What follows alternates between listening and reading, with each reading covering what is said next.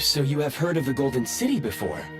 Yeah, it came up a whole bunch in Nokrai. You're a pretty neat surprise in that sense, aren't you, Goggles? We had no idea they left cool gadgets like you behind. Make no mistake, it was a team effort. For a first-time firearm user, your performance was quite outstanding. Far beyond my expectations. As Alosha said, it is highly unusual for the Shadow Realm to manifest in a place like this. But we should still watch out for similar dangers ahead. Oh, let's hope not. If anything else goes wrong with this trip, Paimon's gonna have train trauma for life. The Shadow Realm can appear anywhere, not just on the railroad. I am simply advising that we take sensible precautions. Now, if you wish to further calibrate and upgrade your firearm, you may do so over there, provided you have the necessary components. Please take a moment to catch your breath while I repair the body of the train. Amongst other things, this will ensure Paimon is a little warmer while on board. Oh, thanks, Goggles. You're a trusty train conductor. Well, maybe trusty isn't quite the right word, considering. Anyway. Yes, of course. And just like the Eye of Grey, I am sure it will be a great asset to you in your future adventures. If not the trustiest, then it will at least get the job done. Let's get some fresh air while the Eye of Grey fixes the train. Yeah, sure. Paimon wants to forget all about the Shadow Realm. It was so creepy in there. Stretching her legs might help take her mind off things.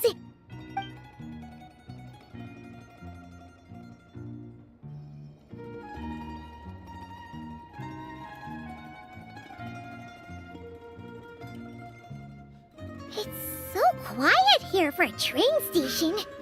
Not a person in sight. Just abandoned houses.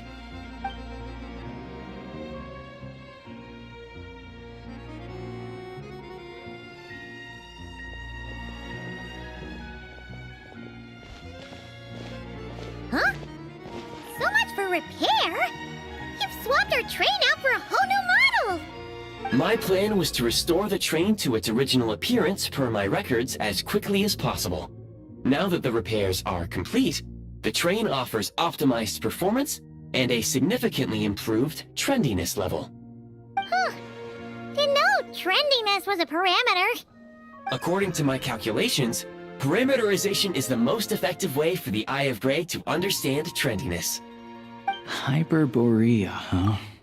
I'm sure I've heard of that in a story somewhere. What an incredible little gadget you are.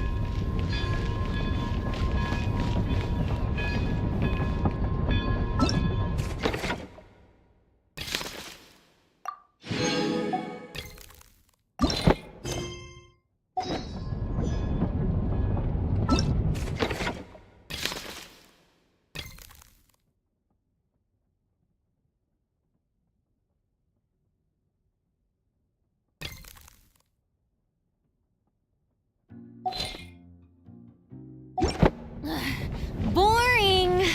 Isn't there anything else more interesting to do?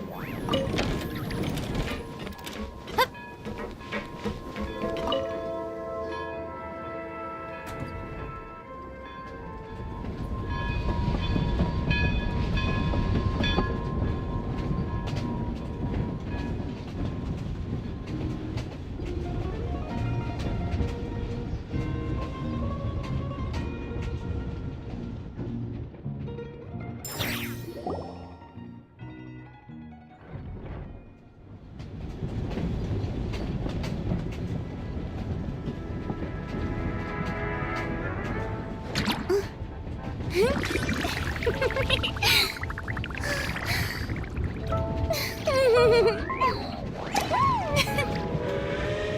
really had to build the railroad over a canyon, huh?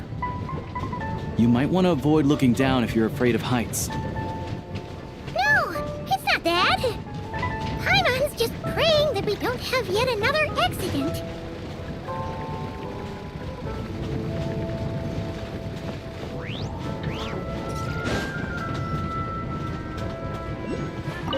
That mountain is breathtaking. Reminds Paimon of Dragonspine. They say this mountain's the domain of a Snegovic lord.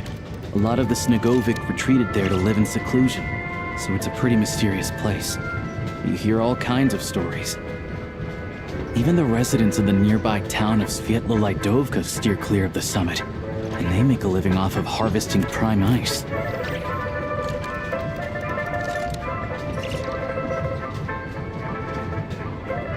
Look, Snezhnograd's just up ahead.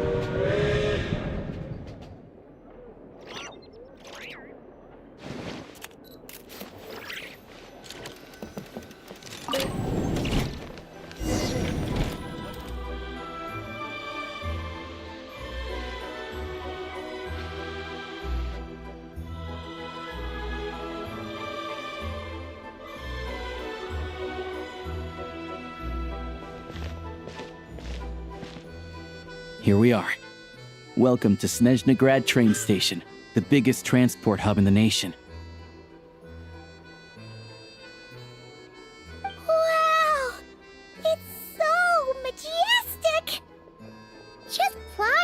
one side to the other would probably leave Paimon out of breath.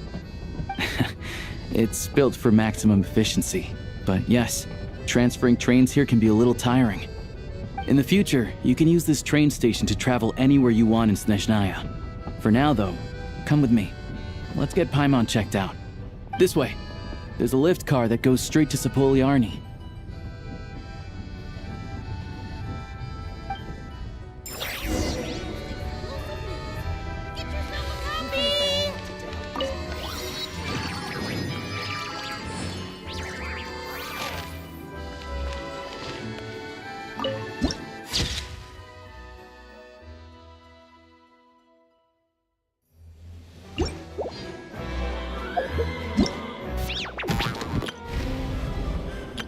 All geared up.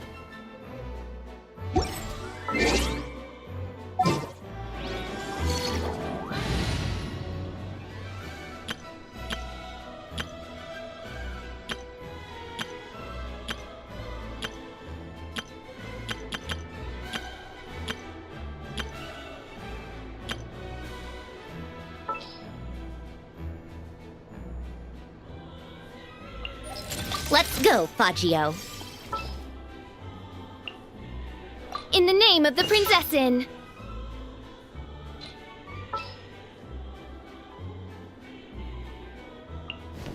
Let the hunt begin.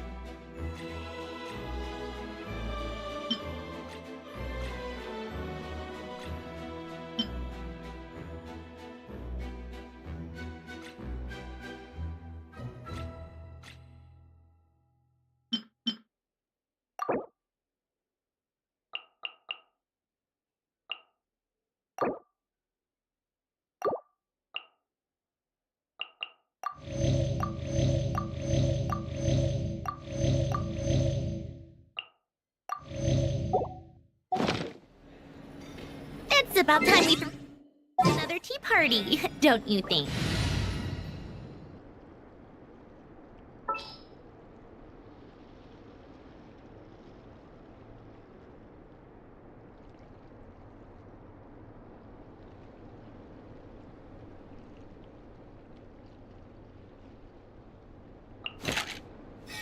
The hunt begins! I wonder who else is free. Look! Look! They have really funny-looking heads! And those ones are about the same height as Paimon! But it looks like they can't fly! Those would be Volkudlak and Domovoy. You'll also see the winged Vila and the snowborn Snegovic amongst others. No wonder! We'd heard that Snezhnaya used to be the realm of the Fae. Paimon can really see it! That can't be possible. The train delay. Oh no, don't tell me it's happening again.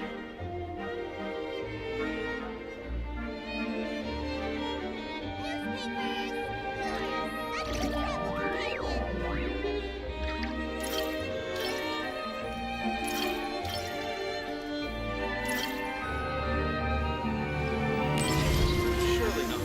That can't be possible. You're not wrong about that. You see, I'm a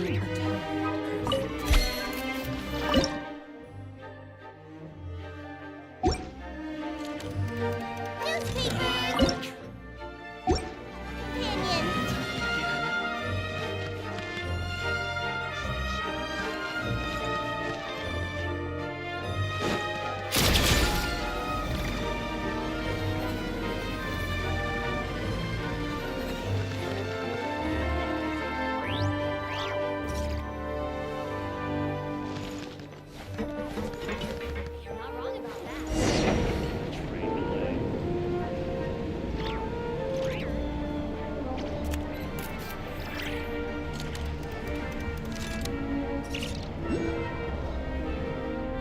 To the left is the Market of Zolny. They sell everything there. You can often find some nifty little trinkets. To the right, you'll see the Korolyevsky Theater in the distance. Look at that! Incredible!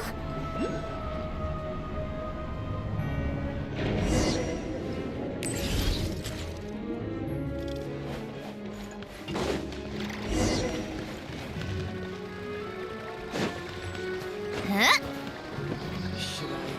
Yeah.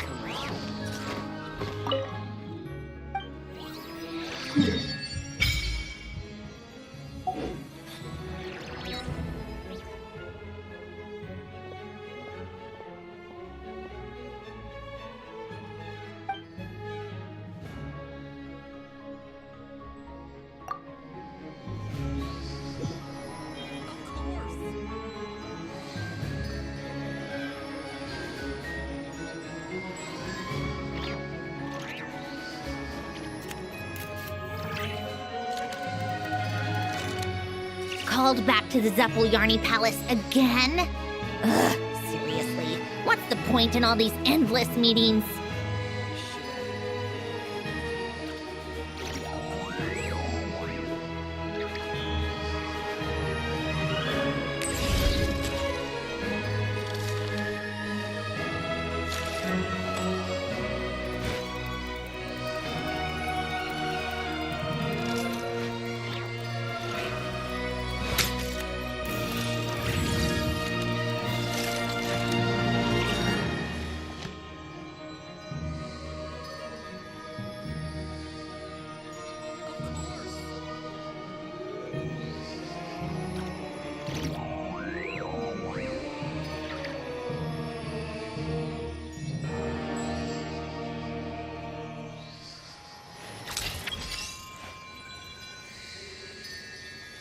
Should I really come with you?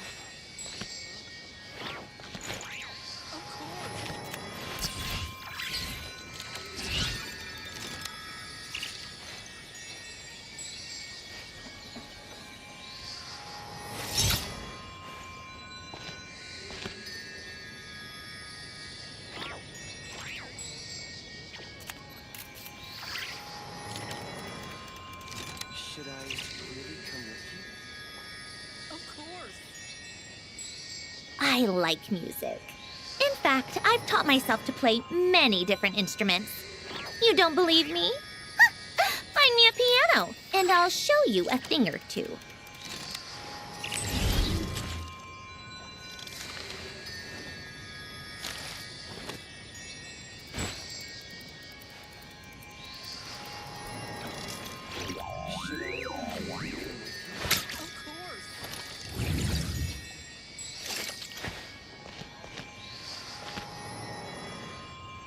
Should I really come with you?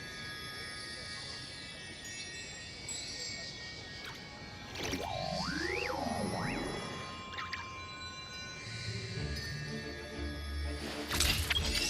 Should I really come with you? Of course.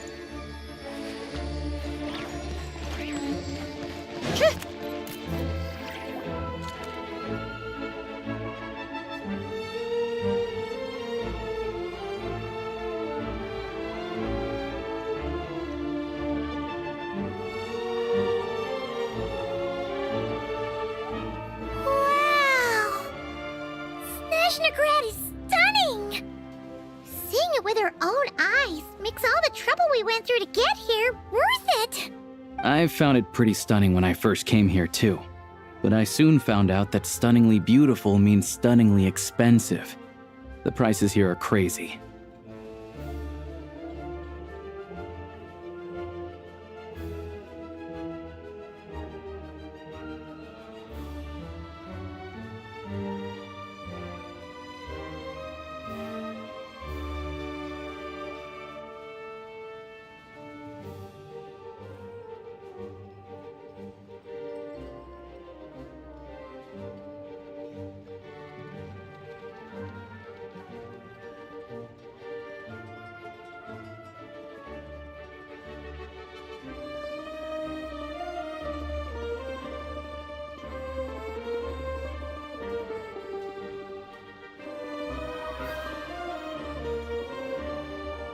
I'm just a small-time hunter, so Zolny is where I spend most of my time.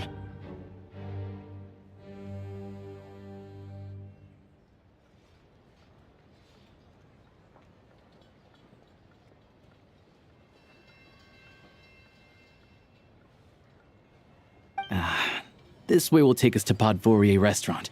They offer food and lodging there, so you can get settled in while I fetch the doctor. Is that gonna be stunningly expensive too? Yeah, I mean, there are places to stay in Zolny, but I highly doubt they'd meet your standards. Most of the stoves are out of crystal, the windows are drafty, and at night, four-legged roommates come out to play, sharpening their claws on the roof beams and floorboards. Yep, no way. Not a chance Paimon's staying anywhere like that. Maybe we can split the cost of the room between us? Paimon still has some savings left. Fine then. It's your treat. Paimon will save her money for buying a nice little cake. Don't worry, you'll get some too. I'm glad to see you've perked up. If you find yourselves in the mood for some sightseeing later, there's a few places around here worth seeing.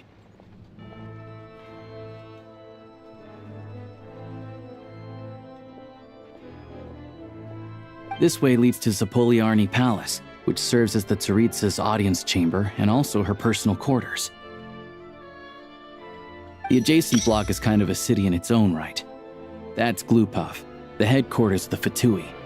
Inside, there's a munitions factory known as the Armory Palace, producing a constant supply of all kinds of equipment for the Fatui. A lot of important research happens there too. And over there is the Snezhnegrad Vecha, where all the big shots meet regularly to make policy decisions. These places are best admired from a distance. I'm sure I don't need to explain why.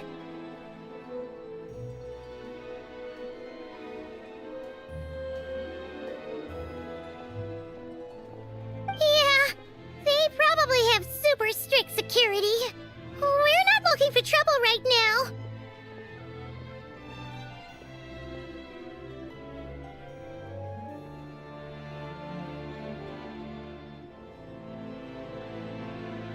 The downtown area is near the center of Zapoliarny. That's where you'll find the restaurants, bookstores, and gift shops. Another place of interest is the Northland Bank, which is over this way. Oh, and I'm sure you'll want to make contact with the Adventurers Guild at some point, right? That's right here. Ooh, speaking of adventuring, we use alchemy quite a lot. Do you know where we can find a crafting bench? No one practices alchemy at Snezhnegrad, I'm afraid. Apparently there's some historical reason for it. Oh. We'll just have to use the one on the train then. Kinda inconvenient. Wait. How come there's one on the train if that's Snezhnayan too?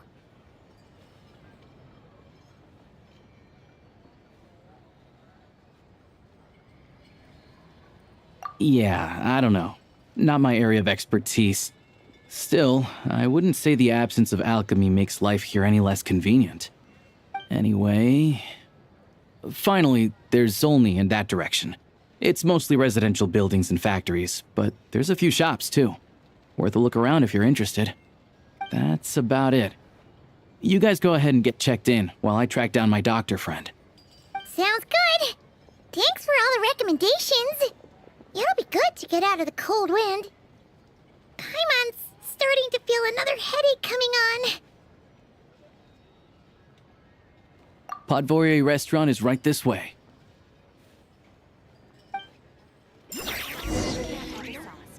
Welcome to the Adventurers Headquarters.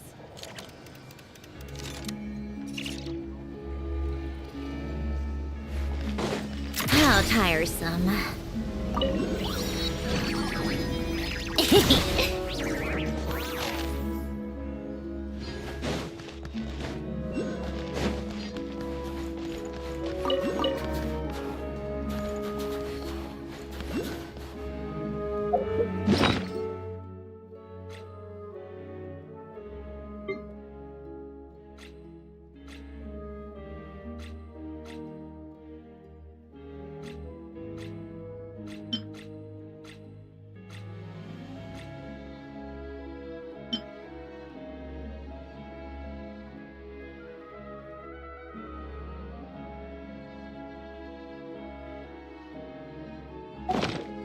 crawled back to the Zeppeljärny Palace.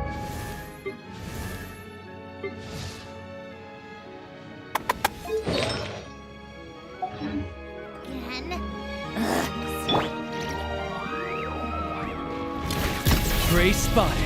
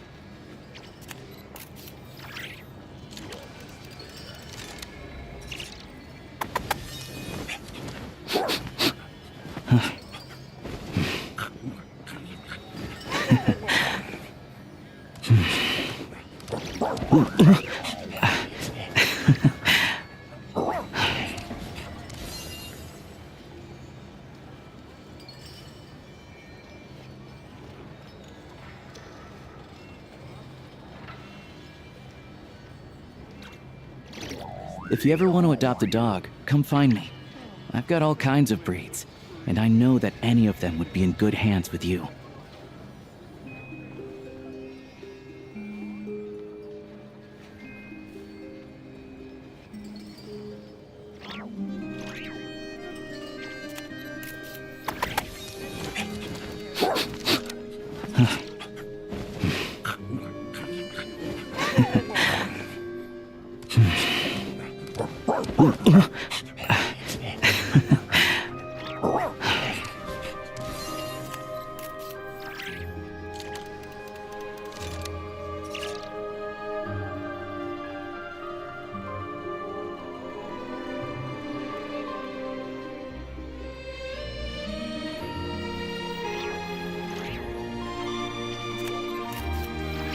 This amount goes back home, and this is for the Rokot to buy medicine.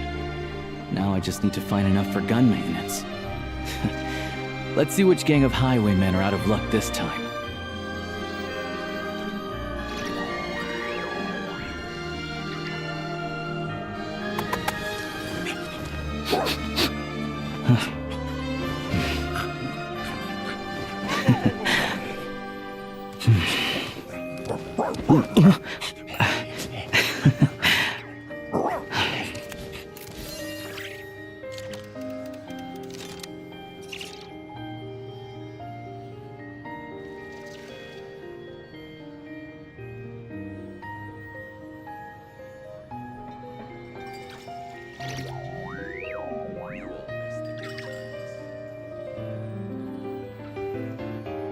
When it comes to honing your marksmanship, target practice and actual hunting are two different beasts.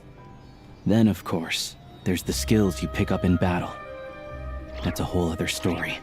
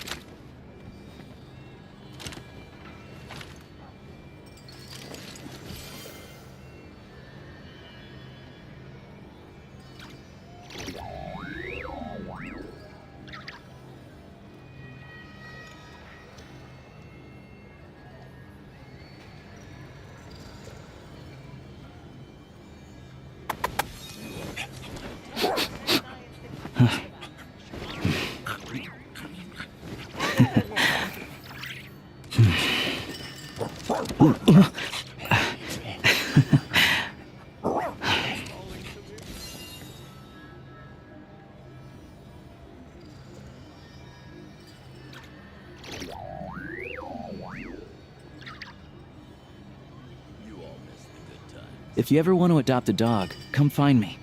I've got all kinds of breeds, and I know that any of them would be in good hands with you.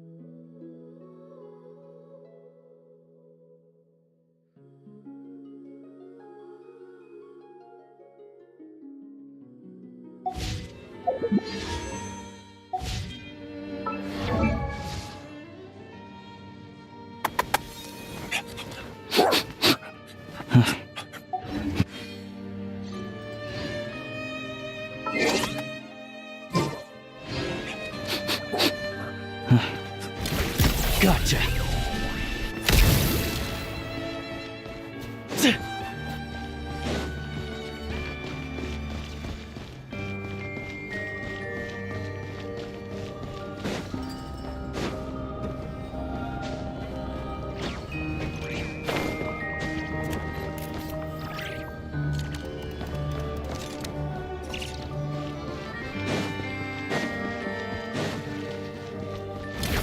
Gotcha.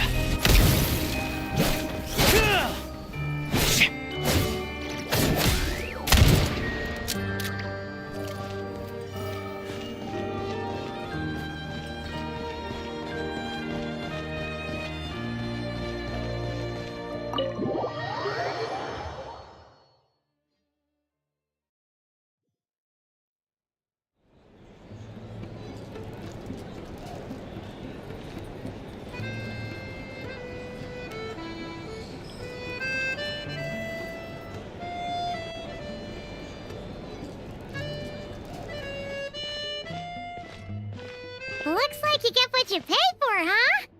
Paimon likes this room a lot. Yeah, much better now that we're out of the cold.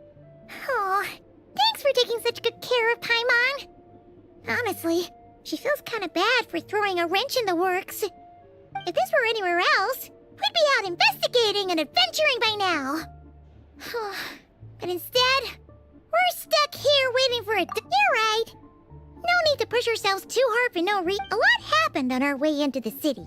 Let's review what we've learned so far and try to figure out what to do next. Obviously, the million more question is, what is this Aritza planning? Everything else leads back to that. Sure was. And so far, we've learned that in addition to the 7 Gnosis, her plan also requires a ton of energy. But we won't get to see her anytime soon. Alocia said that she went east to fight that big monster. It must be a pretty powerful one if it can blanket the whole of Snezhnaya in a snowstorm this awful. To be honest, what we're really lacking right now is information. The kind of information that only the higher-ups in the government would know. Not word on the street type of info. Paimon can think of a few people who might be able to help us. But... Right!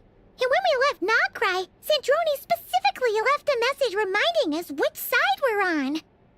So, it's unlikely they'd tell us anything confidential about the Tsaritsa's grand plan. Yeah, fair point. Besides, that Glupov place is right nearby. We've got nothing to lose, so it'd be a waste not to go. There's gotta be someone there willing to talk to us, right? Maybe Arlecchino or Sandrone? Or possibly Tartaglia. But it's unlikely we could sweet-talk Arlecchino. Let alone Sandrone. She basically told us to stay in her lane already. Yeah, the last time was all the way back in Fontaine, right? Too bad we missed him in Nocrai. Apparently, he came to help out. Hello. Is there a traveler in Paimon in there? That's Alocia! Come in! Hello, I'm Dr. Luneva. Alocia mentioned that one of you is feeling a little under the weather. I see. So you're my patient today, yes? And you're, Faye, I presume? Good question. Paimon's not too sure either, but she's definitely not the same kind of Fae as the ones we saw at the train station. Is that gonna be an issue? Not exactly. It's just, I'm used to treating human patients. Fae tend to be far more resilient than even the healthiest and most long-lived of humans. But don't worry, I do have some experience treating Fae. I've even diagnosed plenty of cats and dogs in my time. Safe to say, I have a fairly eclectic range of expertise. It'll be fine. Paimon's basically the same as a human. Right? We're no different when it comes down to it, are we?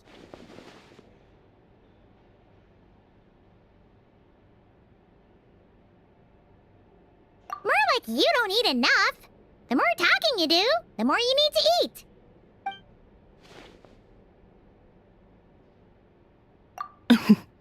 Now, please take a seat. Okay, vital signs are good. Test results are all within normal ranges.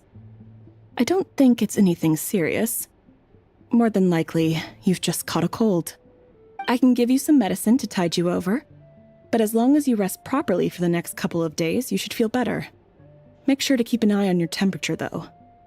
If you find yourself with a persistent low-grade fever, or if your symptoms don't improve, just contact me again. Sounds like there's no cause for alarm. Thank you, Doctor. You're very welcome. Just doing my job. I'll leave you in peace now. Time to visit my next patients. Take care. You heard the doctor. Best you rest up here for a couple days. No sightseeing for the time being.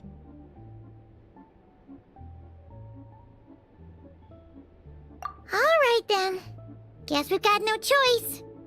Let's just treat it as a short vacation. I have to get back to it. If you need anything else from the doctor or me, go to the Hunter Trade Station in Zolny. The boss there knows how to reach me. Hey, no big deal. You saved my life in the Shadow Realm. This is the least I could do. See you around.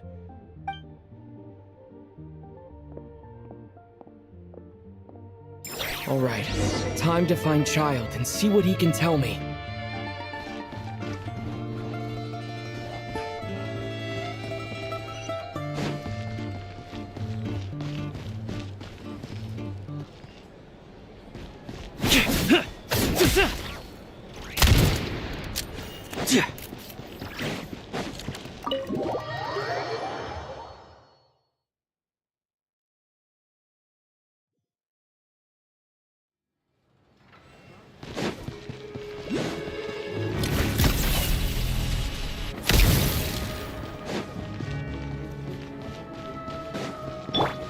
I'm a rock!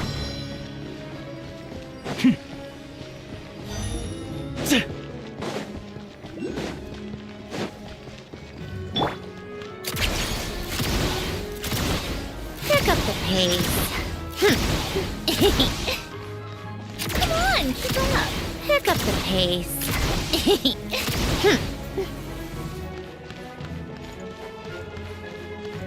How tiresome.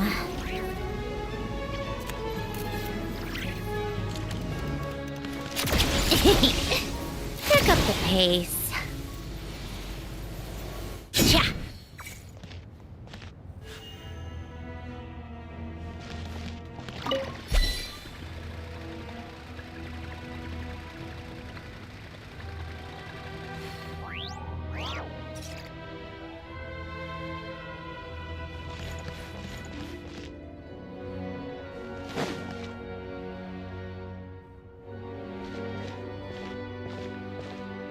Hold on. Please display your invitation letter or permit. Glupov does not accept meeting requests without a prior appointment. You'll have to apply per the advertised booking process and wait until your invitation letter is issued. Might I ask who you're hoping to visit? Another one who thinks the rules don't apply to them. I don't understand why people think they can just talk their way in here. You don't just show up and land a meeting with a harbinger. But I have to go through the motions for protocol's sake. Honestly, it's such a waste of time asking. Wait a moment. I'll pass on your message. If Child is unavailable, you'll have to go through the proper procedure.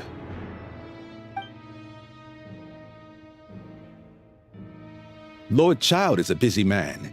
He's probably not in Glupov at the present. If I were you, I'd cut your losses. No point waiting any longer. Even if you two are old friends as you claim, please understand that the Fatui Harbingers are often busy with their official duties. They tend not to stay in Glupov for extended periods. Next time, stick to the rules. You'll make life easier for both of us, Greetings, Lady Marionette. I'll take care of our guest here. It's his first time in Snezhnaya, so it's no surprise that he doesn't know the rules yet. I trust no choice words have been exchanged. No misunderstandings I should be aware of. No, Lady Marionette. No incidents to report. Whew, that was a close call. Good thing I played it cool. Is that right? Good to know. Wait, where's Paimon? Under the weather? That's hard to imagine. She's always buzzing with energy. I take it she's still adapting to the climate. Happens to a lot of people. It's even colder here than in Nodcry. Has she seen a doctor? I can get you one if you need. All right then. Well, let me know if you run into any other problems. Why else? I was just about to sit down for some much-needed tea time when I heard that an old friend of Tartaglia's had shown up outside. No appointment, nothing. And, as obnoxious as it may be to show up uninvited at Glupov, I couldn't help but take pity on the poor soul who was waiting outside in vain. So I had no choice but to abandon my freshly brewed piping hot tea and come to see this mystery guest for myself. Well, I felt our time working together in Nodcry warranted some courtesy. I couldn't exactly let you freeze to death out here in the wind. Unfortunately, I can't invite you inside either. The rules of Glupov wouldn't allow it, and as a harbinger, I have to lead by example. On the plus side, Snezhnograd actually has some class, unlike Nasha Town. Torchlight Books has a very nice selection of teas and cakes, so we can catch up there. Your treat, of course. Because I already wasted one perfectly good cup of tea today. That's why.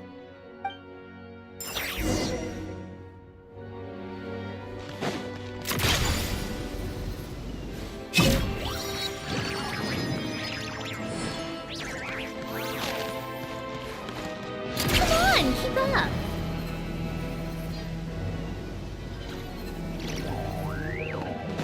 Take a break. How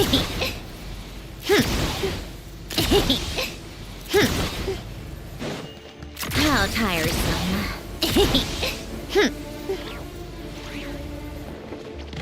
Come on, keep up. Pick up the pace. How tiresome. Pick up the pace. Take a break.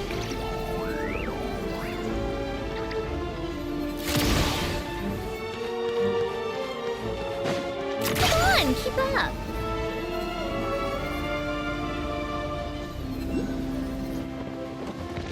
Take a break.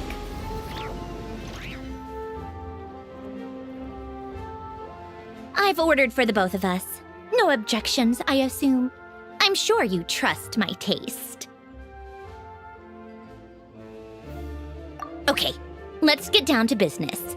I'm guessing you don't actually have any urgent business with Tartaglia, per se. You just want information, right?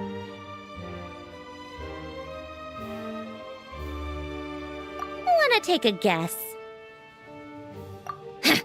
Of course you'd say that. You shouldn't underestimate Counselor Tartaglia, you know. That's right.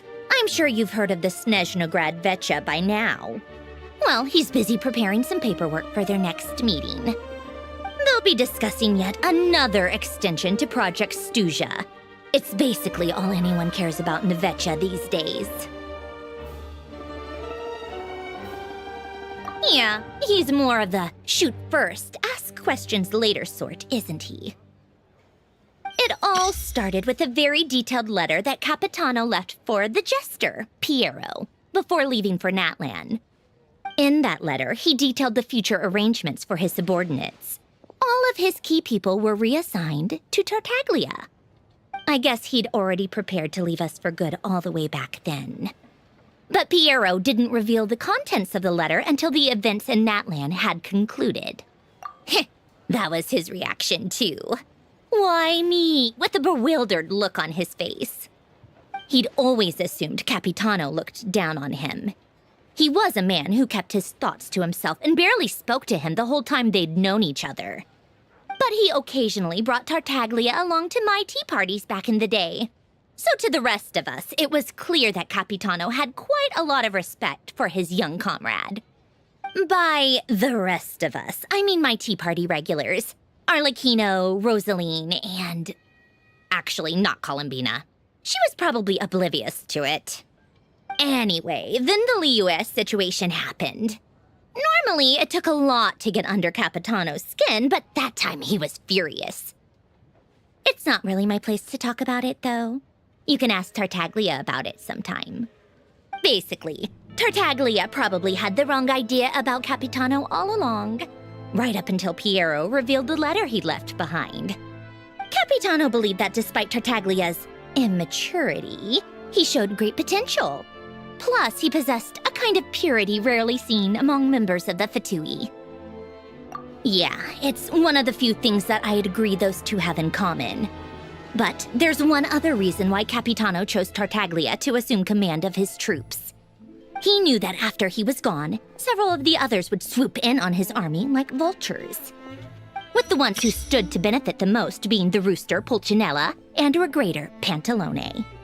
Once they divided Capitano's troops between them, they'd be more powerful than ever.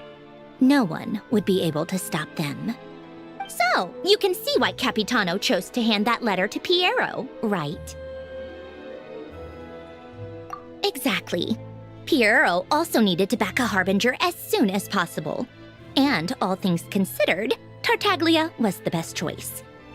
Even though Tartaglia has had the support of Northland Bank for a long time, he and Pantalone are ultimately not cut from the same cloth. I'd say Capitano made a good judgment call. Anyone else caught in this situation would probably feel like they'd been hung out to dry. His best course of action will be to distance himself from any shady business, while still maintaining friendly relations with Pantalone, but seeking Pulcinella's support at the same time. What's the point in having a tea party if you don't spill a little tea? Besides, none of this is confidential anyway. any journalist out there. They'll give you all the lurid details. You'll see it firsthand if you ever sit in on a session of the Snezhnograd Vecha. All the factional strife, whether open or unspoken, it plays out for all to see in that one little room. Having a voice in the Vecha is the only way to steer policies in your favor. So, every person in that room represents a particular interest group. Pantalone, for instance, represents the financial sector, and Tartaglia represents the Fatui soldiers. Personally, I have no interest in political jousting. But since I have a number of engineers and researchers under my command, I have to make their voices heard.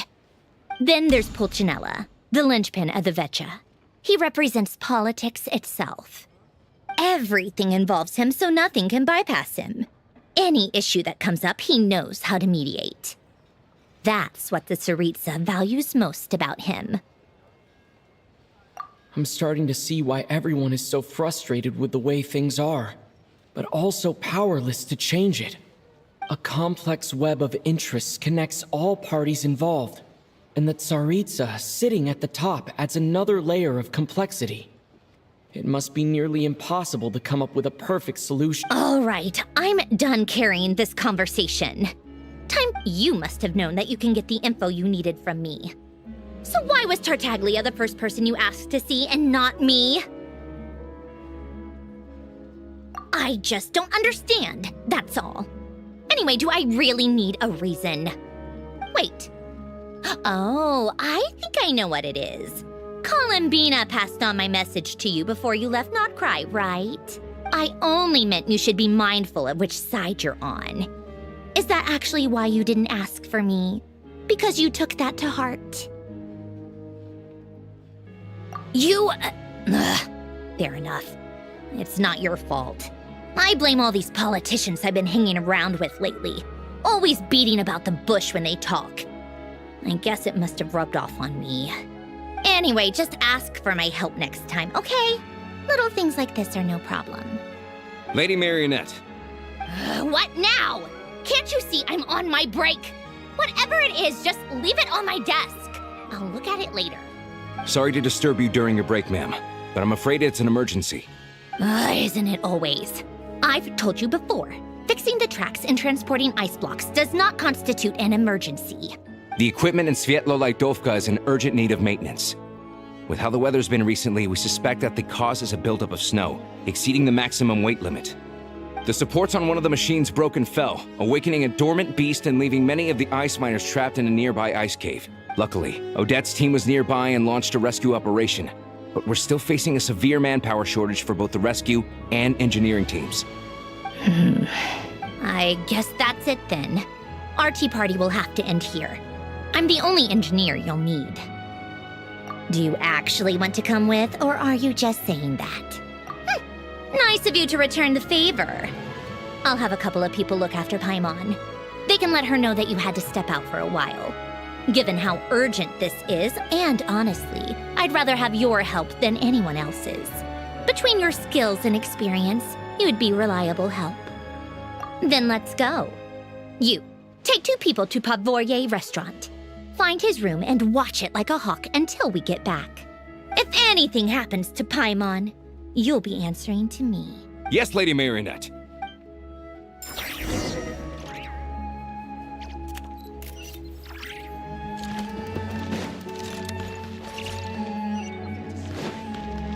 How tiresome. I don't understand any of it. Opera really is. Take a break.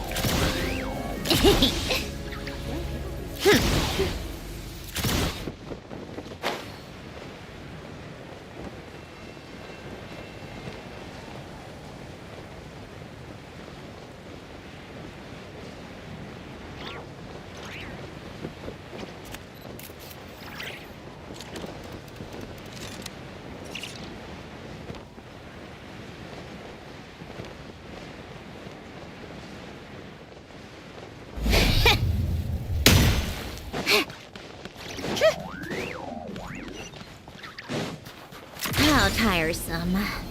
Pick up the pace.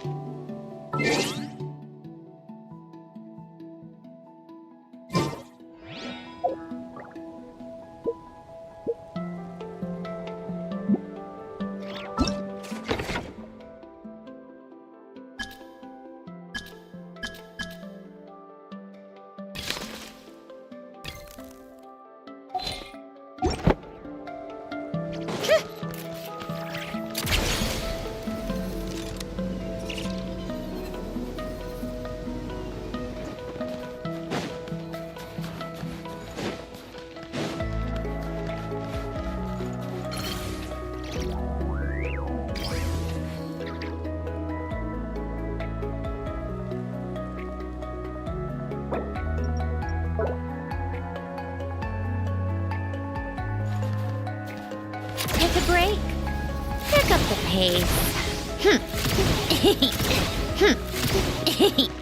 How tiresome. Pick up the pace.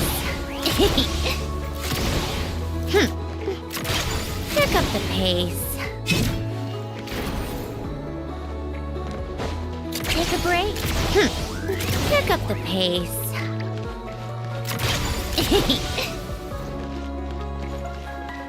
How tiresome.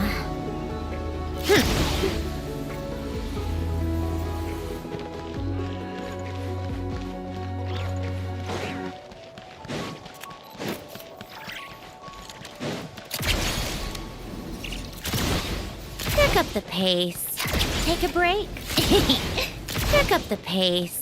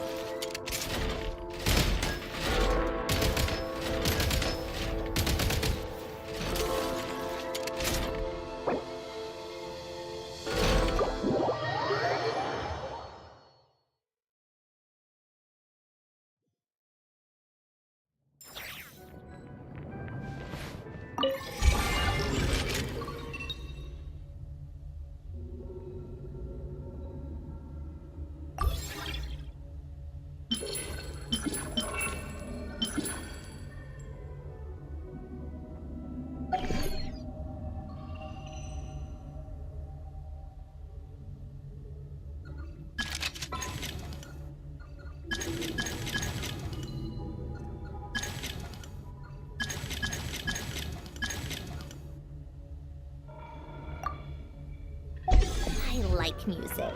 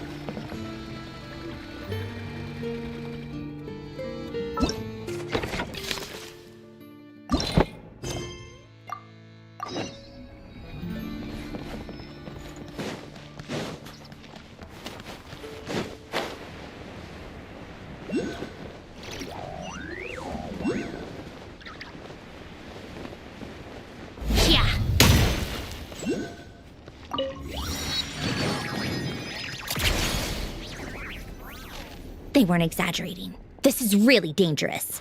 It's a good thing only one of them broke. From what I've been told, most of the trapped miners are over in that direction. Yeah, you do that while I check the rest of the equipment. I'll evacuate the people around here as I go. Meet me back here as soon as you're done. This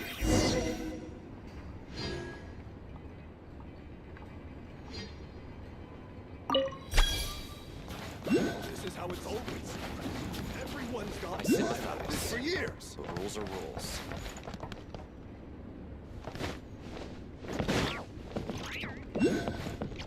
Come on, keep up.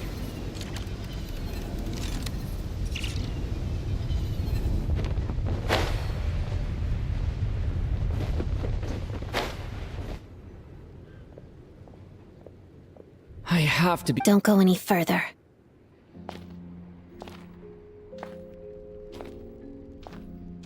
It's too dangerous here. There's a highly aggressive monster on the prowl. You need to leave, now. Ah, I see. You're the backup from Snezhnegrad.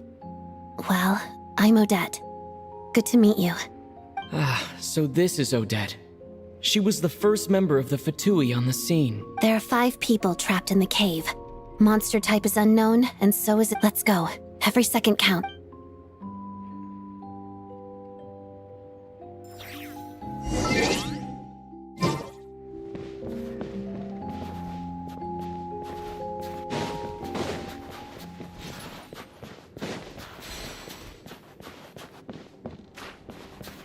Careful. Something's moving.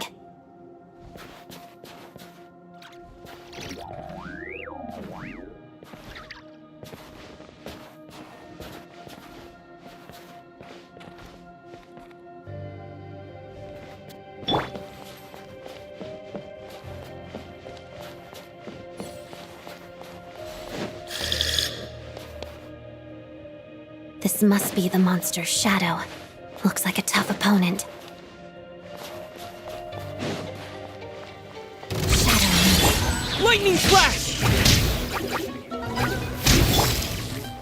Pirouette.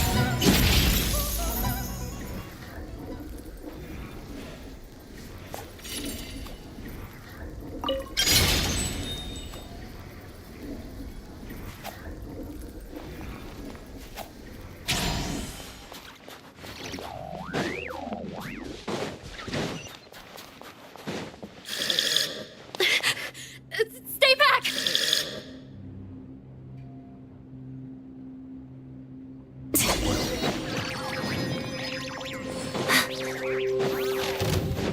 Let's begin.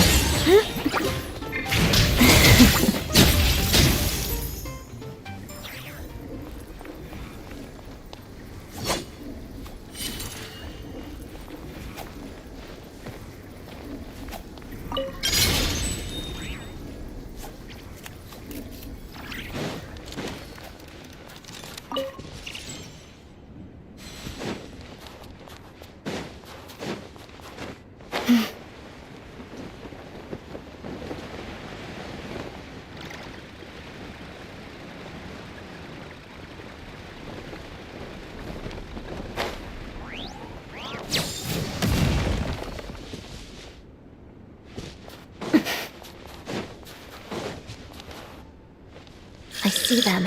They're right behind the monster. The monster seems very agitated. It could attack at any moment. Let's make the first move. Together. Hada. Following thunder! Witness the snow swan's grace.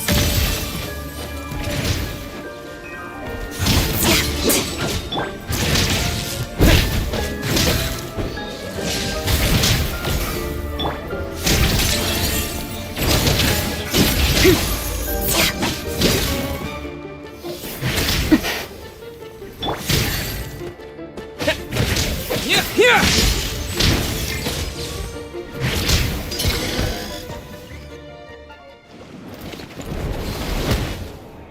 Thank you for saving us. We'd have been monster fodder otherwise. Thank you. You're welcome. You should be safe now. Follow this route out. He and I will stay behind to watch the rear. Thank you. Come on.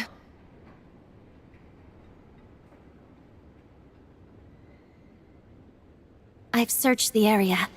Pretty sure the monster made a tactical retreat. Yeah, but with us here, it won't be coming back anytime soon. It may be small, but don't be fooled. It's a ferocious beast. People are just food in its eyes. It's lucky we got here when we did. The trapped miners have been successfully evacuated. Time for us to leave. Wait, this place. There's something unusual about it.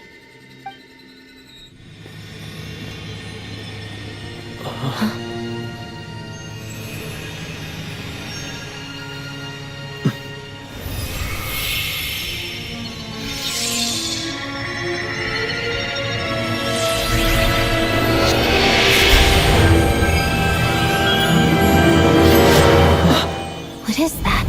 I don't know. It's back? Guess it has family.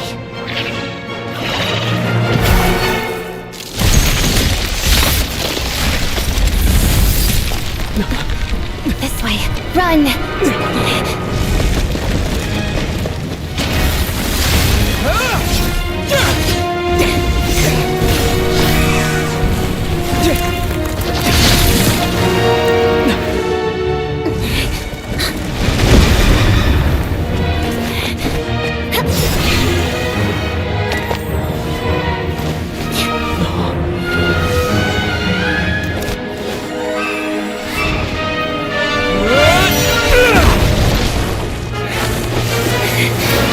Thanks.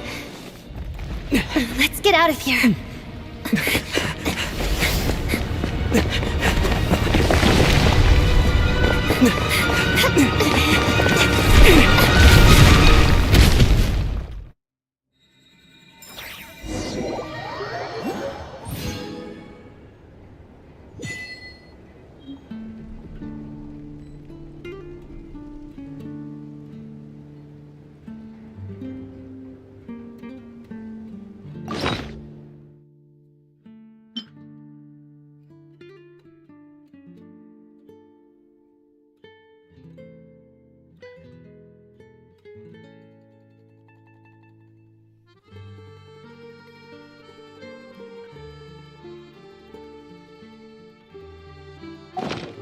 This amount goes back home.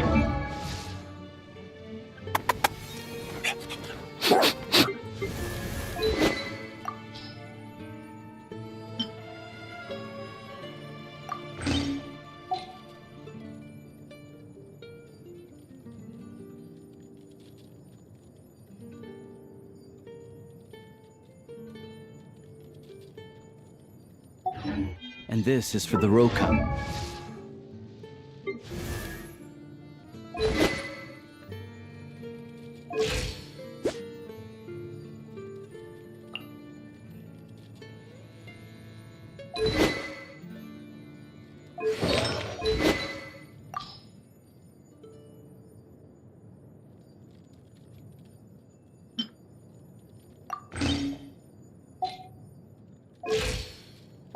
To buy medicine.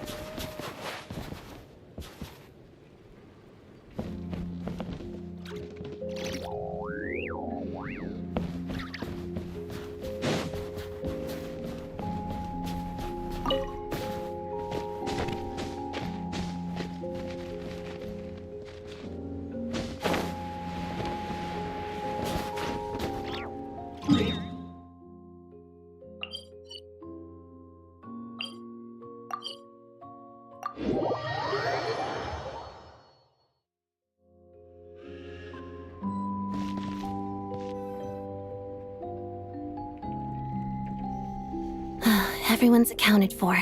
We managed to rescue them all. We also placed a sign at the entrance to the cave, warning people to stay away. You really held your own today. I still don't know your name.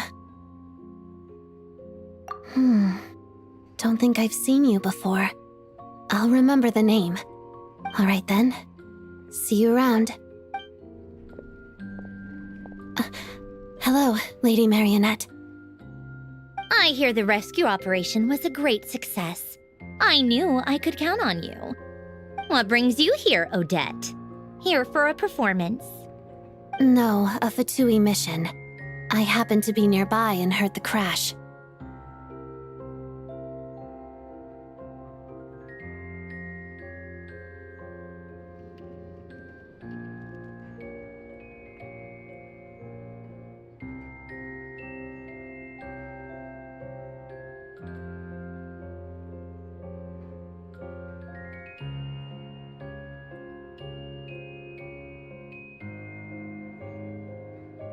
She hasn't introduced herself then. Odette is the prima ballerina of Snezhnograd. She's quite the celebrity.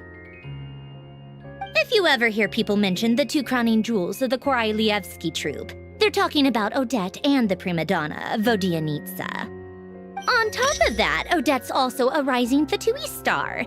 It's looking likely she'll inherit the title of the Fair Lady. She learned all her combat skills from Rosaline herself. Used to be one of her most valued subordinates, too. You flatter me, Lady Marionette. If she's Rosaline's protege, that makes me... Never mind.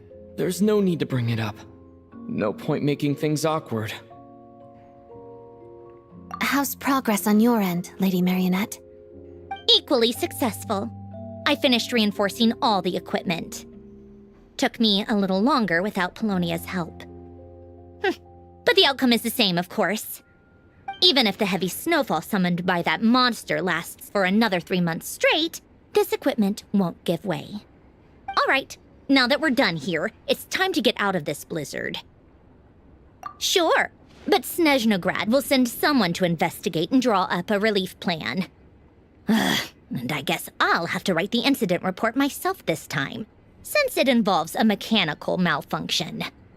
First, Pantalone needs to approve the budget, then Pulcinella has to sign off on the plan. Once they've argued it out and reached a compromise, we can move forward. That's the rough process anyway. Could take anywhere from a couple of weeks to a couple of months, depending on how smoothly it goes. Yup, nothing we can do about it. There's a whole stack of incident reports like this back at the office.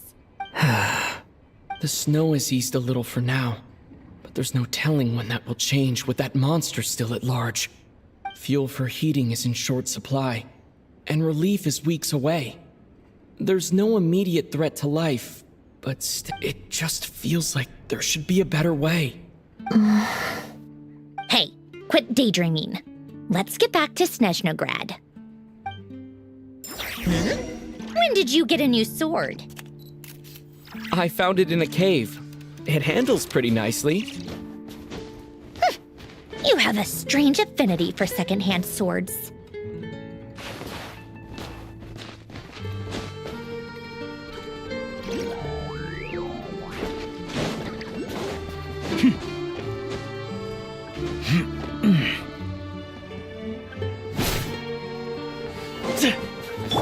Take a break.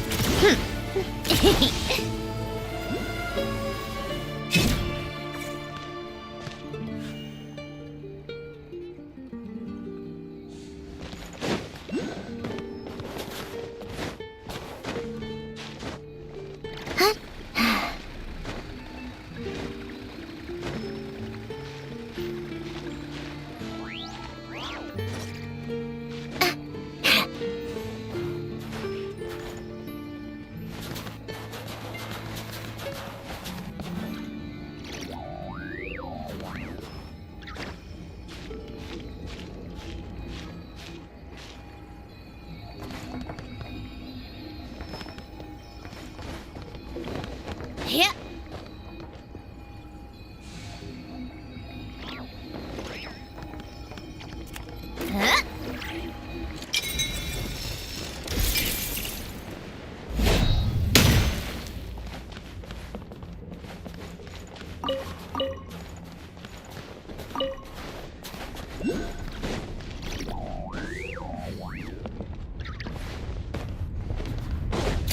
tiresome.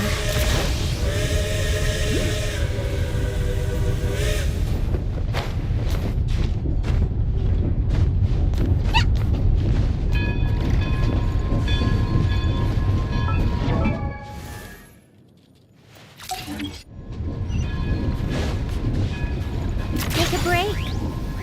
Pick up the pace.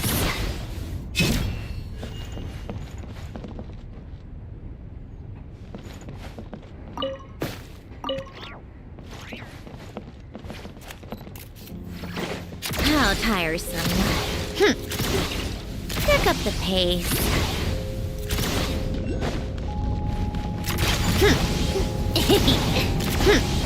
Pick up the pace.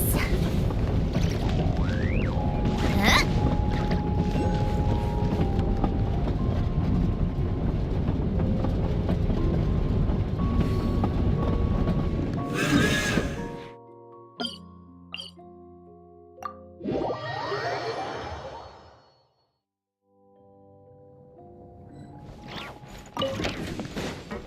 Yeah.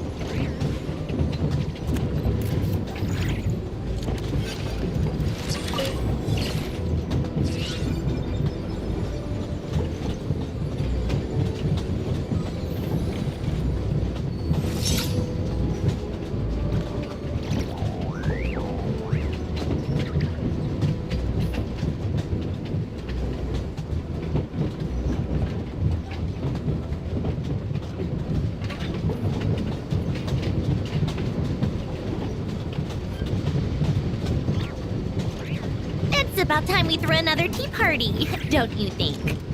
I wonder who else is free.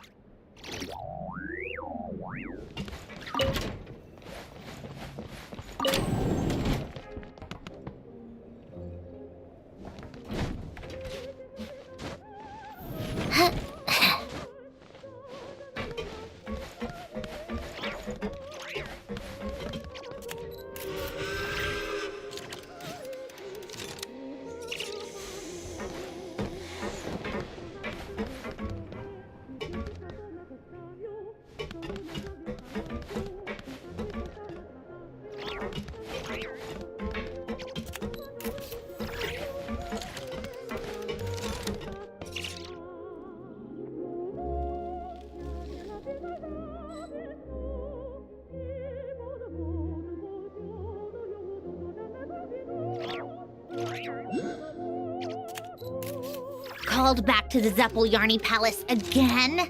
Ugh, seriously. What's the point in all these endless meetings?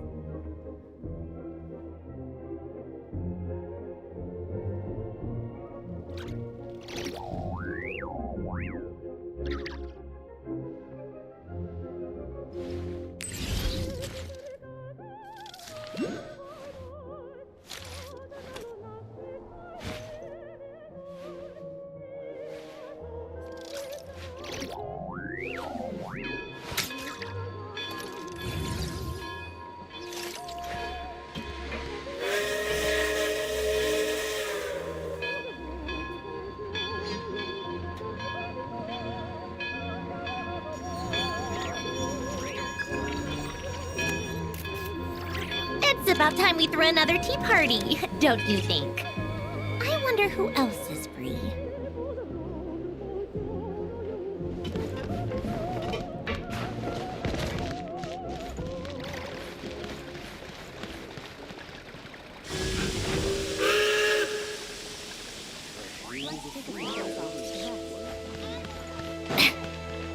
Come on, keep up.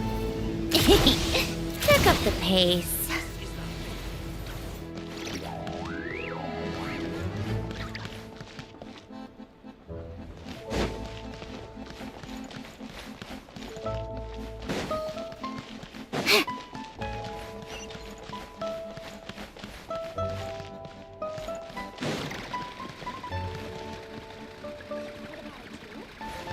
For Snezhnaya's safety, we must prevent trouble before it happens.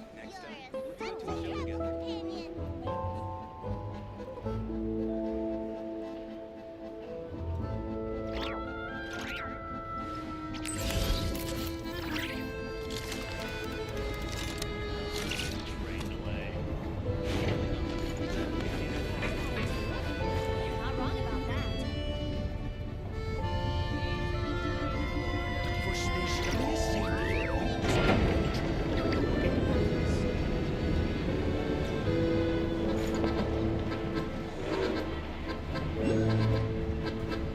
trouble before it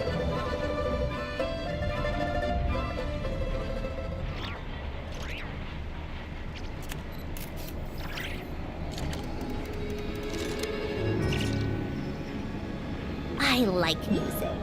In fact, I've taught myself to play many different instruments. You don't believe me?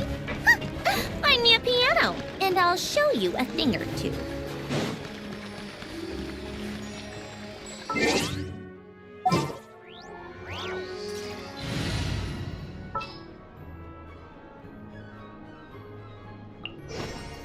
Just what will we come across this time?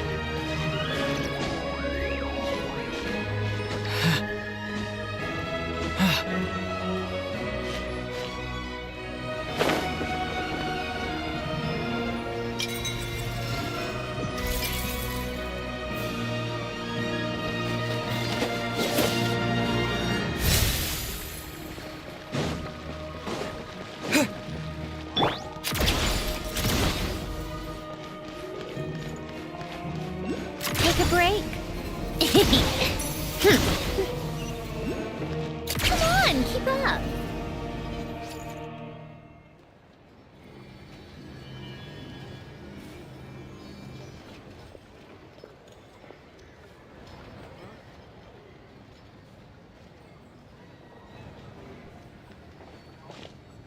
Huh. Well, if it isn't Counselor Tartaglia, Mr. Big Shot himself. Go easy on me, all right? I'm still recovering from the interrogation the real big shots put me through. Hey, comrade, it's been too long. I heard you came looking for me earlier. Nicest surprise I've had in a while. Good to see you too, Odette. I'm guessing you guys just got back from Sviatlo-Laidovka. How'd it go? Crisis averted? It went fine. How about you? Any new developments? Not really. Same as ever. Growing opposition to Project Stuja, and the usual rebuttals are starting to ring hollow. The results of the mock vote were pretty dire. Pulcinella was fuming. I've never seen the old man so angry. That's not good news. It takes a lot to rattle him. Yeah, obviously if push comes to shove, there are ways to crack down on dissent. But... Sorry, I have to ask something. This is going to sound blunt, but may I? Huh? Of course, fire away. It sounds to me like everyone's tearing their hair out trying to figure out how to deal with opposition to Project Stuja. But what exactly is this project's purpose? And how can it be so important that even people like you two refuse to stand up for the ordinary people of Snezhnaya? Interesting. I gotta hand it to you, comrade. You sure don't mince your words. Excuse him? What does he mean, refuse to stand up for ordinary people? Oh my gosh. How does he dare speak to the Harbingers like that? Are you interrogating us now? It's okay, Sandrone. Let me explain. I think I understand where he's coming from. If I could, I'd take your side right now. In fact, my position's very similar to yours. I've only held back on casting a dissenting vote in the Vecha because the Tsaritsa would never let me get away with it. Still, I have a responsibility to the Fatui armed forces, so I do what I can to make their voices heard. Most of them are just regular folks from small towns far from the capital. I'm sure you've seen how much those kinds of places are struggling right now. Oh, and for what it's worth, I'm from Arepasak myself. Things aren't going so swell there either. The Tsaritsa wants to create a better, safer future for the people of Snezhnaya, but she's thinking long-term. I don't doubt that from where you're standing, Project Stuja seems to be creating all sorts of issues for everyone. But considering the Tsaritsa's vision for the future, these are sacrifices worth making. Sounds cold, I know, but I promise it's not as black and white as it seems. Maybe Sandrone and I can't oppose Project Stuja outright, but we're constantly raising our concerns in Vecha meetings. And even though we can't put an end to it, there are plenty of other ways to make a difference. We're trying everything we can think of, and so is Pulcinella. I respect Her Majesty the Tsaritsa and trust her decisions. But at the end of the day, I'm still just a normal guy who cares deeply about my homeland. And my family, who all live here. There's no way I would ever abandon them. As contentious as things can get within the Vecha, there's no selfishness or malice behind it. Everyone wants to get through this period as smoothly as possible. The issue is that there's no way of pleasing everyone under the present circumstances. Most of the time, we're trying to decide on the lesser of two evils, which obviously isn't a great look. But that is not the same thing as being blindly loyal to the Tsaritsa. No one's got their head in the sand here. We're all well aware of the way things are. We're just doing our best to make it work. In fairness to Sandrone, she rushed to Sviatlo-Laidovka's aid the moment she heard that people were in danger. And even Tartaglia, who used to only care about the thrill of the fight, is clearly doing his best to rise to the demands of his new role as counselor. Hey, come on. There's only so much we can say, so don't press us too hard. Look, I know how untenable the Tsaritsa's position looks if you don't understand her motives. Maybe you've heard already, but she's currently leading her army on a campaign to the east to defeat the monster that's been causing these brutal blizzards. Striking that monster down will be a significant step in dealing with the present energy crisis. As laser-focused as she is on realizing her lifelong ambitions, she's still putting time and energy into taking down this powerful monster. To me, that says a lot.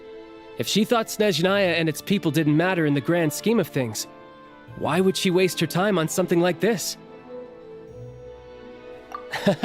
Thanks. I meant every word I said, though.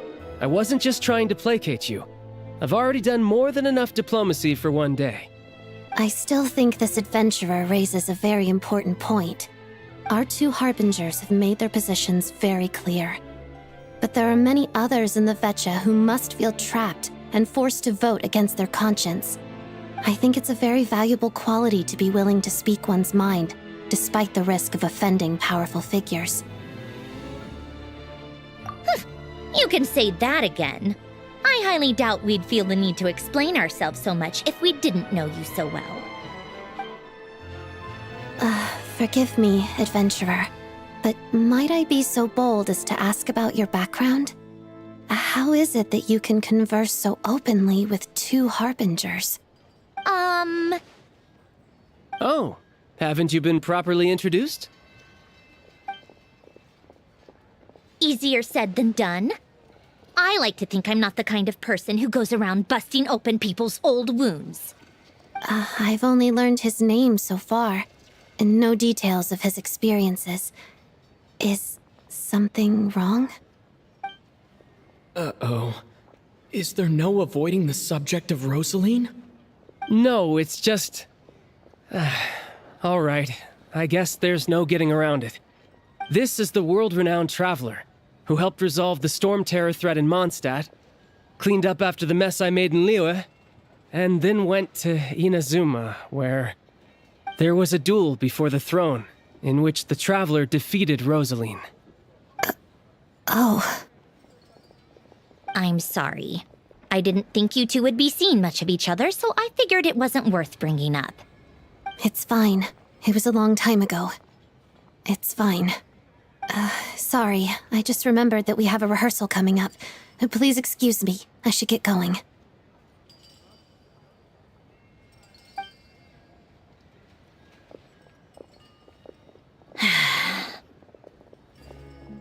I've mentioned this to you before, remember? She was Rosaline's most valued subordinate. But they didn't actually get along. Not that Rosaline was really the type of person to make friends, but death has a way of resolving a lot of conflicts. Don't let it weigh on you. Like she said, it was a long time ago. It's in the past now. Odette has a very different personality from Rosaline. Give her some time. I'm sure she'll work through it. Oh, by the way, where's Paimon? It's not like her to hide away. She hasn't been feeling well, so she's resting at Podvorier Restaurant. I got a couple of my people to look after her while we were gone. Oh, right. Sorry to hear that. Poor thing. Reminds me of when Tonya was little. She really felt the cold back then. Used to get ill all the time.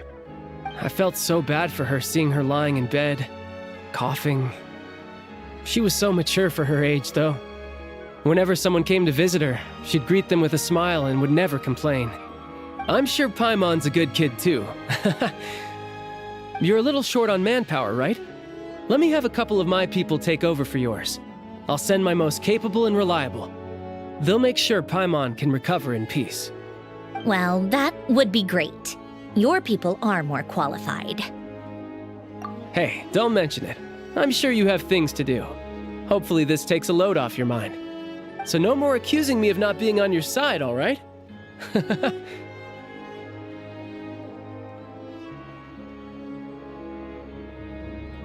Already? That was quick. I'm afraid I can't help you there. Our director's recent movements are confidential. Even we're not in the loop. If you hadn't told me, I never would have known he'd gone south. I assumed he'd been in Glupov this whole time. Well, I guess I'd better go sort out Paimon's security situation. I have some other work to catch up on at Glupov anyway. Me too. I have an incident report to write up. Let's leave it there for now. I guess everyone's in a difficult position. But Tartaglia's right. I have things to do. Things I want to do. And things I ought to do. To start with, I should ask Alosha if he knows any way to help Svietlo Lydovka.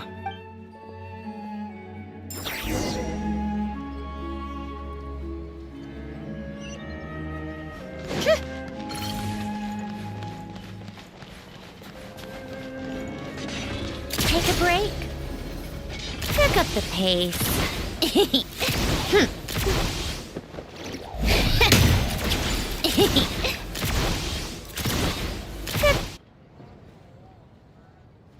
How strange. This sword seems to be vibrating of its own accord. It's a very faint vibration, but it's getting stronger. Does this sword have some connection to the statue? But all it does is vibrate, even when I touch it. That place I got this sword from was definitely out of the ordinary. Maybe I should try channeling the power of cryo.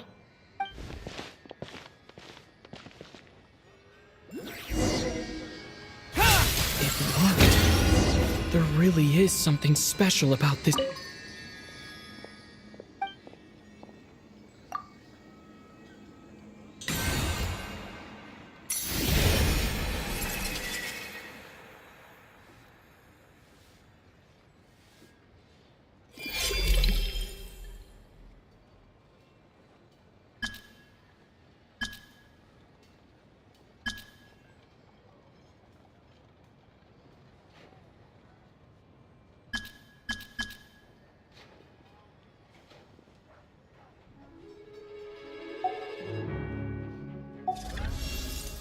I don't really understand what just happened, but I'm pretty sure this sword just got a little more powerful.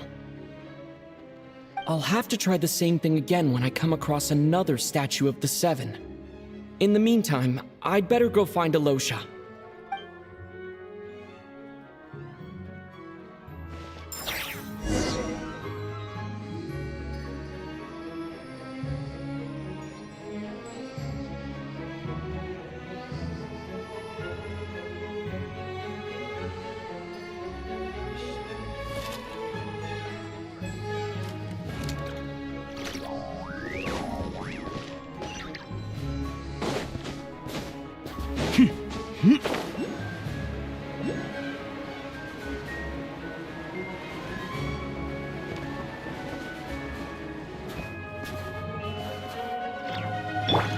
How tiresome. Pick up the pace.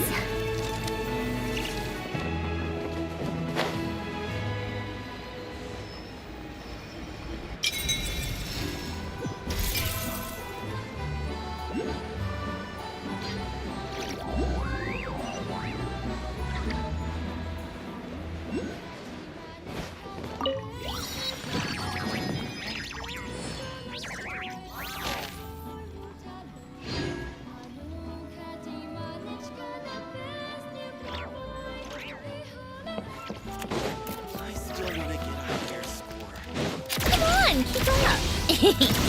Pick up the pace. Hello there. How can I help? Ah, sure thing. Give me a second. I'll go fetch him for you.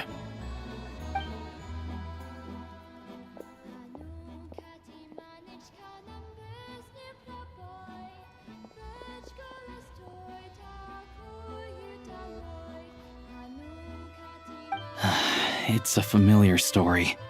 I've had similar experiences. Although Snezhnegrad doesn't deliberately delay or withhold relief, those first few days of waiting for help are always it's a fundamental contradiction. If emergency relief can't be delivered in time, what's the point in even calling it emergency relief? Not necessarily. I think there's a good chance that Kresny Crystal from Stratomeros will start flowing into the market. When we resolve Stratomeros' energy issue, it's like we open the floodgates. A huge backlog of Crystal is now available to the townspeople. There's no way they can use it up at once. A lot of them will probably stockpile it and slowly work their way through. Probably a good idea, since energy prices are only going to keep rising. But there will always be people who urgently need Mora. Exactly. At the current prices, selling Crystal is an easy way for an ordinary person to make a fortune. Hey boss, how much do I have left in my account? 1 second, let me check. So, you're planning on buying the Crystal out of your own pocket? Yeah. I don't know if I have enough, so I'll chip in a little extra and buy as much as I can afford. No, it's fine. You're new to Snezhnaya, and you have your own living expenses to worry about. Besides, you're already providing the train. Here's your Mora. See what you can find at the market. But I doubt there'll be much crystal left. Yeah, well, can't hurt to take a look. Let's see. Huh?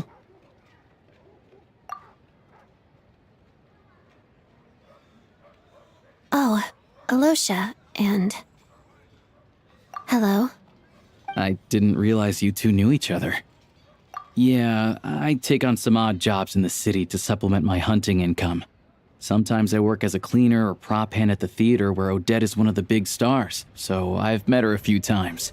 When the weather's as bad as this, it's better for a hunter to adapt than to keep looking for game. Yes, and we sometimes need extra help.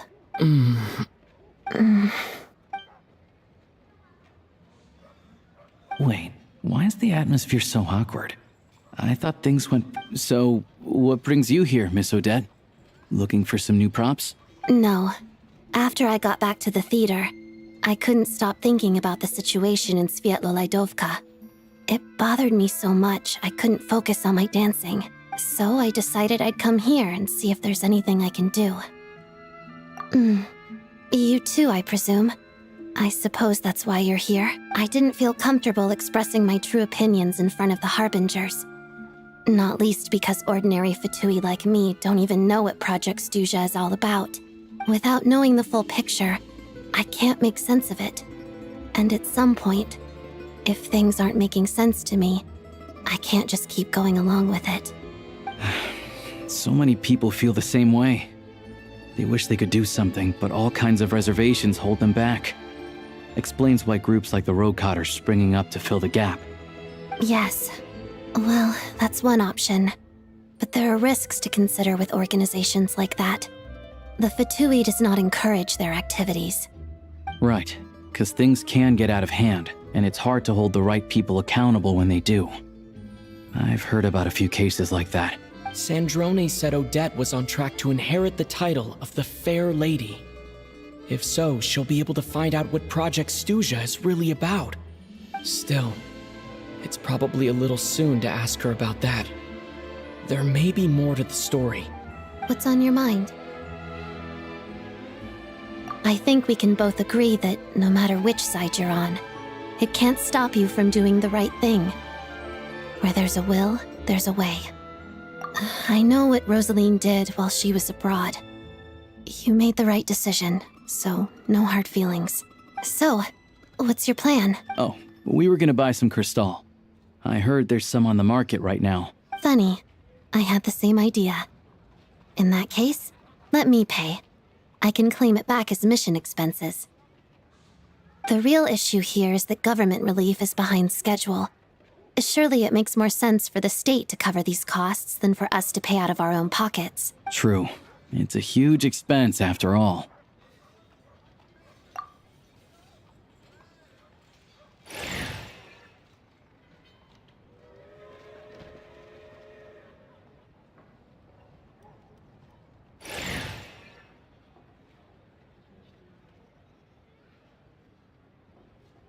Let me see.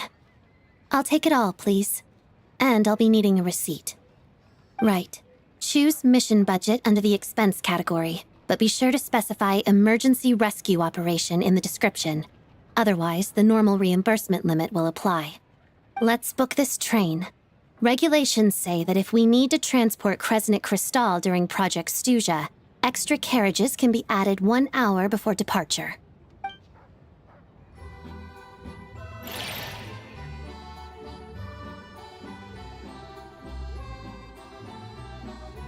That should do it. The train will be escorted to its destination by Fatui guards. This is my first time seeing you handle Fatui affairs, Miss Odette. It seems you're as skilled in... You flatter me. It's only because I've been doing both my whole life.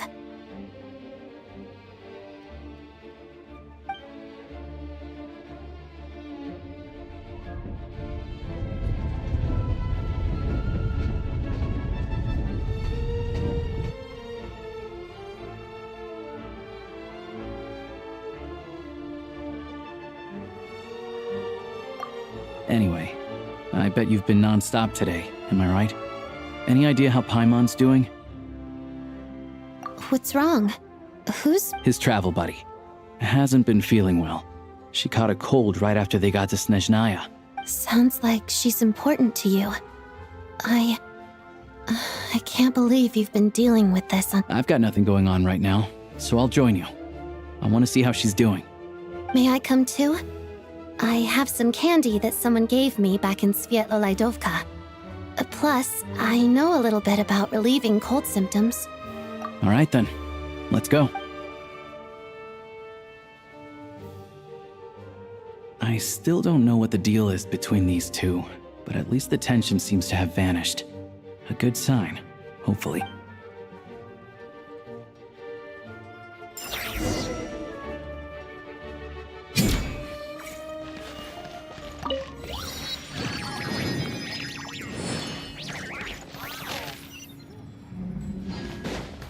Take a break, pick up the pace.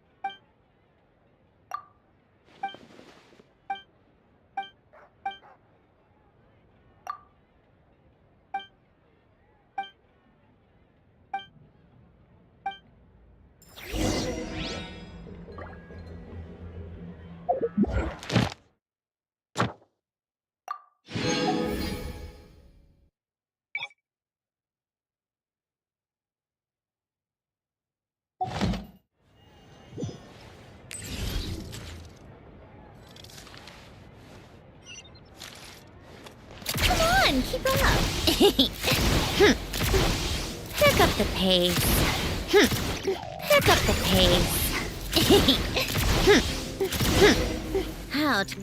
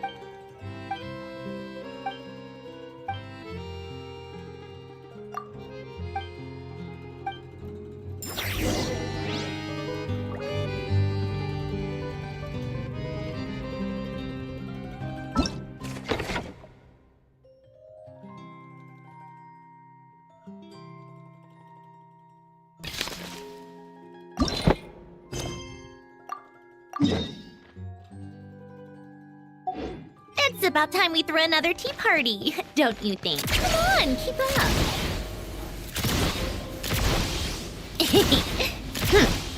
Take a break. Pick up the pace. Pick up the pace. Pick up the pace.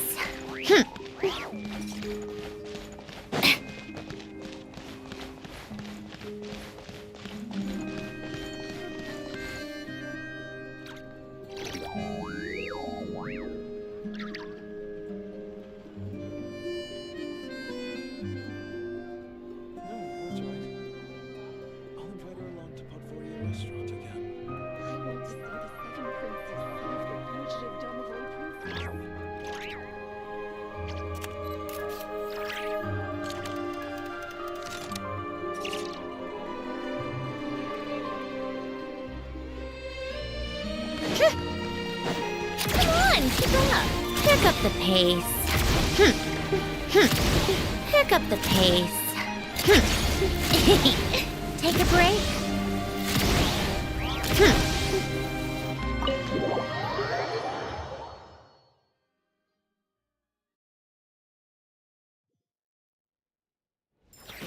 How tiresome.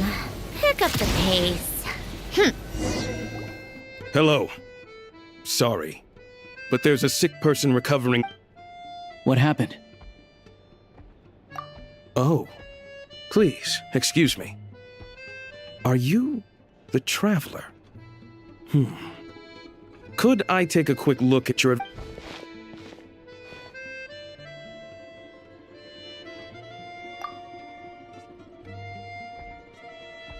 Ah, it's really you.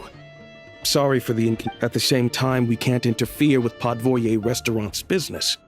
That would only seem all the more suspicious and draw unwanted attention. Besides myself, a few of my colleagues are stationed in and around the restaurant, in plain clothes, of course. Rest assured. I didn't expect such a high standard of protection. Well, Master Child handpicked us for this special assignment. We're not about to let anything go wrong. Anyway, I won't keep you any longer. Please, head inside.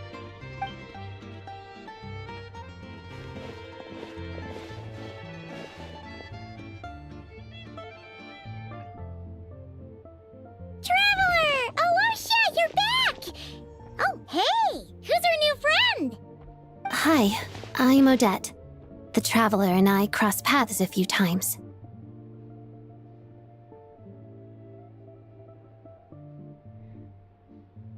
Another friend from the Fatui, huh? You're practically a member yourself by this point. Paimon's definitely on the mend. We should be back to our usual travels in a few days' time. Seems like that doctor was right. It's just... Paimon's limbs are still feeling a little chilly. I have just the thing. Whoa! What's this? Is that a flame inside an ice cube? Wait, is this real ice? How's it not melting? And how does the fire keep on burning? All keen observations. You're right. This is called core ignis. Whenever I've caught a cold in the past, I found I recover much more quickly if I place this by my bed. You're welcome to borrow it. Awesome! Wow! It's so nice and warm! Oh, it's like magic. Your name was Odette, right? How did you two meet again? Looks like she's in pretty good spirits. That's a relief. Any progress with your investigation yet? No surprises there, I'm sure. They're not likely to let anything slip. The Rokad, huh?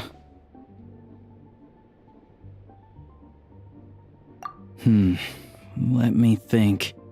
Members of the Rokad keep their true identities hidden, but I think there might be someone I can introduce you to. Leave it with me. Meet me at the Korolyevsky troop tomorrow, and I'll tell you how it goes. Would anyone like a drink? I'm gonna head to the bar. Paimon will have... Hot milk? Yeah. Paimon's in the mood for something warm. Enough with the secret chat, you two. Let's catch up properly in a minute. Paimon wants to know everything that's happened today. It'll be kinda like tabletop troop. No reason why listening to a story can't be an adventure.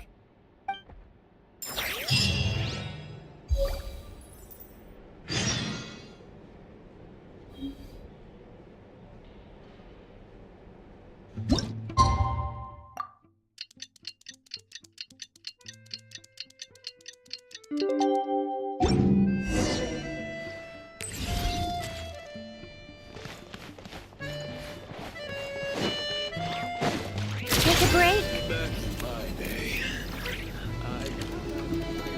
Yeah.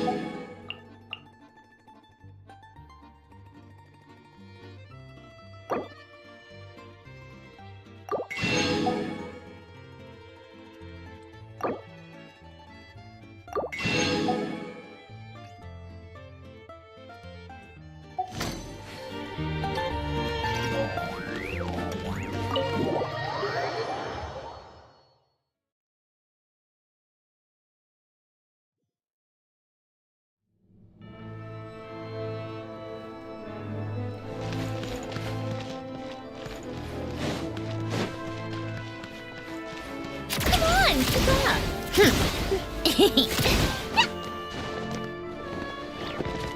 How tiresome. Pick up the pace. Take a break.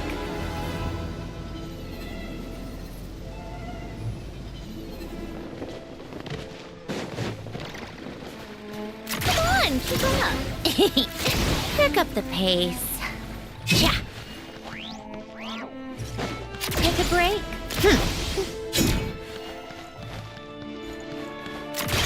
Pick up the pace. Come on, keep up. Take a break. Pick up the pace.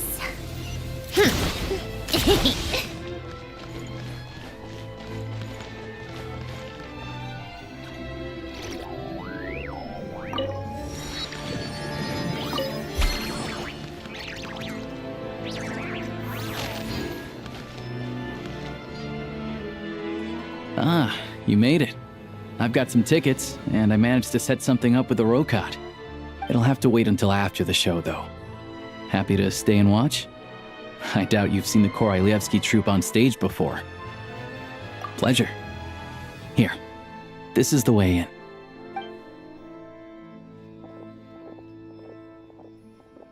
Please present yourself for a routine inspection in accordance with theater regulations. Thank you.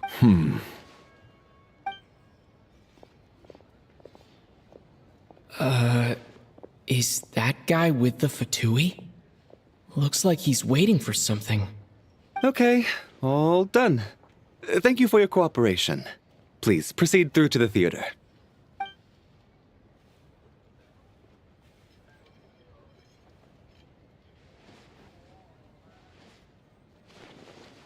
What's up? Everything okay?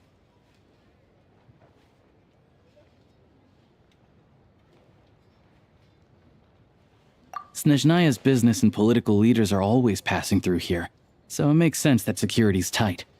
Still, it's a little unusual to see the Fatui's Armory Palace guard here. You saw him, right? The guy right at the back. Strong, silent type. His name's Valeri.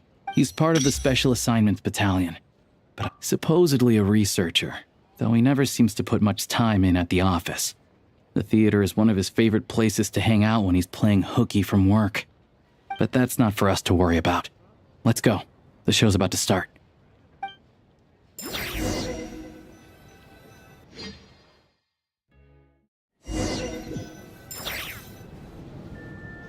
What do you think?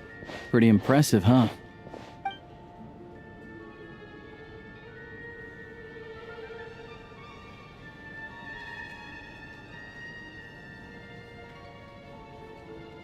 Oh, the one in Fontaine?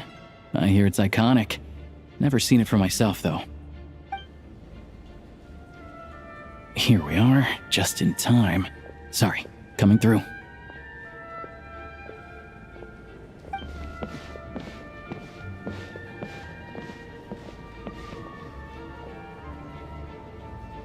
Ugh. If you're gonna show up late, keep your mouth shut. What's his problem? Whatever. No point arguing with people like that. Look, there she is. That's who I'm introducing you to later. She's the lead singer of the troupe, Vodyanitsa.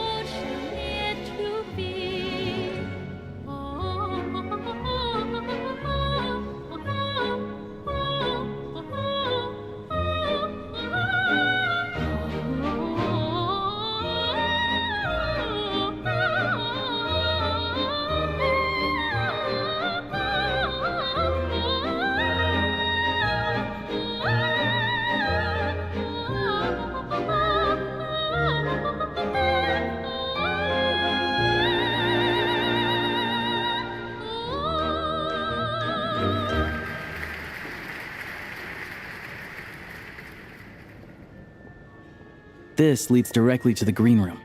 They're expecting us. Vodyanitsa will be waiting for us there.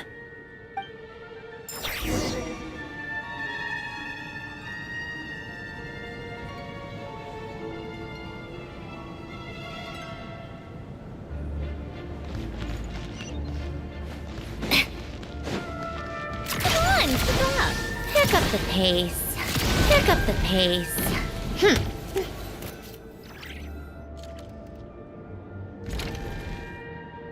Hey there. Excuse me. Can you believe it? I am so mad right now. Come in.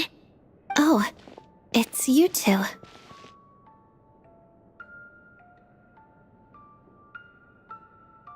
Huh? You know each other? Oh, wait. Is this who you were telling me about? The one you met yesterday and couldn't stop thinking about? I never said that. Yes, you did. Why are you denying it? It was right before I went on that rant about the moody factory owner. Oh, I remember it so clearly. Might I ask what brings you two here? Oh, I just brought him here to see the show. And when it finished, he was full of praise for Vodyanitsa's performance. So I thought I'd try my luck, see if we could get the chance to chat for a bit. Maybe get an autograph? You work here. You of all people ought to know that's against the rules. It's not what the green room is there for. Oh, what's the big deal? Come on, don't be shy. I can give you an autograph. You can take a picture too if you want. Do as you please. I finished all my shows for the day. I'll leave you to chat.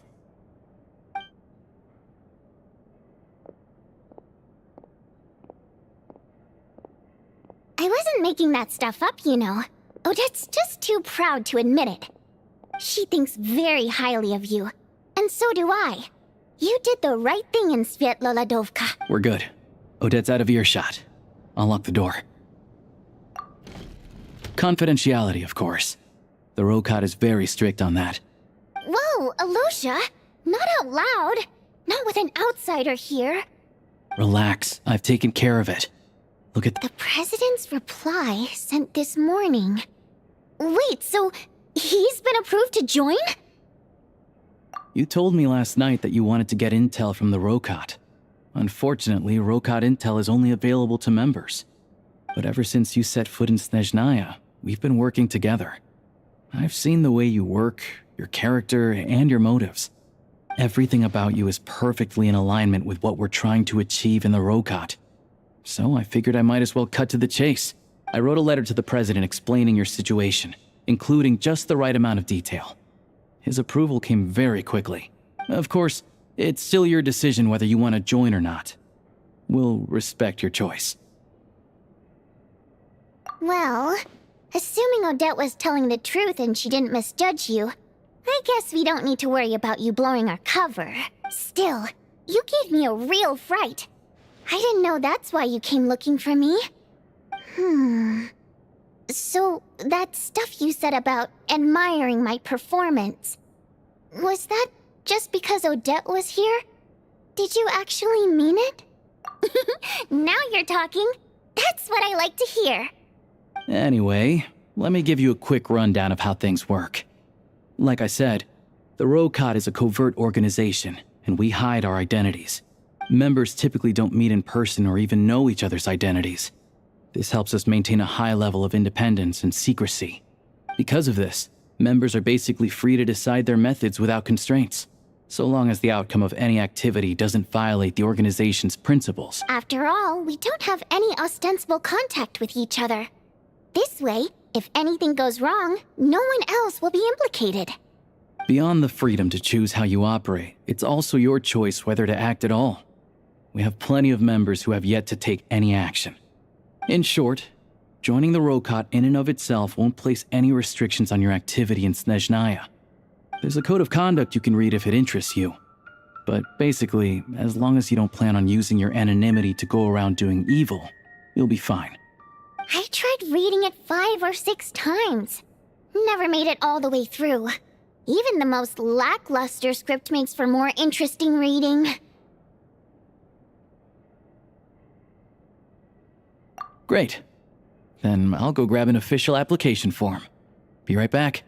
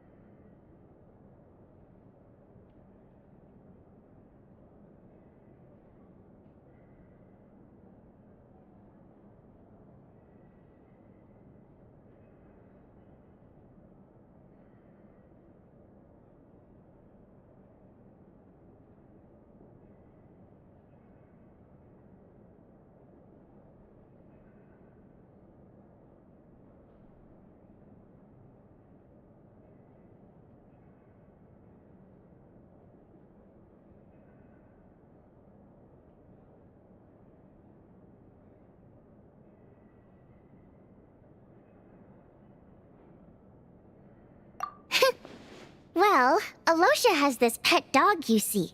His name's Tagarin, and this one time, Alosha brought him backstage. Tagarin took quite a liking to me, so I played with him for a little bit and fed him some treats. Then, the Rokot was out on a mission one day, and even though we were all in disguise, Tagarin recognized me right away. Just a coincidence, really. We didn't report it to the higher-ups, though, to avoid dealing with the fallout. Like... my job at the theater, for instance. I really needed to make ends meet. By the way, what were you complaining about just before we came in? Did everything go okay with Chuganov? Everything did not go okay. That's why I was so mad. I tried to make some small talk with him before I went on stage to fish for intel about the Iskra manufacturing plant. But he wouldn't take the bait. No matter what I said, he kept dodging the question. And then he started complaining. He said he didn't appreciate his second-rate seat in the stalls because he usually gets a private box. I mean, what did he expect? Everyone knows that if you want a box seat, you buy a ticket well in advance. But instead, he sends me a letter the day before the show when we're practically sold out. I had to juggle things around just to get him a half-decent seat, hoping he would appreciate the gesture enough to share some information. But nope, he didn't give me anything. Yeah, meeting Chuganov in person has definitely been a disappointing experience. Oh, you probably don't know who we're talking about, do you? Chuganov was that older guy you were sitting next to today. I'm sure he didn't make a great first impression on you either. To the citizenry, he's a family man and a kind boss. But our interactions with him tell a very different story. It's one thing to ask for a favor, but he acts like it's his right. He always expects special treatment. Take the ticket situation, for instance. I've actually gotten him a private box in the past. But not only was he not even grateful, now he's acting like I've sold him short this time. Not to mention that he's never paid for a single one of his tickets. And another thing, if he's such a big family man, why doesn't he bring his wife and daughter to see the show once in a while? I've never seen them here, not even once. Calm down, Vodyanitsa. If you won't do it the easy way, we'll have to try the hard way. But first things first, here's your application form. Go ahead and fill it out.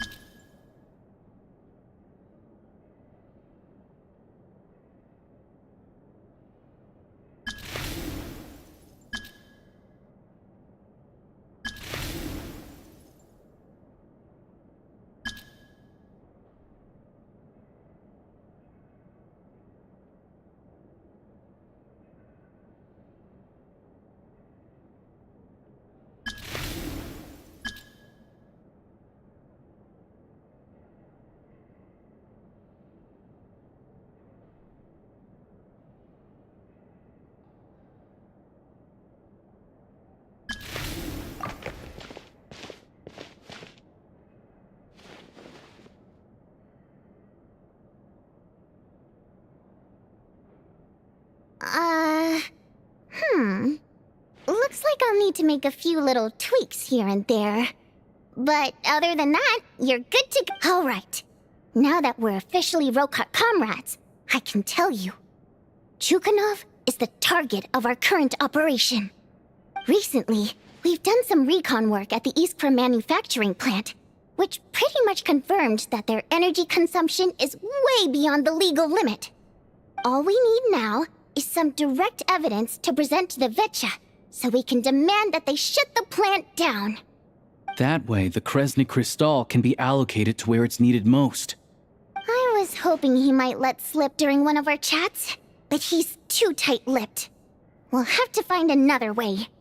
I'm meeting another regular theater goer tonight, Mitya.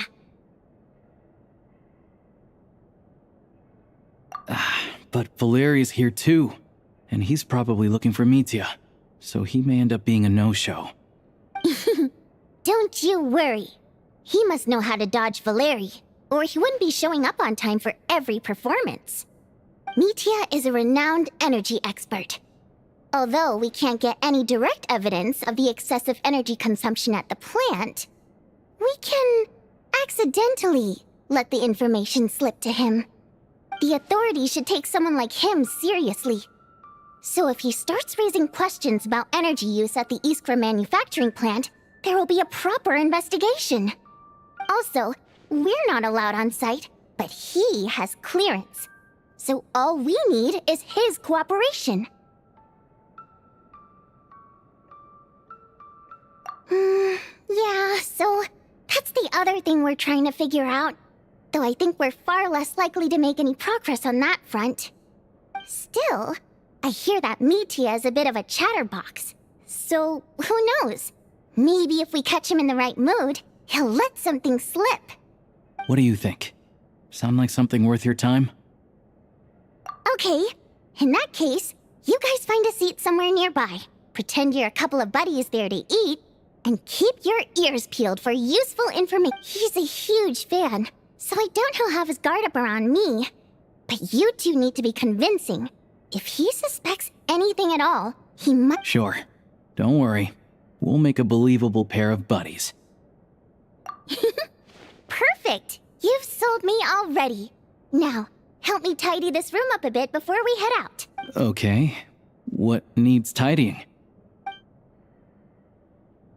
Everything!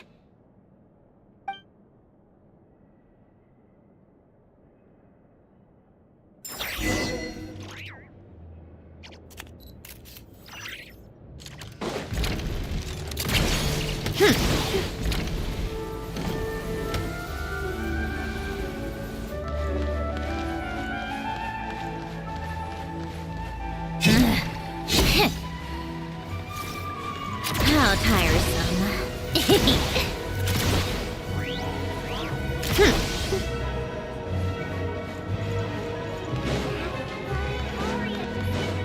Take a break, pick up the pace.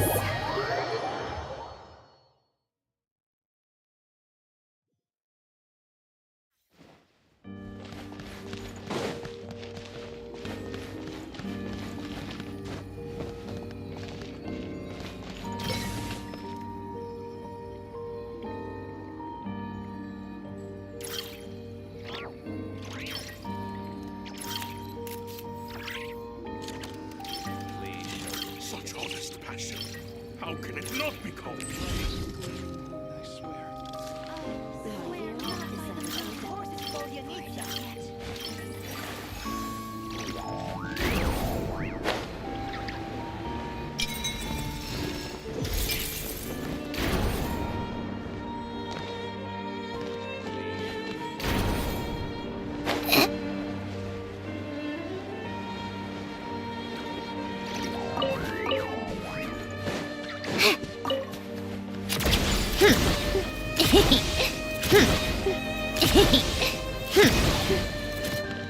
How tiresome.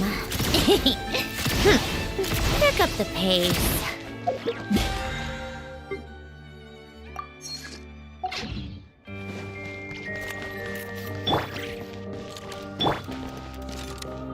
Firestorm!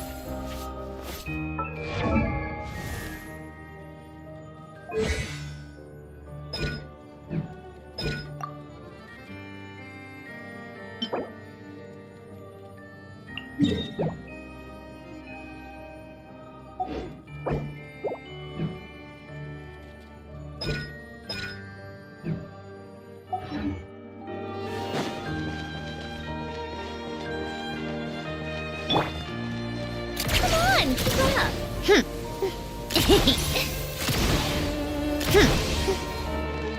Take a break. Pick up the pace.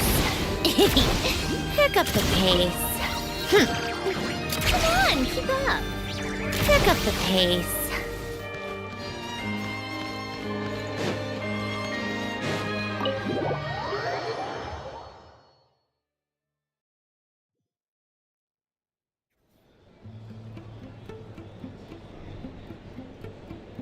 We come here often, so we shouldn't stand out. Let's sit here. Now, it's up to Vodyanitsa.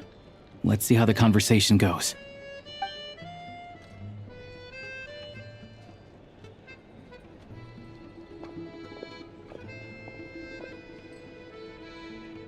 Mr. Mitya! Over here! Over here! Oh, sorry. I got a little held up on my way here. Now we have even less time than we planned. Go ahead and order some snacks and drinks, whatever you like. Let me see. According to my schedule, we still have 25 minutes left. You're really pressed for time today, huh? I was imagining this would be a leisurely chat. If you'd prefer, we can always reschedule for another afternoon when you have more time. No need. Getting to meet the lead singer is a very precious opportunity for me. I'm not about to pass it up. I've already had to decline your invitation several times because our schedules rarely align. If I don't grab this chance while it's here, who knows when the next one will come around? Well, it's very kind of you to make time just for me. I'm not too sure, to be honest. But Snezhnaya is full of weird and wonderful things like that, so people tend not to bat an eye. I'm sure the same will go for the Eye of Grey and Paimon. The reason I invited you out for tea and a chat today was to get some feedback from a true fan of the theater. Well, I genuinely have nothing bad to say. No matter how many times I hear you sing, it never gets old. It always seems fresh and new somehow. Maybe it's because the more times I listen, the more details I notice. Or maybe you simply improve with every performance, delivering it better each time. Thank you! I'm delighted to hear that! Could you give me any specific examples? Oh, yeah. The piece you sang today, for example. Beneath the Frozen River? Hey, what's with you? I'm just praising a good performance. I always used to find that such a bleak and lonely song. But the more you listen, the more you realize that it's not as cold and nihilistic as it appears. When you really dig down into it, there's a certain level where you're surprised by the emergence of hope. Wow, I'm impressed.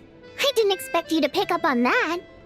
Actually, I only tried out that angle after talking with a composer. Still, Beneath the Frozen River wasn't on today's program. Oh, really? But it's a classic. You sing it every time. Almost every time. Oh, well then. Let me say a few words about that other all-time classic, Flying in the Wind from the Mountain Sparrow. I didn't sing that one today either. My voice wasn't quite up to it, so I switched it out at the last minute. Oh, but, Sorry, Mr. Mitya, but you were at the theater today, yes? Of course I was. Remember? I said hello to all the troupe members before the show started. You, Odette, and the others. So what did Odette sing today? Elegy of the Snow-Winged Goose, of course. Correct. I see. I see. You find my singing boring, don't you? That's why you don't remember a single song. Looks like I'll need to cut a few from the program next time. No, that's not it. I swear. All right. I'll be straight with you. I'm sorry. My mind was wandering as you took the stage today. I enjoy watching your shows because the exquisite performances stimulate the mind. It always sparks some inspiration for my research. So, whenever I get stuck at work, I come to the theater for a change of pace. Odette's dance during the Elegy of the Snow-Winged Goose today was simply incredible. It got me wondering what she's been going through recently. That look of sheer defiance in the face of utter tragedy? It was so inspiring. I started scribbling in my notebook right away. Not that I made a ton of progress in the grand scheme of things, but I still think it was productive. By the time I snapped out of it, the entire show had finished. So what you're saying is, You didn't listen to my singing at all? Unfortunately not. I'm sorry. I don't know which is more disrespectful. The fact that I don't always come for the show itself, or the fact that I missed your performance. Seems like things are getting a little awkward. Mitya just stepped into a conversational minefield. If there's one thing Vodyanitsa doesn't like, it's people who show disrespect for her performance. This meeting was so hard to set up.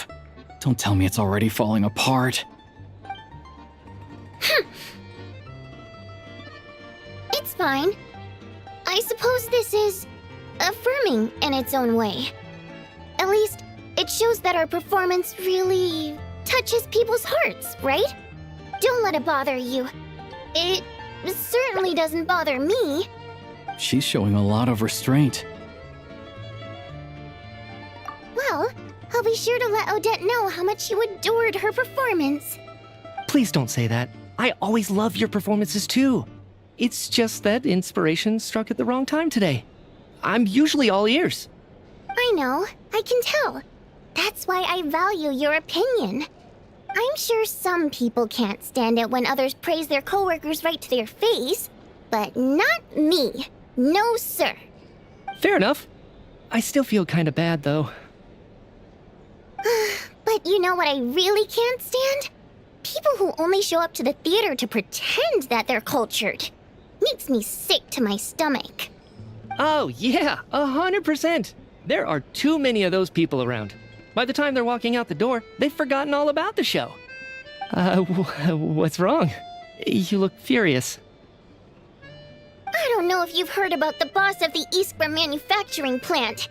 He isn't even a theater investor, but he always demands the same privileges as actual investors. Box tickets only, premium drinks, even the right to request specific songs. Well played, Vodyanitsa. Seems like she's harnessing her rage to steer the conversation back on track. Now that you mention it, I've interacted with that guy before. I gotta say, everyone holds him up as an example of a benevolent businessman, but I don't know. I don't see it. Yeah, he couldn't care less about what's happening on stage. He's just there to flaunt his social status. I hate that I have to prepare programs for guys like that. What's the big deal with that factory he runs anyway? I asked around a bit and heard some pretty shocking stories. Sounds like he's just another greedy capitalist. Oh, really? Yep, the things people are saying are pretty damning. Low wages, insanely long working hours, equipment running around the clock. And as if that's not bad enough, he also strictly forbids his employees from giving any kind of interview. Project Stuja has now been extended so many times, we're at the point where crystal rations for the common folk are barely enough to survive on. Yet he even wants to get his greedy hands on them just to boost his own profits. If the rumors are true, he's in serious violation of the law. Interesting. So you've heard about it too. What? So it's really true? Who knows? I've only heard the same rumors you have. But there's no smoke without fire. The Rooster's been coming down on us hard lately, demanding that we track and trace every single batch of Crystal. My coworkers in the Department of Energy have been tearing their hair out over it. The Rooster? I didn't realize he cared that much. Yeah. Even though there are no restrictions on Crystal trading, the poor will wind up freezing to death if we let the rich buy as much as they want. That's clearly unfair. Looks like we'll need to arrange an investigation into the Iskra manufacturing plant as soon as possible. I never knew you kept up with current affairs beyond the theater, Miss Vodyanitsa. You really have a heart for the common person. Most Fae in your position have long been indifferent to the plight of humans. Well, those of us who choose to live in human cities are naturally going to pay attention to any significant upheaval. Isn't the Rooster a Fae himself? I'm just surprised to learn that even someone with as much experience as him is getting so stressed out over Project Stuja. What is the end goal of this project anyway? This is it. We're finally going there. I'm sure Mitya can sense on some level that she's fishing for information. But since their conversation is so relaxed, he might just let something slip. It's stressing me out too. If I'd only made better progress with my research, things wouldn't have dragged on this long. Oh, so your work is related to Project Stuja? That's right. The Armory Palace needs a brand new energy source, not the power of the Light Realm and not elemental energy. Right now, the only thing that meets the requirements is the power contained within stellar linchpins. But harnessing that power is costly. Each step of the process requires enormous amounts of Kresnet crystal, from extraction to quantification to attempts at conversion. Progress has been painfully slow, and the team is getting burned out as time goes by. Sometimes, I see people staring into space as if in a trance. Could it be that this new energy source has side effects? No, it doesn't affect us, because the energy is used for... Okay, I got it. Stop choking me. Sorry, I can't talk about that. I think we're all just exhausted. We've been working ourselves to the bone for so long with so little progress to show for it. It's no wonder people are struggling to stay motivated. Seems like I owe you an apology. I shouldn't have gotten so mad at you for not paying attention during the show. Don't worry about it. I count myself lucky, to be honest. I don't envy the people who work closely with the Tsaritsa herself. I'd much rather be in my current position. At least I don't have to shoulder any major responsibilities. So they're trying to develop a completely new kind of energy. Yeah, censored by a scarf. Who would have thought? Oh, dear. It looks like my time is up. I'm afraid I have to leave. I'm so sorry. We ended up barely talking about the theater. That's okay. It was a pleasure chatting with you, really. Let's make up for it next time. Yeah, hopefully once the work pressure eases up a little, I'll be able to focus more on the performance, and then we'll have more to discuss. We touched on some confidential issues today. I'd be grateful if you could keep it between us. That could have gone worse. Nice job. Why was Mitya in such a hurry to leave, though? Sorry, routine inspection.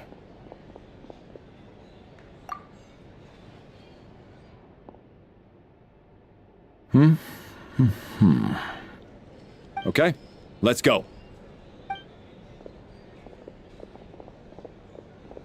So he wasn't rushing to get back to work.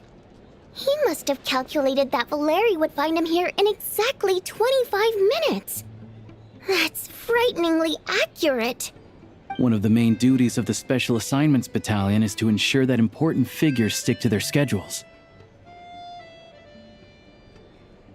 All right, time for us to get going too. Excuse me, check please. We'll settle our check too, then. Oh, hello there. Mr. Mitya paid the check before leaving. He also asked me to pass on a message. He said it was an honor to share his tea break with Miss Vodyanitsa and her two friends. Wait. So he knew we were here all along? This raises a lot of questions. Did he deliberately mention the new energy source so that we'd overhear it? Maybe his work isn't confidential after all. Maybe the key here is the purpose of this new energy. I guess that's the next thing to look into.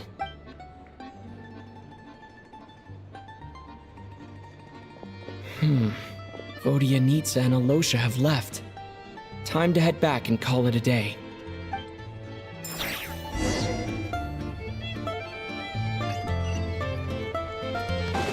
How tiresome.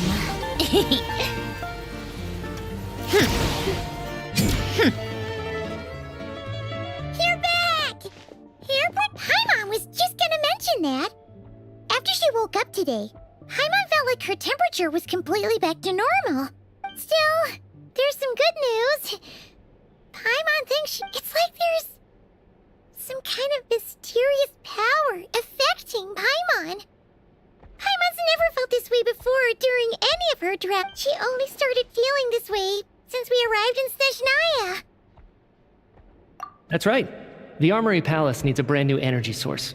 Could that have something to do with this? What is it? You're making that face again. You know, the one you get... So, they're trying to develop a new energy source here? And you think that might be why Paimon's feeling unwell?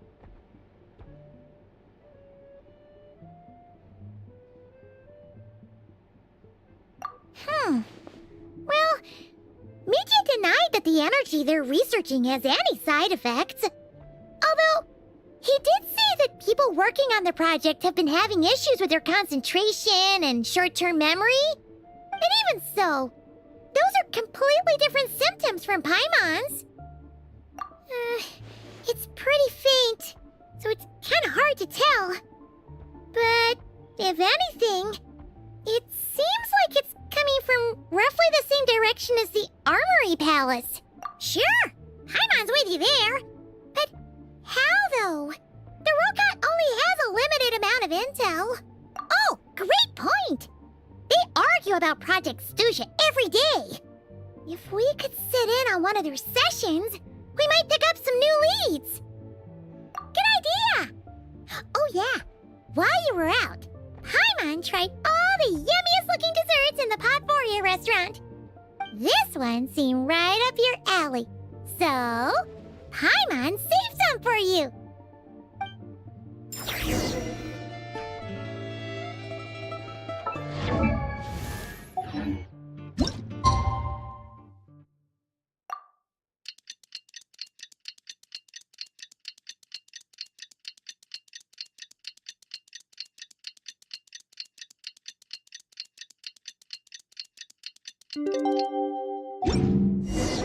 Alosha replied. He says that we won't be able to speak at the Vetcha, but he can arrange for us to attend. You're back! Paimon's been working on the crossword puzzle in the newspaper. Oh, shoot! Paimon forgot the next word! Time to get ready. Then head to the Snezhnograd Vetcha.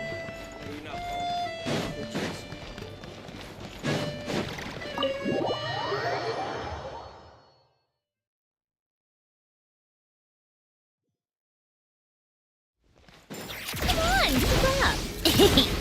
Pick up the pace. Pick up the pace. Pick up the pace.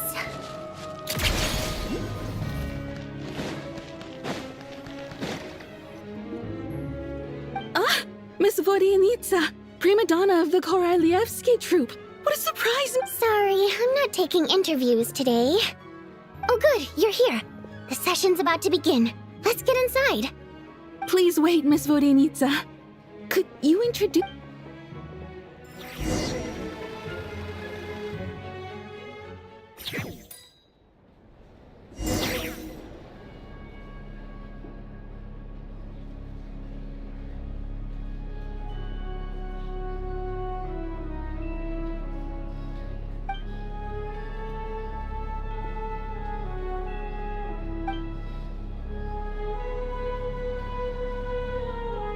In summary, the energy management commitments made for the outgoing period have been delivered upon. Furthermore, both the production and consumption of Kresnik Crystal show clear signs of stabilizing. The relevant agencies have assessed the present circumstances and determined that the status quo can be sustained until the next period. For detailed statistics, I would refer you to the industry reports that have been distributed to all persons present. It should also be noted that while the recent blizzards have led to a significant increase in people's energy expenses, this is strictly a short-term phenomenon associated with a remotely located monster. Her Majesty the Tsaritsa is giving her full attention to this matter. We should have every confidence that it will be dealt with swiftly and conclusively. A financial report on disaster relief is also present in this report, courtesy of Pantalone. They cover the same old ground every single time. The rooster never seems to mind, but everyone else is getting tired of it. There's a general lack of trust. People aren't seeing any tangible benefits that affect them directly. Of course, none of that will be reflected in any of the reports on the table. Yeah, if it weren't for these hard copy documents, I could have at least made something up. Oh, don't mind me. I'm just out here trying to hit my interview quotas. Bring out the kvass. Ever read it? Best-selling newspaper in town. If I remember correctly, you guys don't even have a sales permit. You have to sell from stalls on the street. Okay then, best-selling street stall newspaper in town. Still counts. Order! We will now open the floor to the representatives. If there are no further substantive issues to discuss, we will then proceed to a vote on this motion. Snezhnaya has a long tradition of treating members of the Fatui armed forces and their dependents favorably. But recent surveys shows that Fatui families in remote areas have access to 15% less crystal than the average civilian family in Snezhnograd. It's been said many times before, but it bears repeating now. There needs to be a clear and consistent rationale behind how crystal is allocated, or we will soon face immense public backlash. Perhaps you wouldn't need to keep repeating yourself if you would hear me out for once. I say again, true consistency exists only in principle. In the real world, fairness is relative. You appear to treat resource allocation as a simple function of production and population. So what about when the equipment used in production breaks down? Have you factored that into your equation? And do you even know how long it's been since Snezhnaya last conducted a census? If I knew the answers to questions like that, I'm sure I'd be a very wealthy man. And I doubt I'd be going by child. I'd like to bring the focus back to the specific issue I raised. Or do you wish to deny that favorable treatment for Fatui dependents is our long-standing policy? It's easy to be a critic when there's no accountability. That seems to be a running theme in the anti-Project Stuja cohort. Defeat the ringleader and all other problems will magically resolve themselves. That's what they seem to think. But in case you aren't aware, not one jot in my report would change whether Project Stuja continues or not. So you have no intention whatsoever of finding a solution to this problem? On the contrary, I'm the only one here who ever brings solutions. Child opened by speaking up for the armed forces. Regrader struck back with style and a war of words ensued.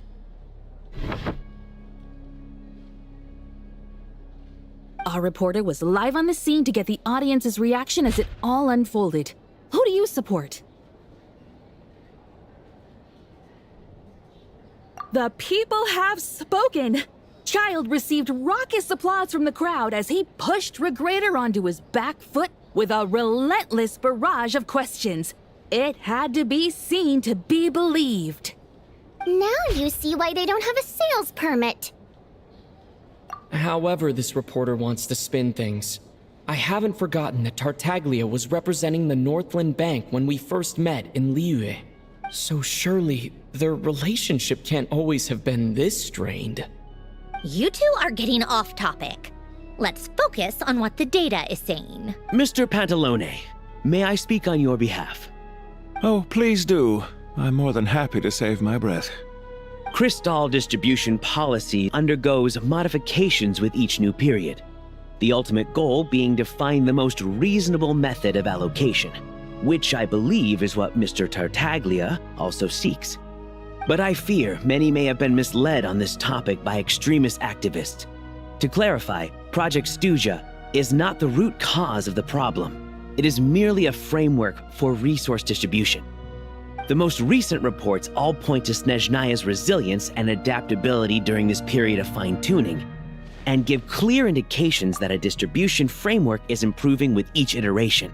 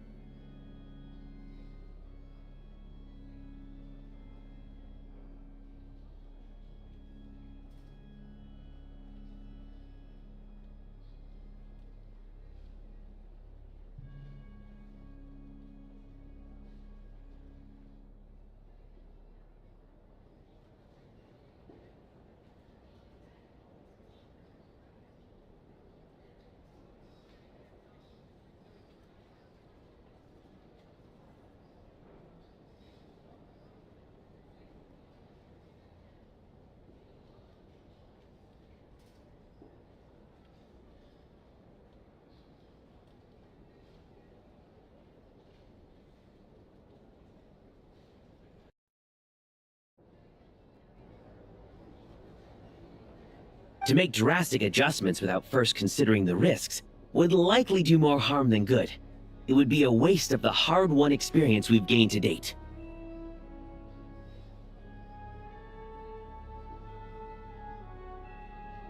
Renowned scholar of finance, Arapov spoke up to clarify the fiscal logic, clearly alluding to social organizations like the Rokot in his words.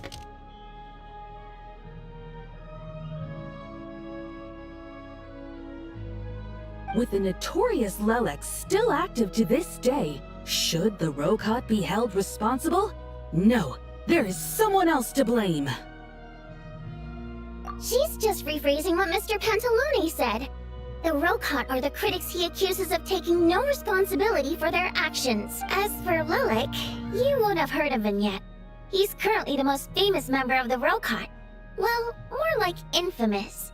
Ending Project Stuja has become an obsession for him. Unlike the more decent ones among us, he believes that votes in the Vetcha are all that matter.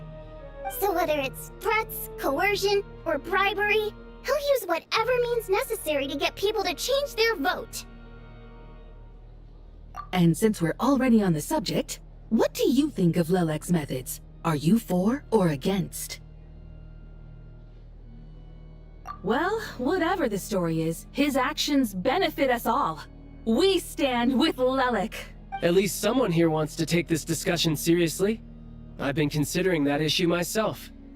What you really need is more precise regional data, right? I think it would be easiest to let the Fatui handle it, since they're already in charge of Crystal shipments anyway. We may as well get them to collect some data while they're at it. Whatever you need, you can ask the Fatui to look into it for you. In terms of supervision, I think the Druzhna would be a good fit. I had hoped to discuss this with Miss Vesna, but sadly, she's not present. I will be happy to take a note of your suggestions and present them to Commander Vesna for a decision upon her return. The Commander has always taken a keen interest in Project Stuja. However, given the Druzhna's demanding workload, I'm afraid it may prove difficult for them to provide any practical support. Let us refrain from jumping to conclusions until a concrete and actionable plan is in place. My apologies, Lord Rooster. There are numerous issues to address here, including manpower, time sensitivity, and reporting lines. Nevertheless, I support drafting a proposal. Follow the usual procedure, and it can be raised as a new motion for all parties to evaluate at the appropriate time. In that case, I'd like to share one thought before the proposal is drafted. The issue of time sensitivity was raised just now, which I presume relates to the official reports. In fact, the Energy Commission already collects regular statistics on each urban center and its surrounding area. Would these be of any use? That's a good idea. I read every issue of Svietlo Laidovka's report, and although my focus is mostly on the section about equipment operation, the energy consumption statistics also yield a lot of insights. Be that as it may, does no one see an issue with using local data to determine Crystal quotas? In the long term, it seems like a very risky solution. Not if they are used purely for reference. So long as we have the report from the Northland Bank's headquarters to corroborate it, no one will be able to fool me. Very well then. It appears that this arrangement is acceptable to all parties. Yeah, sounds good to me. The members reached a provisional consensus on the issue of improving treatment for Fatui soldiers.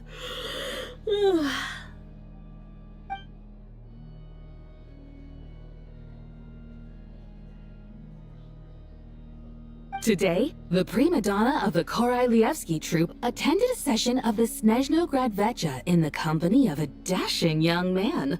The question on all our minds is, what is the true nature of their relationship? Write anything like that again, and I'm revoking your permission to interview the troupe. Got it?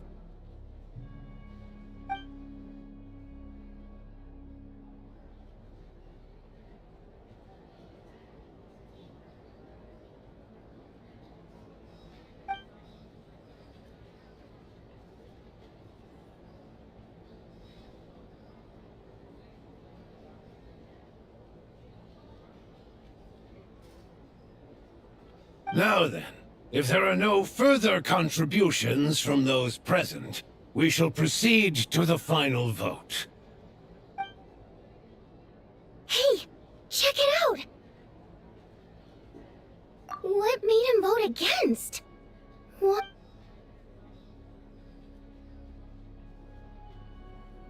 The votes have been tallied.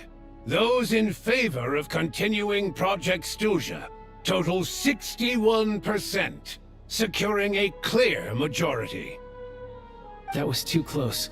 The margin has shrunk yet again. Chuganov was a huge loss.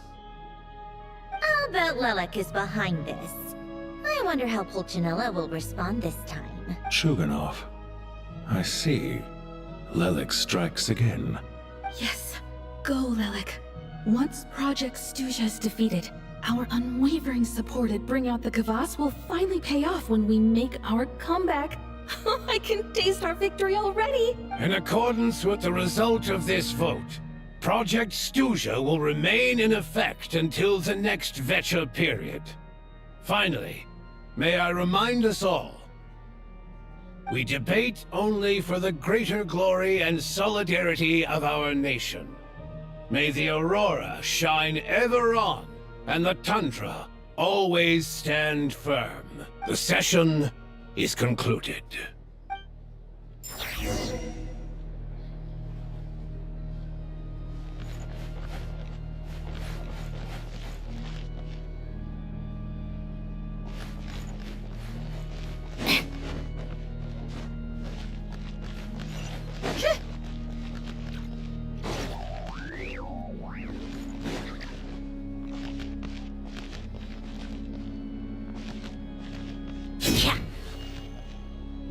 If only I had been born in a romantic time like that.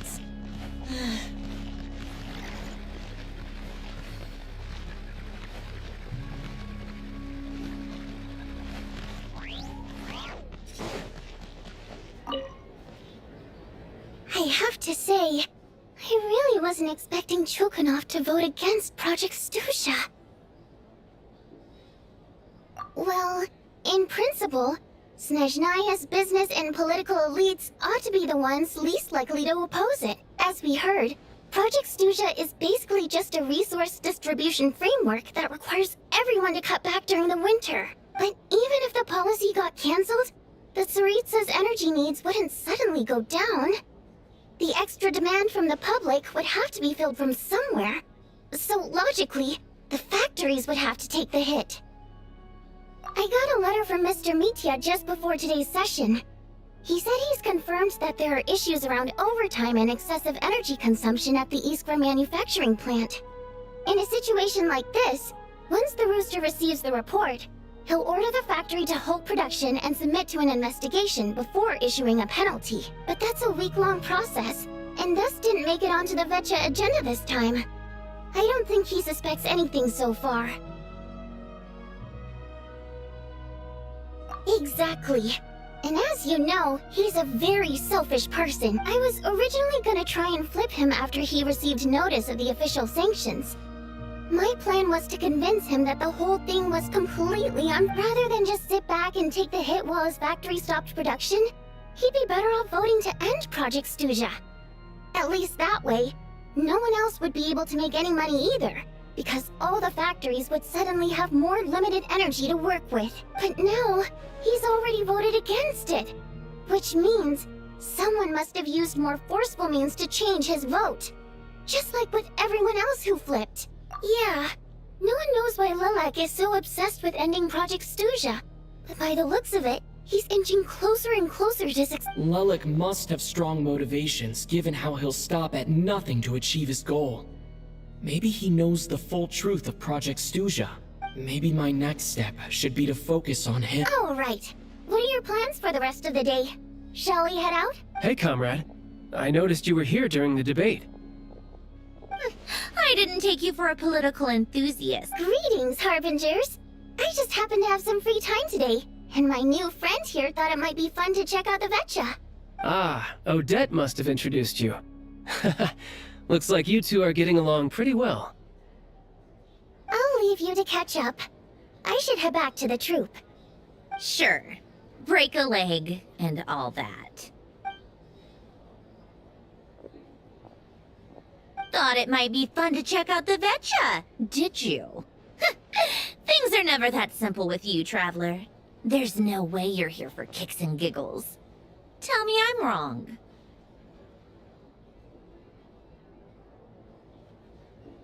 Oh, yeah. To some, he's a captivating enigma. To others, he's the bane of their existence. No one ever thought that some anonymous nobody from the Rokot could cause such a stir. Huh? You want to look into Lelik? Then I'm sure his days of anonymity are numbered. What do you think, Sandrone? Fine by me, I guess. If the Traveler actually managed in return, it seems fair to let him in on what we've learned so far. My thoughts exactly. Sharing is caring, after all. Head back to Glupov and grab the files on Lelik. It's easier to just pull the records than go through the rigmarole of getting the Traveler a visitor's permit.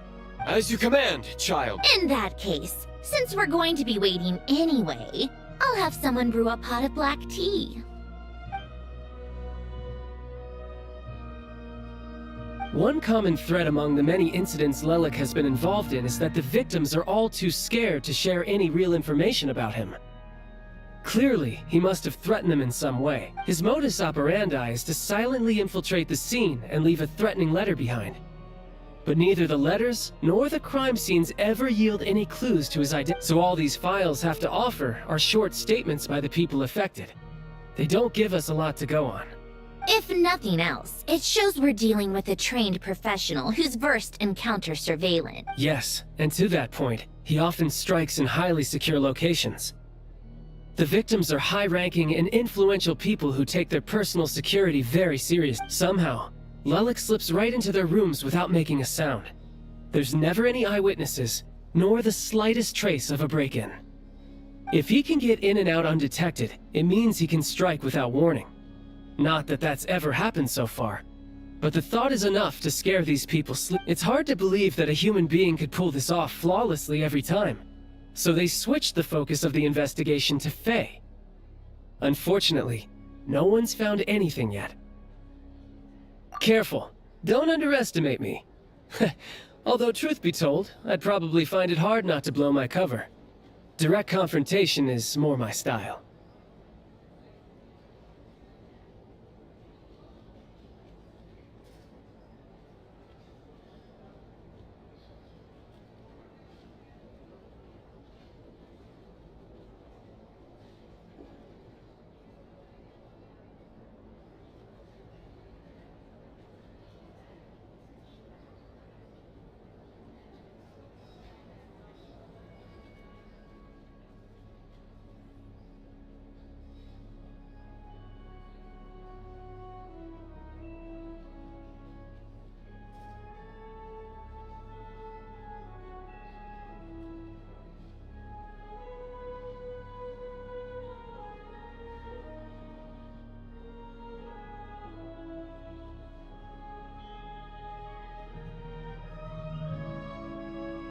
We haven't ruled out the possibility of Lelik being human. It's just, there can only be a handful of people in all of Teyvat who'd fit the profile. They, on the other hand, plenty would have the ability, but few would have the motive. No, not as strong as me. You'll never find the culprit with criteria like that. Let's go with a little weaker than me. Oh, you hit me right where it hurts. I'll admit, he's strong and meticulous. But can we at least limit this to candidates who have something to do with Snezhnaya? He's just trying to find a reference point. Stop getting fixated on who's stronger than who. But that's the most important thing. In my opinion, anyway.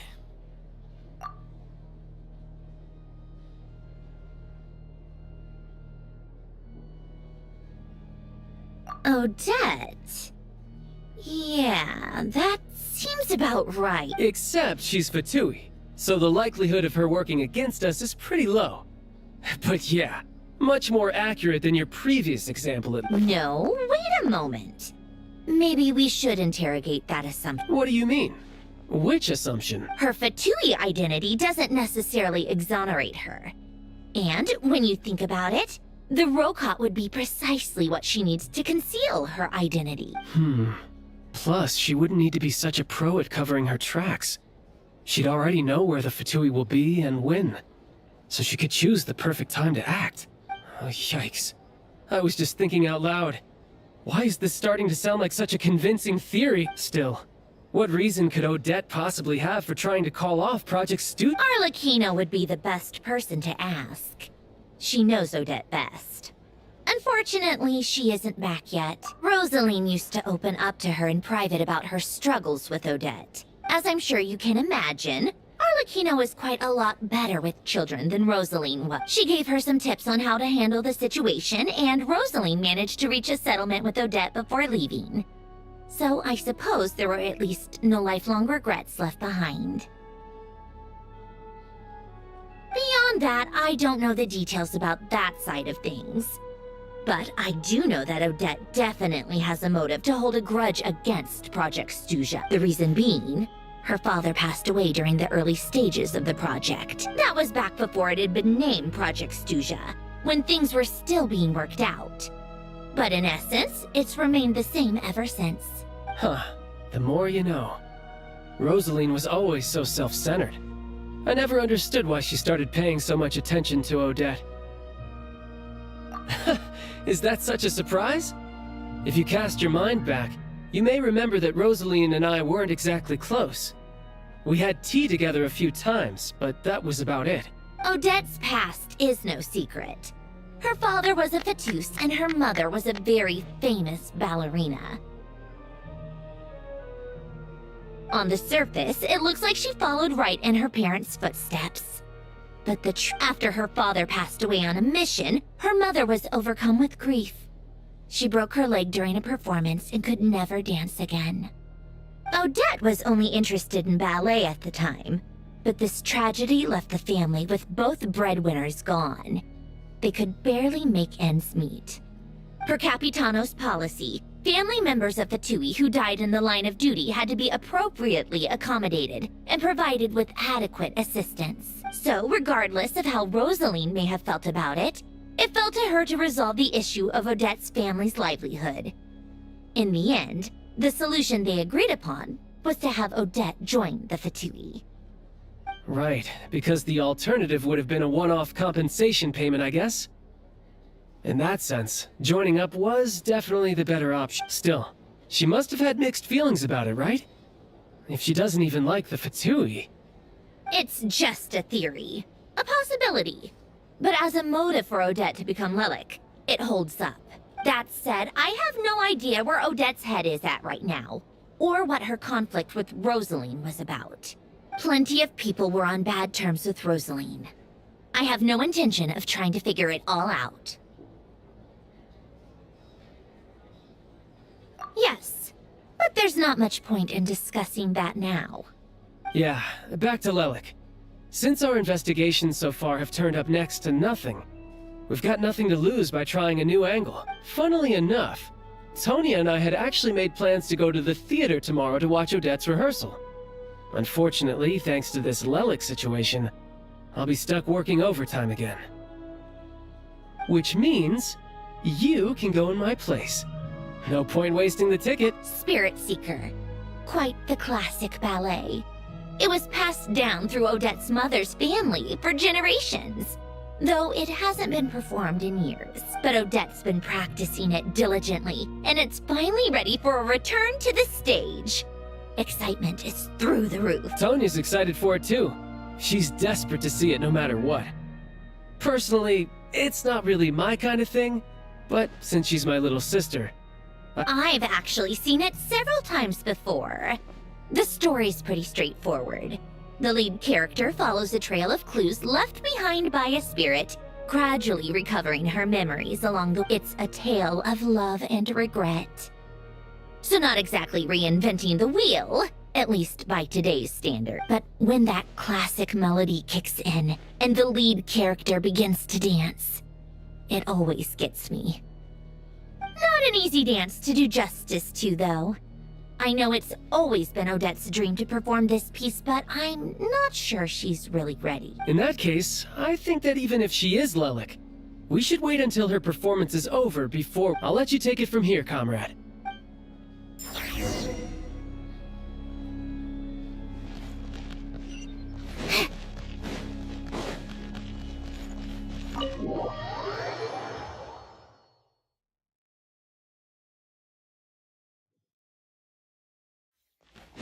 How tiresome. Pick up the pace. Come on, keep up. Pick up the pace.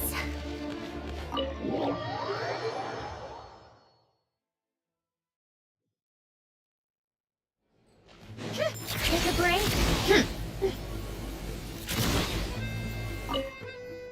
Hello again.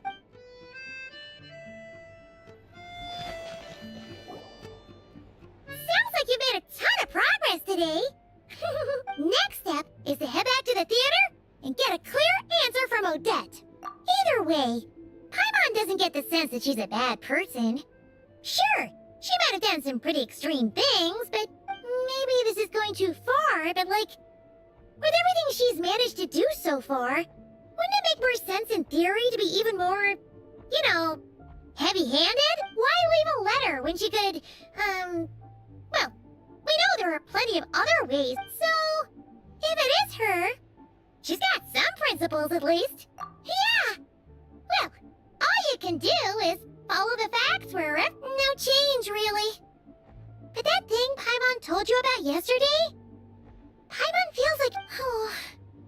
Hearing you talk about your day makes Paimon itch for an adventure. If only she could be there with you so we could... Yeah, I wish you could be there too. I'm not used to adventuring alone. But don't worry, we'll get to the bottom of this. Guess it's just one of those things. Never mind. Paimon will behave herself and keep...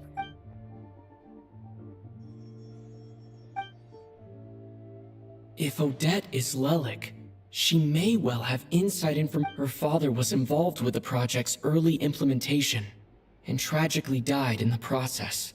It's hard to imagine she could have gotten this far without knowing anything at all about the Tsaritsa's true intent when she spoke to us as a member of the Fatui. How much did she let on? And how much was she hiding? Only time will tell. Maybe... Hey look! It's snowing! Could be a tough day ahead. Make sure you wrap up warm tomorrow.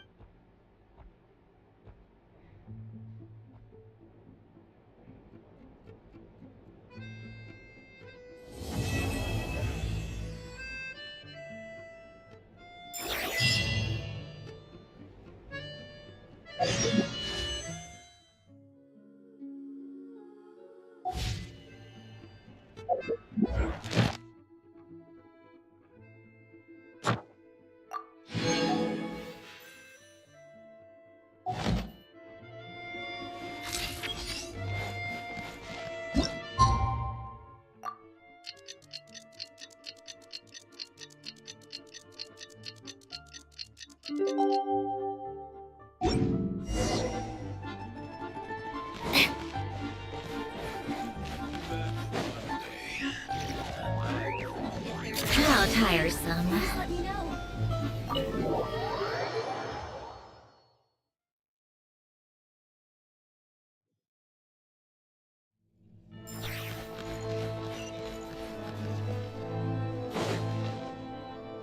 Take a break.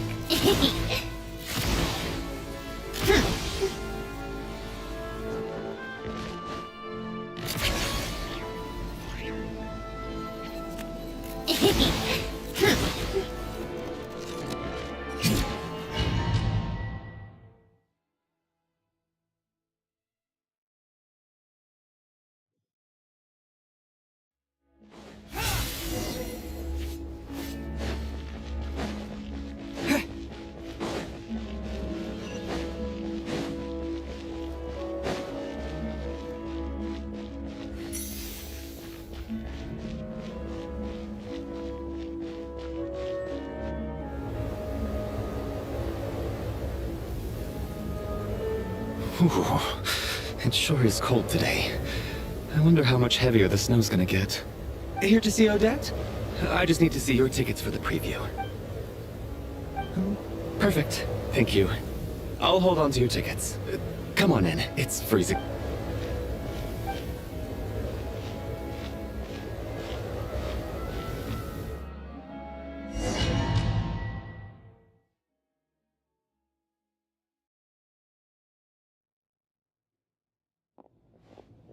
I think I'll leave the Lelic question until after the show's over. Then I'll go find Odette.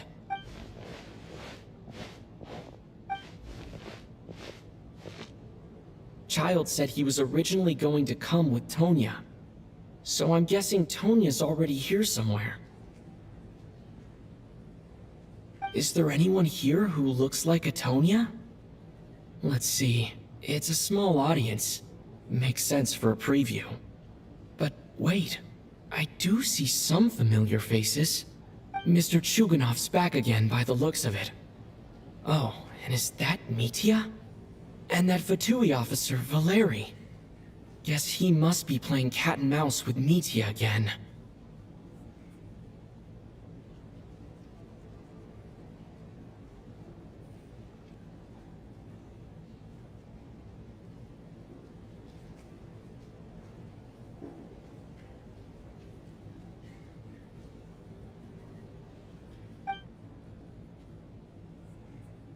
Oh no. It looks like the show's starting and I still haven't found Tonya. Never mind. I'll just have to take a seat for now and see if I can catch her afterwards.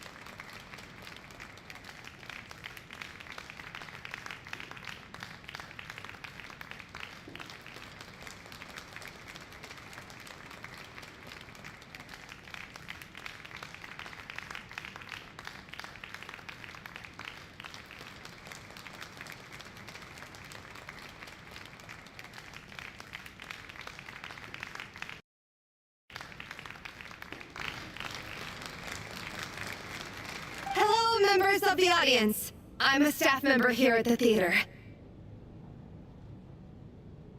Today's performance was a very special one for us, as it marks the first attempt in a long time to revive the classic Snezhnayan ballet, Spirit Seeker.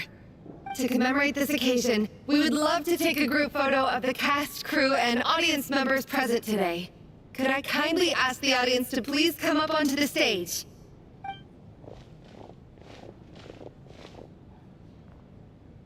All right, everyone, huddle in a little more. Now, look at the camera. 1, 2, 3.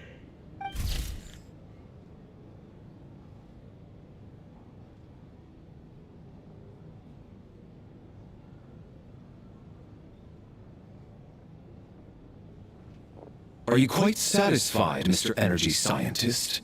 I rather hope you don't have any other escape plans to add to my workload today. What are you talking about, Sarge? This was simply my way of inviting you to watch Miss Odette's new show with me. And wasn't the performance spectacular? In the future, I heartily encourage you to take a leaf out of my book. Find some soul-nourishing pastimes to enrich your time outside of work. It was indeed a fine performance, but I must correct you on one point. This is not time outside of work. These are working hours. Working hours and non-working hours are just a social construct. Human technology can never advance if we're too rigid in our thinking, Sarge. May we leave now? Already? I mean, I was kinda hoping to soak up the atmosphere for a little longer, but... No? Okay, guess I'm pushing my luck. Didn't seem like too much to ask, but fair enough. Off we go then, Sarge. Back to the land of working hours. Lead the way. That has to be her. She's the only person in the audience around Tonya's age. Excuse me, are you Tonya? Your brother's busy today, so I took his ticket. Don't worry about him, he's fine. Oh, okay. Sorry for the trouble. What's wrong? Are you sick? No, I'm fine. It's nothing. Maybe she caught a cold on the way here because of the weather.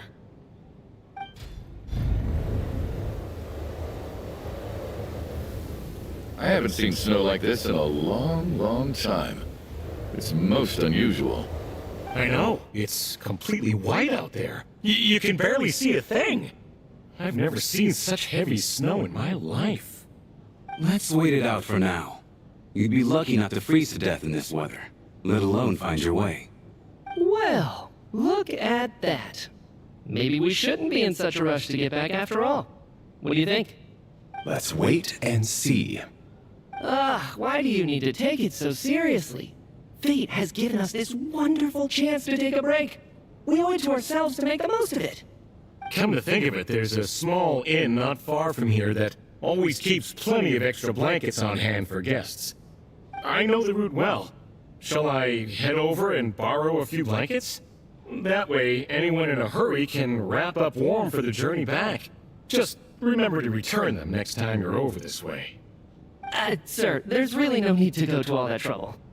Hey, it's no trouble at all. Wait here, I'll be right back. What a kind gentleman. Very good. My wife and daughter are waiting for me at home, so I shall be heading back as soon as I get my blanket. So...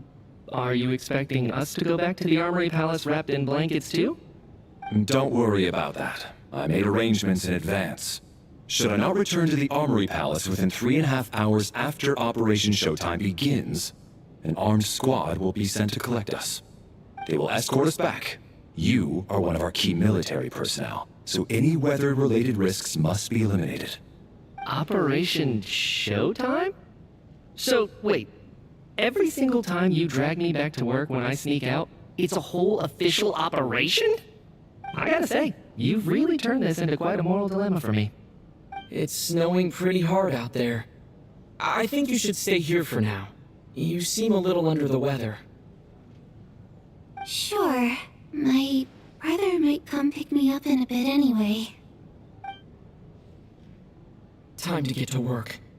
I should head backstage and find Odette. I need to look her in the eye and ask her about Lelik. Excuse me, are you looking for someone?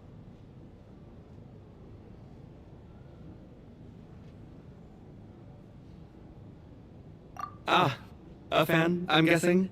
Today's just a dress rehearsal, so Miss Odette won't be meeting with fans. She's taking a well-earned rest right now. Sorry, but that area is currently off limits to everyone except the cast and crew. Bad timing, I guess. Well, I might as well stick around. I doubt Odette will be leaving before the snow lets up in any case.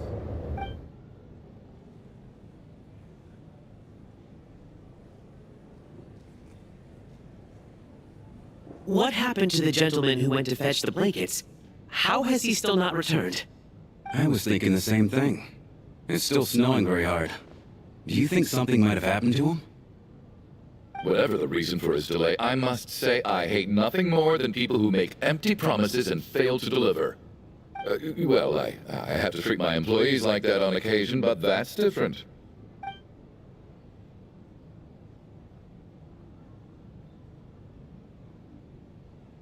You seem anxious, Mr. Valeri. It's been nearly 4 hours since I left the armory. The army should have arrived to extract us by now. They know how much I despise tardiness and disrupted plans. There's simply no reason that they shouldn't have shown up by now, barring exceptional circumstances. Surely a snowstorm like this one counts as such. Few things in this world can stop the Snezhnayan army, Mr. Mitya. And the snowstorm is certainly not one of them. Why don't you go out and take a look? They might be right outside, waiting for your orders before they dare come in. An absurd hypothesis. I have no intention of leaving your side for even a moment until I have escorted you back to the Armory Palace. This doesn't look like an ordinary snowstorm to me. That guy who left earlier, it looked like he just vanished into thin air. Either that, or my eyes were playing tricks on me. A man-eating snowstorm? Come on. Night hasn't even fallen yet. Spare us the ghost stories.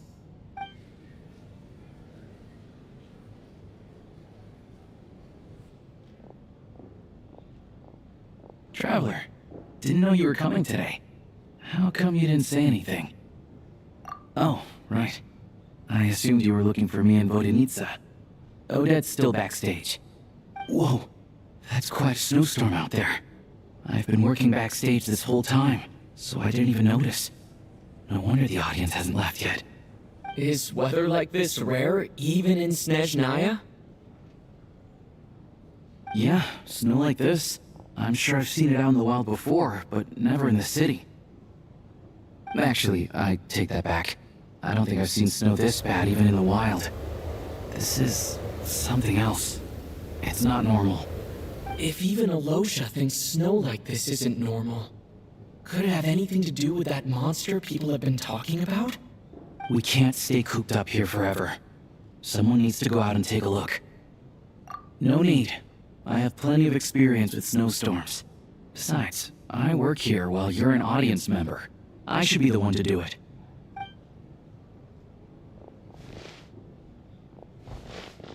Everyone by the door. Careful not to let the snow soak into your shoes.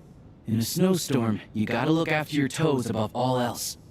Heading out, my man? Be careful.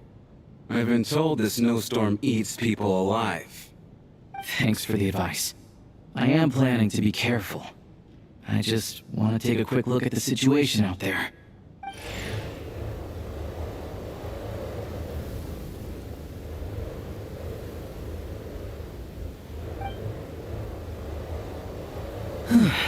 He's back! He's back! How was it? What's going on out there?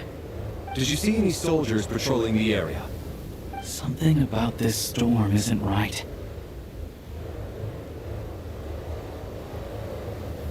There's no one out there. I didn't see a single soul. And something in the air gives me the creeps. This isn't your average snowstorm. I suspect it might be related to recent events in our nation. I strongly advise everyone to stay here until the snow dies down. Are you serious? So all of us are trapped here now? That sounds a little far-fetched to me. You want to go outside and see? I, for one, am not risking my neck in that weather. This just turned from a minor delay into a major hassle. We can only hope that our friend who went to fetch the blankets just ditched us and went home. Is it really that bad? But my daughter, I won't be able to read her a bedtime story tonight. Huh? What are you all still doing here? Whoa! It's snowing hard! So now we're stuck here? Oh, this is terrible! Luckily, it was just a dress rehearsal today, so there aren't too many people here. On the bright side, the theater's always well stocked with supplies. If the snow still doesn't let up as we get into the evening, you can spend the night here, everyone. At least, I assume that's alright? Odette? Fine by me. This seems like a sensible backup plan under the circumstances. My thanks to the theater for being so accommodating. What are you staring outside and praying for, my man? You anxious to get home too? Oh, Your Majesty the Tsaritsa, I beg you, please do not let tonight's snowstorm stop. This is a golden opportunity to spend the night under the same roof as the two top stars in all of Snezhnaya. It's a once-in-a-lifetime experience. I think I've changed my mind. Sir, if you so much as look at us funny, you'll be seeing stars in a whole other way. Behave yourself, or you'll be begging for that blizzard. It's getting colder. We need to keep the indoor temperature up. Close the door and lock it tight. Let's head somewhere warmer.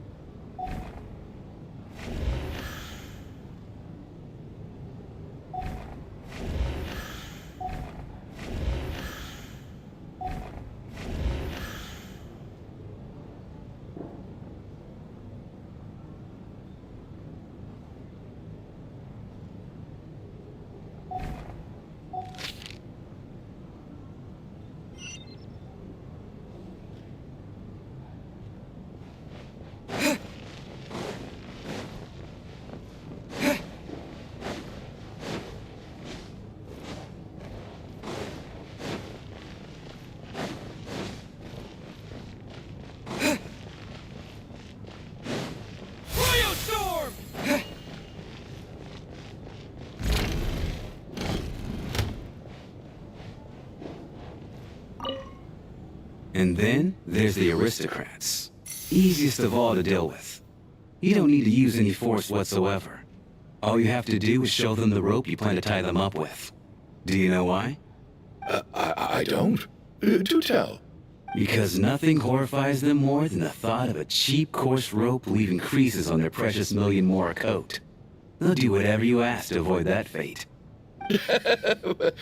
Unexpected, but funny nonetheless. Tell me another one. Oh, look at that. I got myself a new listener. Hey there.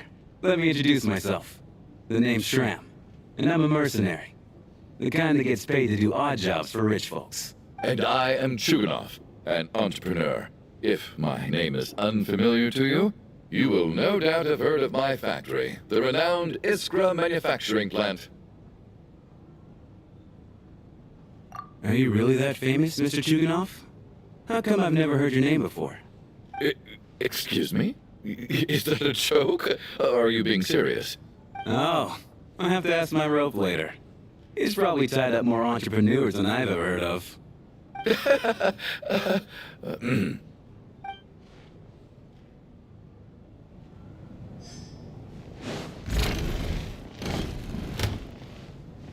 My husband has major trust issues. To him, I doubt even this snowstorm is a good enough excuse for me to stay out all night. That's the price of marrying into wealth. You'll get used to it. I'm not about to stop you if you want to leave, but don't drag me along. Hello? Can I help you?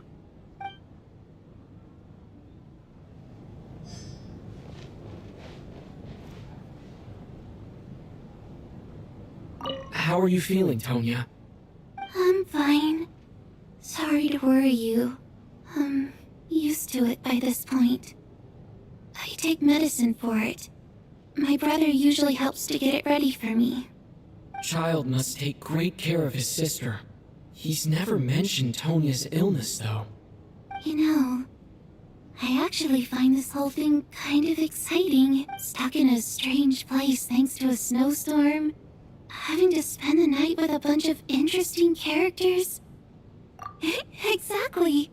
It's like one of those stories where an ordinary school trip turns into a magical adventure. I've always wanted something like that to happen in real life. I'm fine, really. Just got a little overexcited.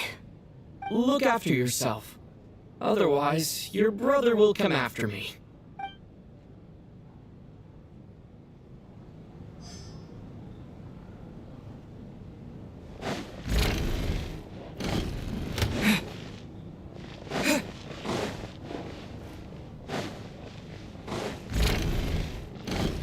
This is highly irregular. A delay of over an hour during an operation like this theoretically warrants a Harbinger-level response. I wonder what the issue is. The storm, or something else. Sarge, the day you learn to let go and just enjoy moments like this is the day you'll finally understand the meaning of life. Why, hello, sir.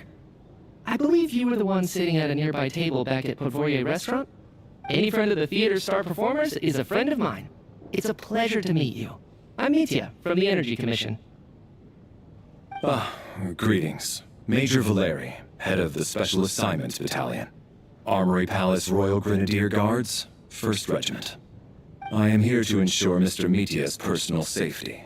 Please let me know if I can be of any assistance. Mr. Traveler, I cannot help but notice that Miss Odette is stealing glances at me. Any idea what that could be about? I've racked my brains, but I can't think of anything I might have done to offend her. Perhaps she noticed me spacing out to her. What? You mean I really did do something to upset her? Well, thanks for letting me know. So, Mr. Mitya, is your work related to Project Stuja? Yes, that's right. The higher-ups in the Fatui transferred me from the Energy Commission to the Armory Palace because they wanted me to... Really? I can't even talk about that? Pretty sure it counts as part of my private life. All right, I won't say anything. Sorry, Traveler. As you can see, I'm afraid this pleasant chat will have to end here.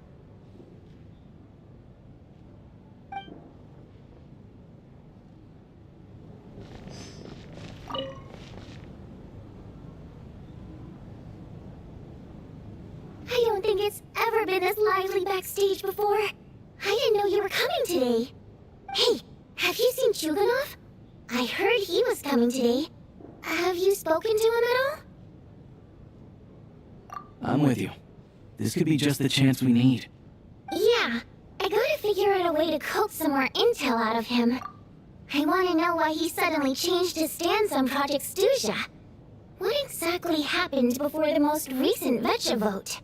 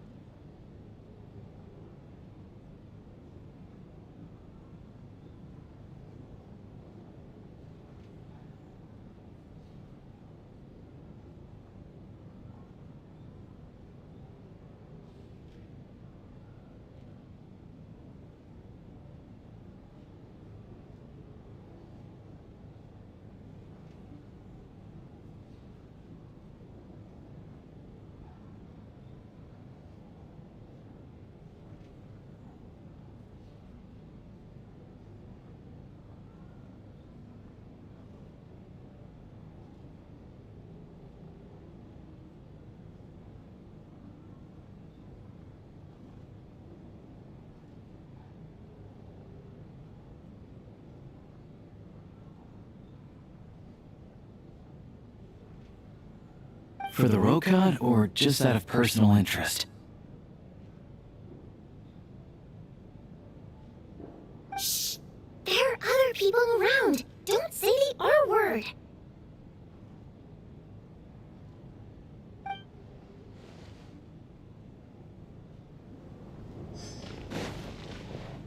I have to say, even though today was a rehearsal and there were some hiccups along the way, Miss Odette's performance was one of the best I've ever seen, even compared to an actual show. Oh, I couldn't agree more, especially considering the weight of the subject matter. It takes a truly seasoned professional to do justice to a theme like love and regret.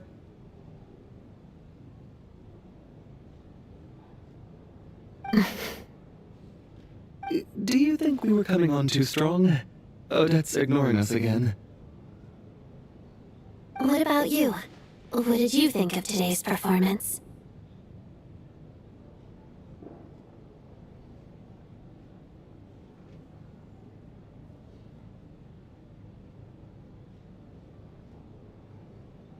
Oh my, that's very flattering of you. Thank you. I'll make sure to save a ticket for you when the show's performance ready. This doesn't seem like the time or place to bring up the subject of Lelik.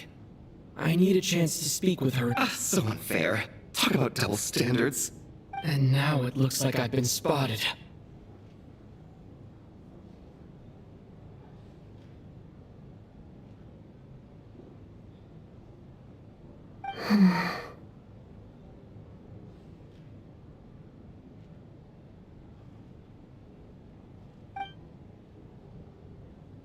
You know Mitya too?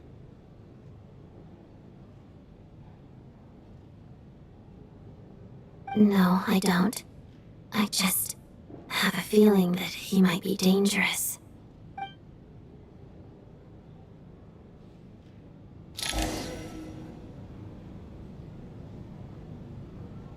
How's it looking, Alosha?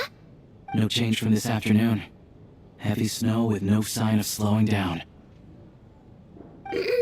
May I have your attention, please? The storm is unlikely to stop tonight, and it'll be even more dangerous outside at night than it was during the day. We at the theater owe everyone here a duty of care.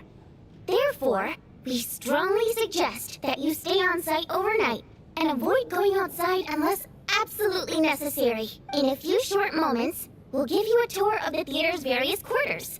You can choose to sleep in the VIP room, the office, or backstage. Or on the stage if you'd prefer. We won't mind. I'll pass on sleeping on the stage. What if the snow is stopped by tomorrow morning? The early birds in the audience might think we're part of some experimental new show. A drama about sleeping? That could be fun. Maybe we could come up with a title for the production. Not bad. Clear selling point at least. Could be a big hit. Anyone who doesn't wish to sleep on the stage, please follow me. I'll show you to the rooms.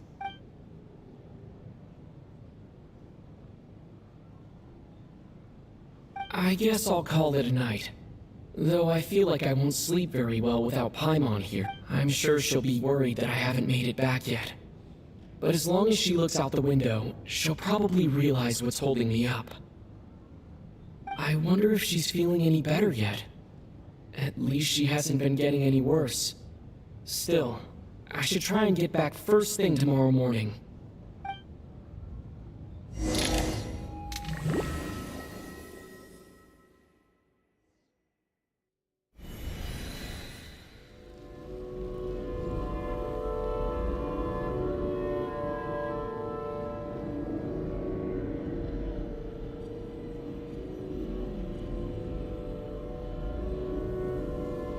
Finally!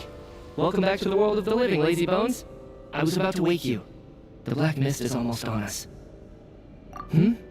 Still waking up, huh? You know, the black mist. It's been chasing us from below ever since we were born. You're just dozy. There's no way you've forgotten. Come on, let's keep heading up. Onwards and upwards is the only way to survive. Don't listen to a word those black mist cultists say. Here we go again. That endless march toward survival. What's going on? That black mist down there is creeping me out. And it's rising. Guess I should head upwards and get away from it. The Black Mist cultists believe that being swallowed by the Black Mist leads to everlasting peace. But if you ask me, they're just lying to themselves. We're the only heretics left, the only ones who refuse to give in. We have to keep going. But how do you actually know that they're wrong? Dangerous question there, Torgov. The moment your faith wavers, you start a chain reaction that ends in a collapse of your will. Put the question out of your mind. Stay strong and believe that the Black Mist means certain death. Okay, but... I can't do this anymore. I've had enough of being forever on the run. What's the point of it all? All this will pass eventually, I promise. Keep fighting. It will be worth it. You accuse the Black Mist cultists of being liars. But you're lying too. There is no end to this path. It keeps going up forever. There was never any hope to begin with. The cult of the Black Mist has poisoned your mind, Sobolova. Are you thinking of giving up as well? I am. I think I'll take my chances with the Black Mist over this perpetual torture. As much as I detest the Black Mist cultists, I'm just too weary. Then I bid you both farewell. Let me put my personal opinions aside for a moment and say, I hope that you both find peace within the Black Mist. Fate always appears so impossibly complicated. But at moments like this, its raw simplicity is laid bare.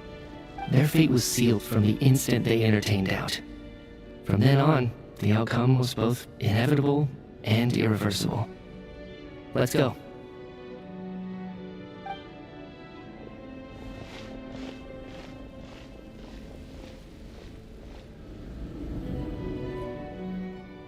Torgov and Sobolova are gone.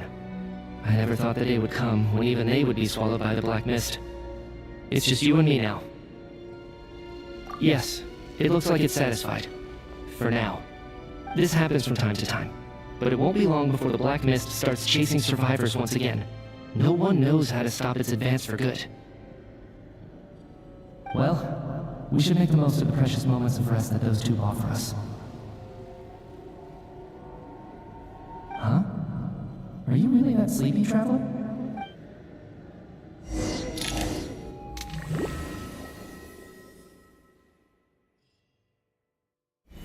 Help! Somebody, come quick! What is it, Jugnov? Is it morning already? What's all the commotion? Sounds like it's coming from next door. I should...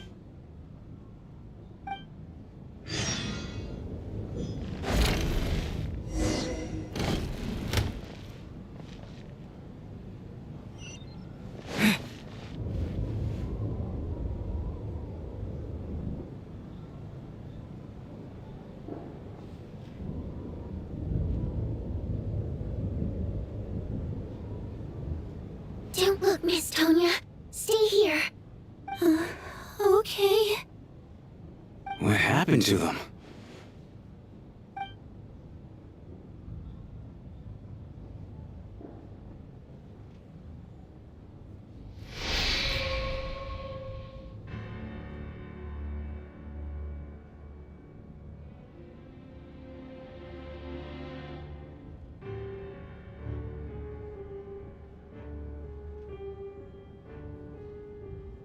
These two people have passed away.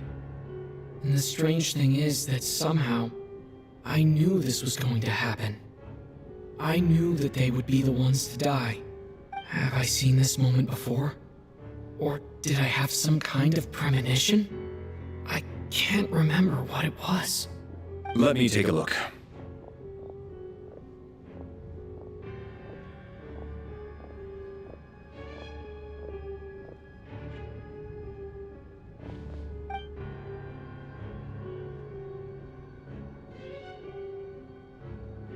No vital signs in either of them. They're dead. The cause of death, however, remains unclear. No wounds on the bodies, no signs of a struggle, and no skin discoloration caused by the buildup of toxins. But just last night, they were chatting and joking away. This is so sudden. Could they have had pre-existing medical conditions? Even then, the odds of them both dying of sudden complications on the same night are extremely low. It's hard to believe that they died of natural causes, nor does this appear to be a suicide. Who was the first to discover the bodies? It was me. But these deaths have nothing to do with me, officer. I got up early because I wanted to see if the snow had stopped. Then I noticed that the door to this room was open, and it looked like there was a man and woman inside. I just went over to see what was going on. I had no idea they were... I can corroborate this. I was doing my morning exercises near the stage. When I saw Mr. Chuganov heading this way, I followed him. I can also confirm that I didn't see a single person approach that room before him. The snowstorm was raging all night, and it's still going now. There's no way someone could have come in from outside, correct? You mean an intruder? No, not possible. I slept by the door last night as a precaution. There's no way I wouldn't have noticed if anyone had tried to open it. Everyone, split into pairs and search the theater for anyone in hiding, or any signs of suspicious activity. I'll follow up with a full search of my own shortly. Go. There's no time to waste.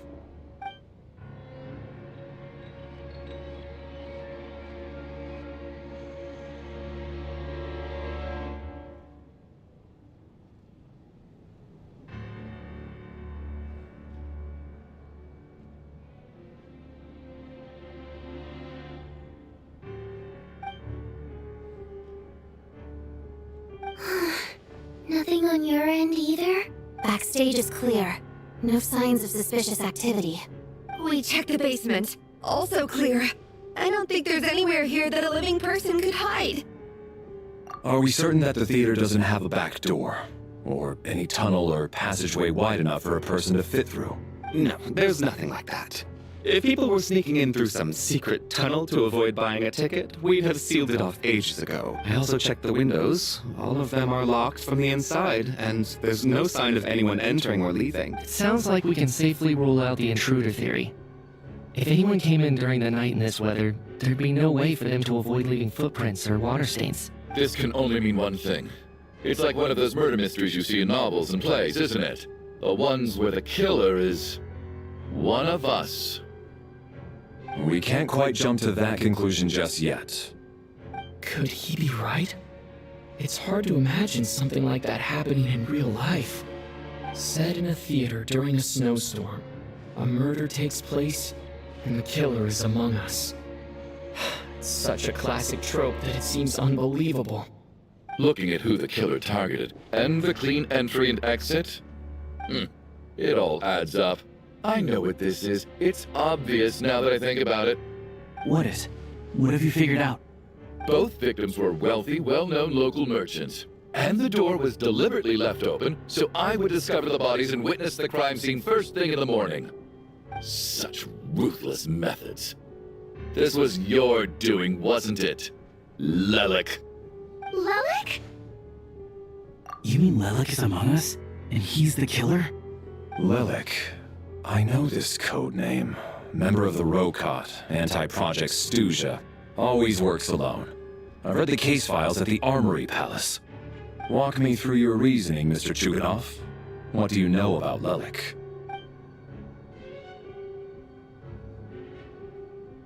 What now, huh? What now, Lelik? What more do you want from me? I already voted against Project Stuja at the Snezhno Gradvetch. You snuck into my house the other day while I was asleep. Left a threatening letter. And I did all that you asked. But Project Stuja cannot be so easily shaken. Not with the rooster in charge. So he really was threatened by Lelik. That makes sense. And now you're resorting to murder to threaten me. Isn't that right? I knew it. The Rokot despises the rich. The lives of the wealthy are but refuse in your eyes.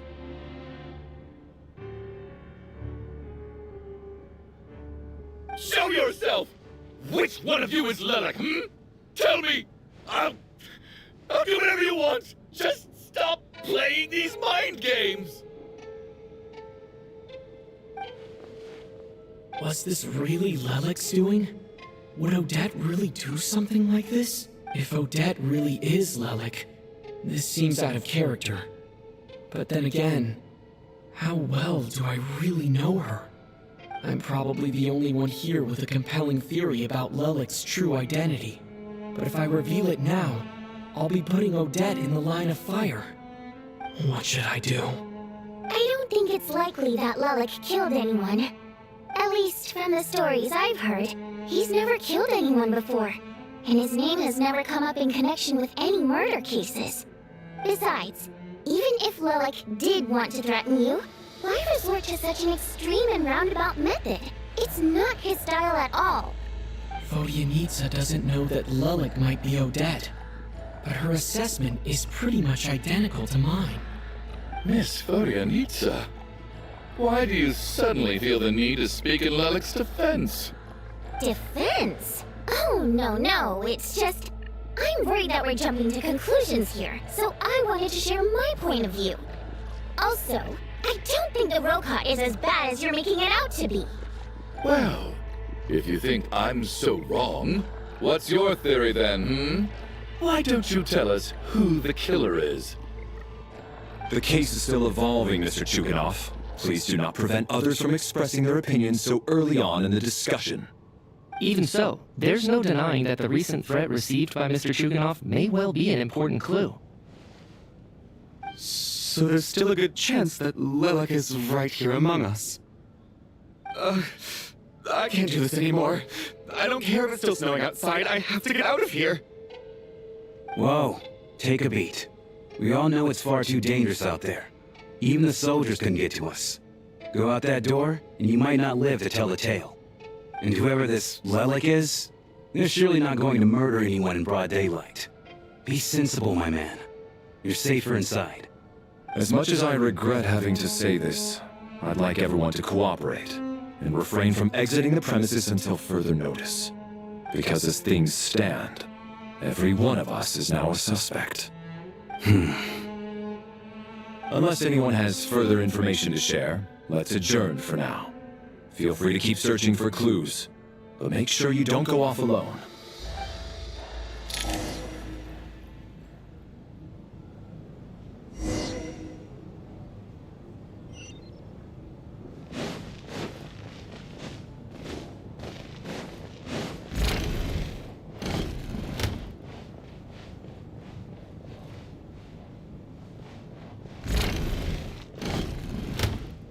You're right, that was my bad.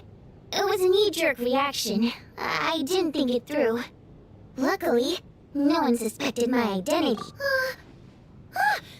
Oh, phew, it's just you. I thought someone was eavesdropping. Since Vodyanitsa and I were on the same page earlier, I think I should share my thoughts with the Rokot members first.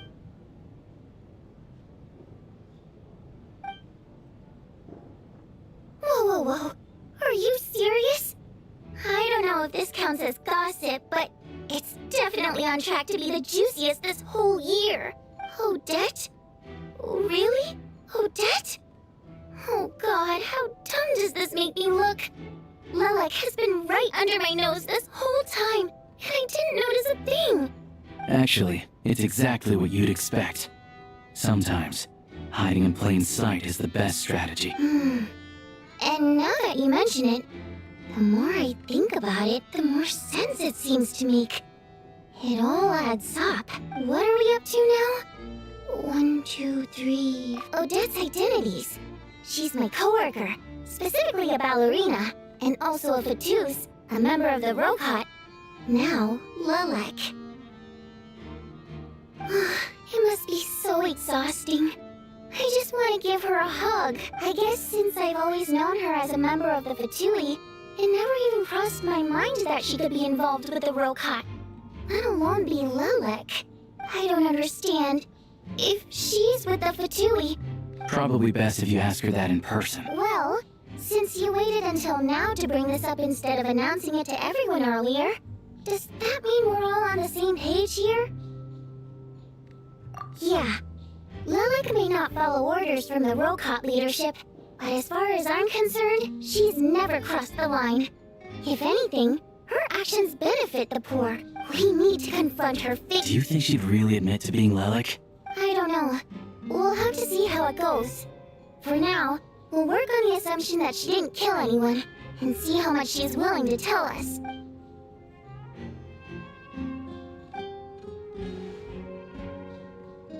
Now's her chance.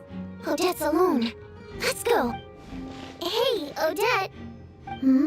What is it, you guys? Shh. Keep your voice down. We need to talk. So, you're Lilac, aren't you? Alright, fine. You don't have to say anything or explain yourself. Just hear me out first. None of us believes you kill innocent people. Whoever murdered those 2 people last night, it wasn't you. The Traveler was the first to figure out your identity, but he kept quiet during the discussion just now. Still, it's clear where the group consensus is heading. Everyone believes Lilac is the culprit. If your identity is exposed, we're your colleagues, and we know what kind of person you are. I don't want anything bad to happen to you, so can you clue us in? Tell us everything. The more we know, the more easily we'll be able to cover for. Alright.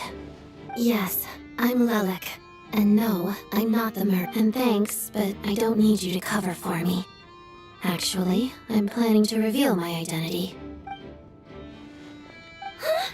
You're gonna reveal that you're Lilac? Here? That's right. I'll admit I was surprised at first when Shugenov guessed that I was here. It was just a lucky guess, but it caught me off guard. But after taking some time to assess the situation and confirm where everyone stands, I don't believe I have anything to worry about. Are you sure you don't need a second opinion? Given the circumstances... Mr. Valeri! What?!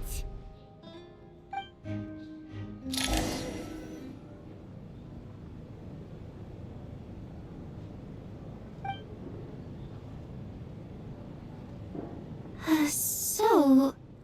Odette... I don't know what game you're playing, but you've got a lot of nerve. It's just one identity. So what if it's exposed? I can disappear and adopt a new identity anytime I please. I made my peace with this when I chose to become Lilac. But more importantly, I promise I am not the murderer. Which means that someone else is. So, if anyone still insists that I did this, you'd best produce the evidence now. Otherwise, I suggest that you bite your tongue. Because if you really believe I killed 2 people without making a sound or leaving a trace, pointing fingers at me would surely only make you my next target. Is this really the truth, Miss Odette? That's confidence, all right. A real no-nonsense attitude. I can see why Marionette said that she's on track to inherit the title of the Fair Lady. Are you seriously buying this? Hey, officer! She just admitted to being Lilac. Aren't you going to do something about this? I do have one question, Miss Odette. Why have you chosen this moment? If I didn't say anything, everyone would be focusing all their efforts on finding Lilac. And that is exactly what the real culprit wants. I don't want to be the scapegoat who lets the murderer get away with this crime. Despite all the accusations, she made the smart choice. A remarkable display of rational thinking under pressure. Clearly, Odette's talent extends far beyond the art of dance. She thought so far ahead. Ugh, why do I always feel like I'm one step behind her in everything? You've convinced me. Dealing with the murder case remains the top priority right now. Let's put the name Lilac and all related incidents aside until further notice. Nevertheless, the group still considers you the prime suspect. I assume you have no quarrel with that, Miss Odette. I understand. You're welcome to keep an eye on me around the clock. I have no objections. Mr. Chuganov? For my wife and daughter's sake, I'll let you off the hook for now. But don't think you're forgiven for breaking into my house and threatening me. Just wait till we get out of here, Lelik. We'll settle the score then.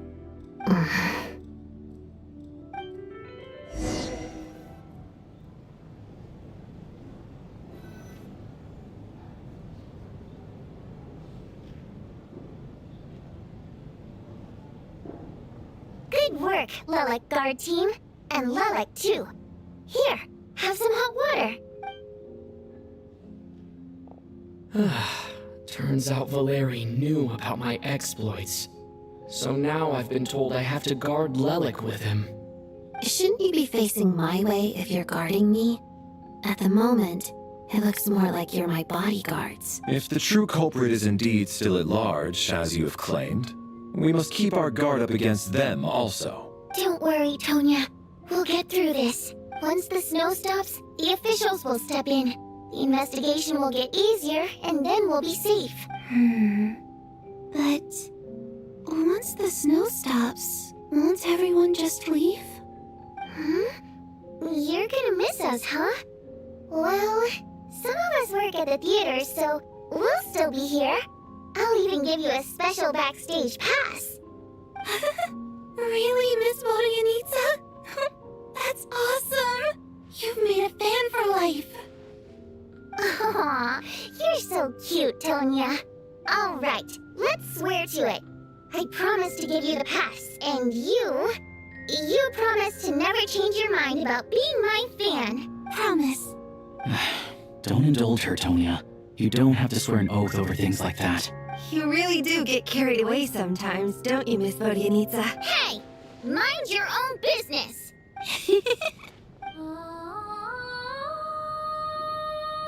Don't be nervous, Miss Wateramp. Everyone's here. There's nothing to be afraid of. Excuse me? Do I look nervous? Don't be ridiculous. No. You sound nervous, lass. Oh. Wait, but how... Okay, plenty of people know that I'm a water imp, but still... How come you understand our primary mode of expression? Primary mode of expression? I've not come across that concept before. Do enlighten me, Vodyanitsa. Well, it's just... We water imps tend to communicate our emotions to each other by singing, rather than facial expressions. The emotions we convey through song take precedence over our facial expressions. So, we think of it as our primary mode of expression. I'm impressed, Shram. I didn't take you for a man of culture, but you're clearly rather learned. It's not about being cultured or not. The thing is, this mode of expression can usually only be understood by other water imps. It's not a simple case of a song sounding happy or sad. And yet, you're clearly human, Mr. Shram. It's really not the big deal you're making it out to be. I think I just have a knack for it. Plus, I have a... very close friend who's a water imp. A delightful lady. But keep that a secret. Anyway, we spent so much time together that before I knew it, I noticed I could understand her expressions. Oh, I guess that makes sense. Still, the fact that you have a water imp friend is even more surprising. I'd better watch what I'm singing when I'm around you from now on. Hey, what are you implying? You're not secretly insulting the audience in your songs, are you? Heavens, why would I do a thing like that? It's getting late. We should discuss our sleeping arrangements for tonight. To guard against the killer, someone needs to keep watch. I suggest that we don't sleep in separate quarters tonight. It will be safer if we all stay together. As long as someone keeps an eye on Lelik, I'm quite sure we won't have any trouble. Are you saying that you wish to bet your life on Miss Odette being the killer? Nonsense. Of course not. Then I propose the following arrangement for tonight. The Traveler, Odette, and I will form the Night Watch. We'll sleep in shifts, but two of us must be awake at any given time. An excellent idea. This allows us to handle the night watch while also keeping an eye on Lelik. Meanwhile, the rule of taking shifts in pairs resolves the other issue. Namely that we can't necessarily trust the Traveler or Valeri either. I expect that plan took you quite some time to come up with, didn't it? Actually, our field combat manual outlines a similar approach. Although the scenario there involves guarding prisoners overnight during field operations. That being said, I must clarify that I harbor no disrespect towards you personally, Miss Odette. In fact, Lelic's numerous covert operations make fine textbook examples for military agents. I care less about respect and more about the fact that you just robbed me of 2/3 of my sleep tonight. I'm calling dibs on being the first to rest. Good night.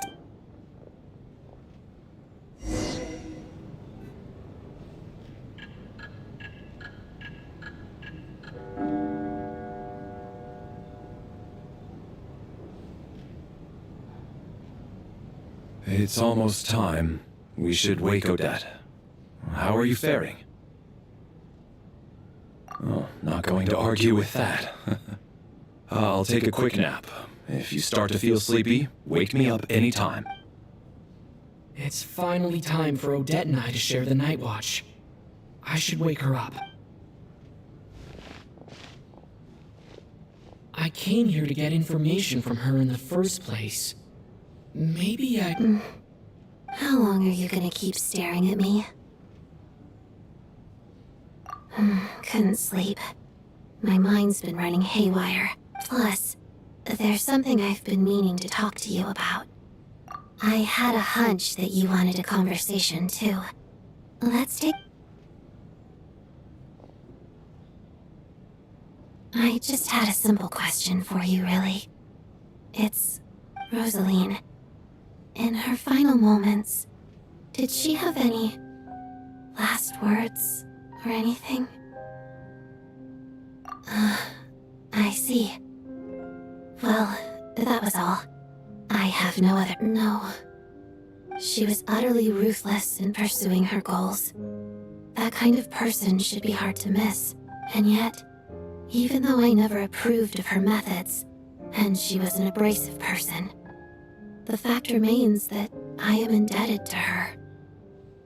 Oh, she told you. I guess that makes sense.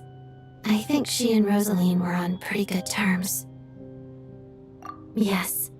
Rosaline wasn't the kind to gossip about this sort of thing. Not that it's any huge secret to me, though. When I was a child, I had to join the Fatui for the sake of my mother and me. I trained under Rosaline. It was extremely grueling, and it didn't exactly come naturally to me. All I could do was try to ignore the biting cold and practice. I was a newcomer who'd managed to make a good first impression on a harbinger. There was pressure to live up to her expectations, to be worthy of the fair lady's reputation. Every day was a struggle against the cold, pain, and fatigue. And most after enduring all that, I've become almost immune to the sensation of pain. I suppose that was the cost of survival. Surely, any child who had to experience that would grow to hate her lot in life, don't you think? So, I put an equal amount of effort into my ballet. Because in my young mind, that was the only way to defy my fate. It was my way of telling her, the Fatui's demands and your expectations of me are not what I wish for. One day, I will leave. I think she probably blamed my poor performance in training on my passion for ballet. She knew my heart wasn't in it. One time, when I was secretly practicing a dance at night, she suddenly showed up. I knew she was there to catch me red-handed. I told her, "You don't deserve to watch the dance I learned from my mother." She looked stunned. I guess she was surprised that I lashed out first, before she had the chance. But strangely enough, on that occasion, she wasn't fierce with me like she was during training. Instead, she fell silent for a moment, and then left. After that, she never interfered with my dancing or asked me how it was going. She never came to watch me dance again either. Not even she was. But even now, whenever I take out this core Ignis, I can't help but think of that night. Of the look on her face. Sort of. Although gift might be too kind a term. This is her flame sealed within ice. A symbol of her favor, yes, but also her way of keeping an eye on people. She knew the location of every piece of Core Ignis. If any recipient started acting suspiciously, she'd be onto them immediately. Trust her to make even a mark of approval feel suffocating.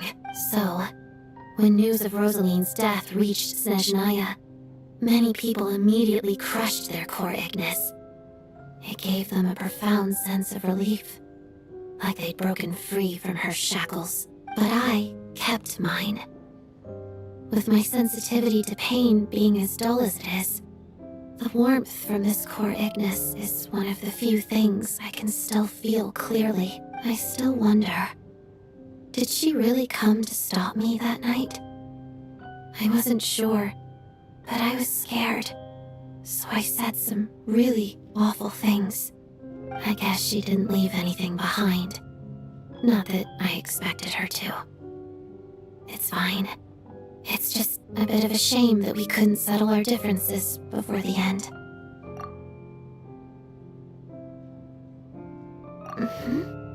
She did.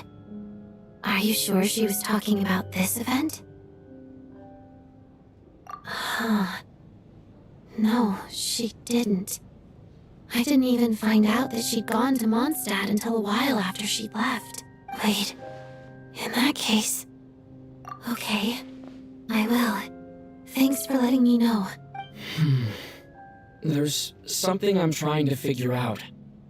I'm beginning to suspect that Paimon's mystery illness is being caused by the energy research behind Project Stuja. Paimon's very important to me, so I have to get to the bottom of this. I figured that since you're Lelik, you might know something about all this. The ultimate goal of this energy experiment is to create a weapon for the final battle.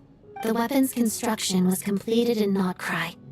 Now, all that remains is to arm it with a sufficiently powerful energy. Yes, the weapon's development and all the related experiments are overseen by Lord Piero, the Jester, and the lab is located deep within the Armory Palace. I'm not sure why this experiment would be making Paimon feel unwell, though. The best way to get to the bottom of it would be to go there in person. Once we get out of here, I'll help you apply for an entry permit. And I'm hardly the organization's proudest member, as you know. You answered my question about Rosaline. I want to do you a favor in return. It's that simple.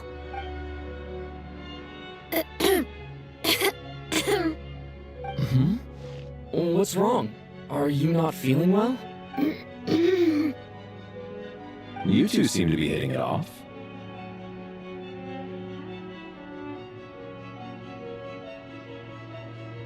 I thought you were sleeping. Of course I was. In the military, one learns to fall asleep quickly, even in the most inhospitable environments. It's vital to staying alert and energized. Why? Is something wrong? Even if he was awake, he can't have overheard us, right? Well, thank you both for keeping watch. Traveler, I'll take over for now. It's your turn to get some sleep. Sure.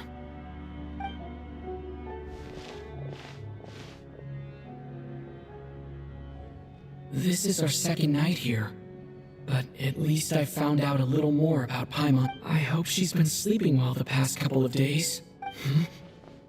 Why do I feel like I'm being watched? Seriously? Is this payback for when I stared at her earlier? But I thought she was asleep. Never mind. I'd better try and get some sleep myself.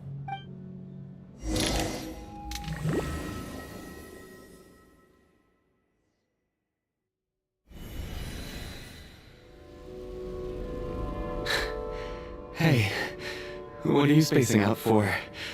Are you reaching your limit too? How long have we been walking for? Do you remember? Time's lost all meaning. Ever since we noticed that thing above our heads. What was it called again?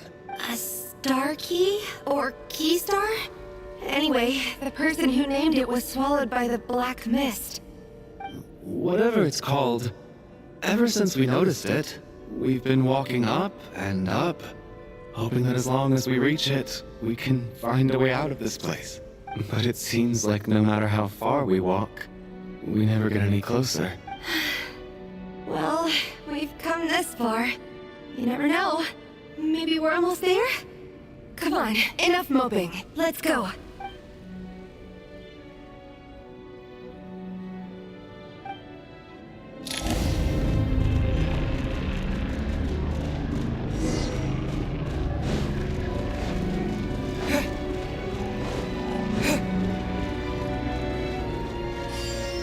Monsters! Watch out! Not again! How many times we run into them? Careful! Hey, tough guy! In case backup is here! Watch it! Now I'm back! What? Hey,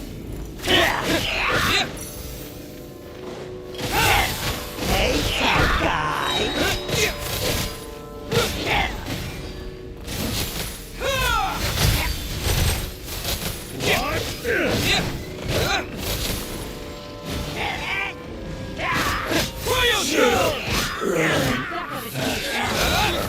What?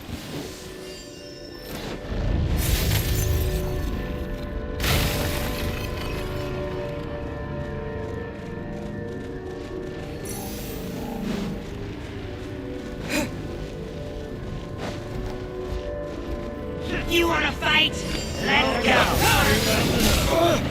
Here they come again! Get ready!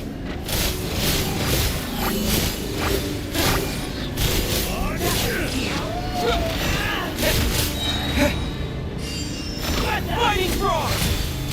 In case!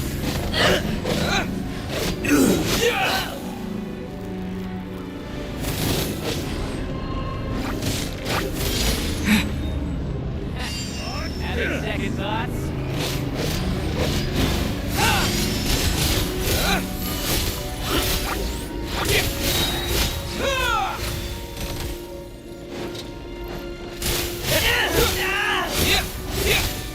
We got ourselves a straggler. What? Hey! Yeah!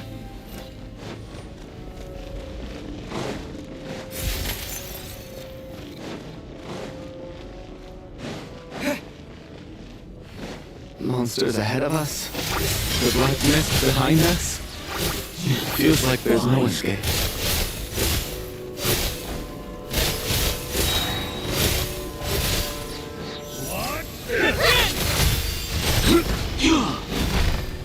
Backup is here.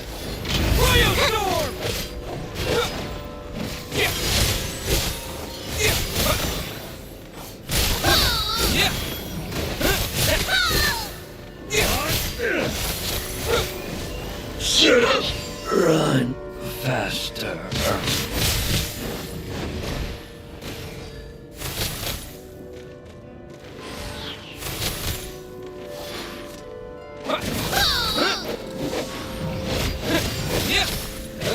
Backup is here.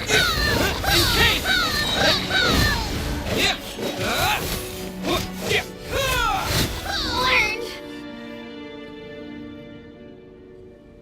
Are you hurt, Coolish? No, I'm fine. It's just... I get you. In fact, I reached my limit of... Yeah. The hope that the star gives us is the only thing keeping us going. But I'm not sure it's real at all.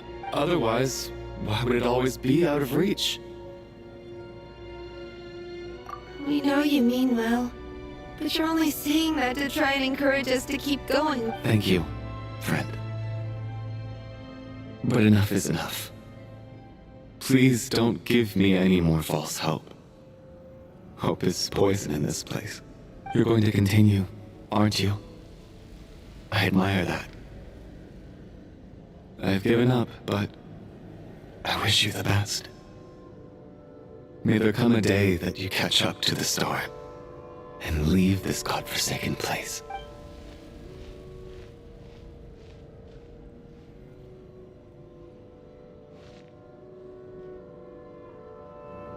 It's not an illusion. We really are getting closer to the star. Congratulations. You're the first person to make it here.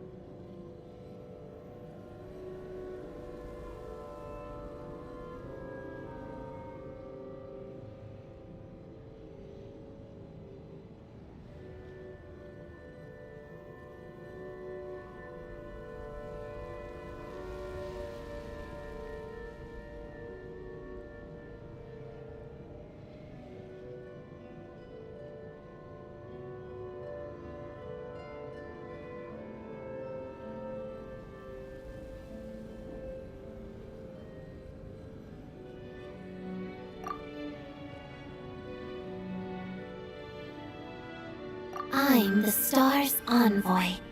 The black mist has stopped rising. Its hunger is satisfied for now, having devoured your two companions. This is a good opportunity. I'll let you get some rest before we continue. What do you mean, leave? This star represents the starting point.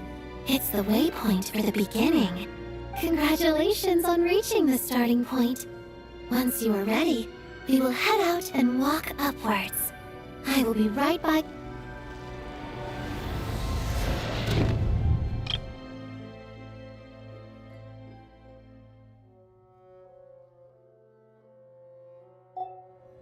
Huh? What's wrong? Hey, don't give up before the journey's even begun.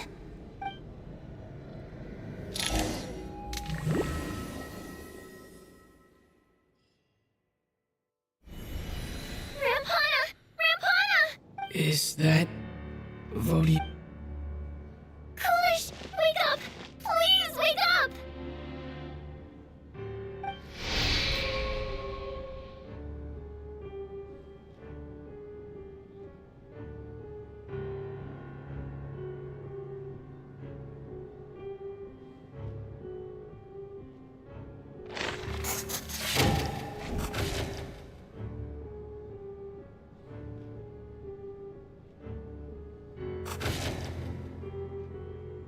The situation is identical to that of the two casualties yesterday.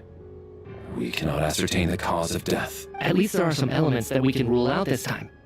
They slept on the stage with everyone else, so I suppose the surrounding environment can't be a relevant variable. Rampana. Weren't some of us keeping watch last night? 3 of us, in fact. How could you not notice something was wrong? I'm as confused as you are.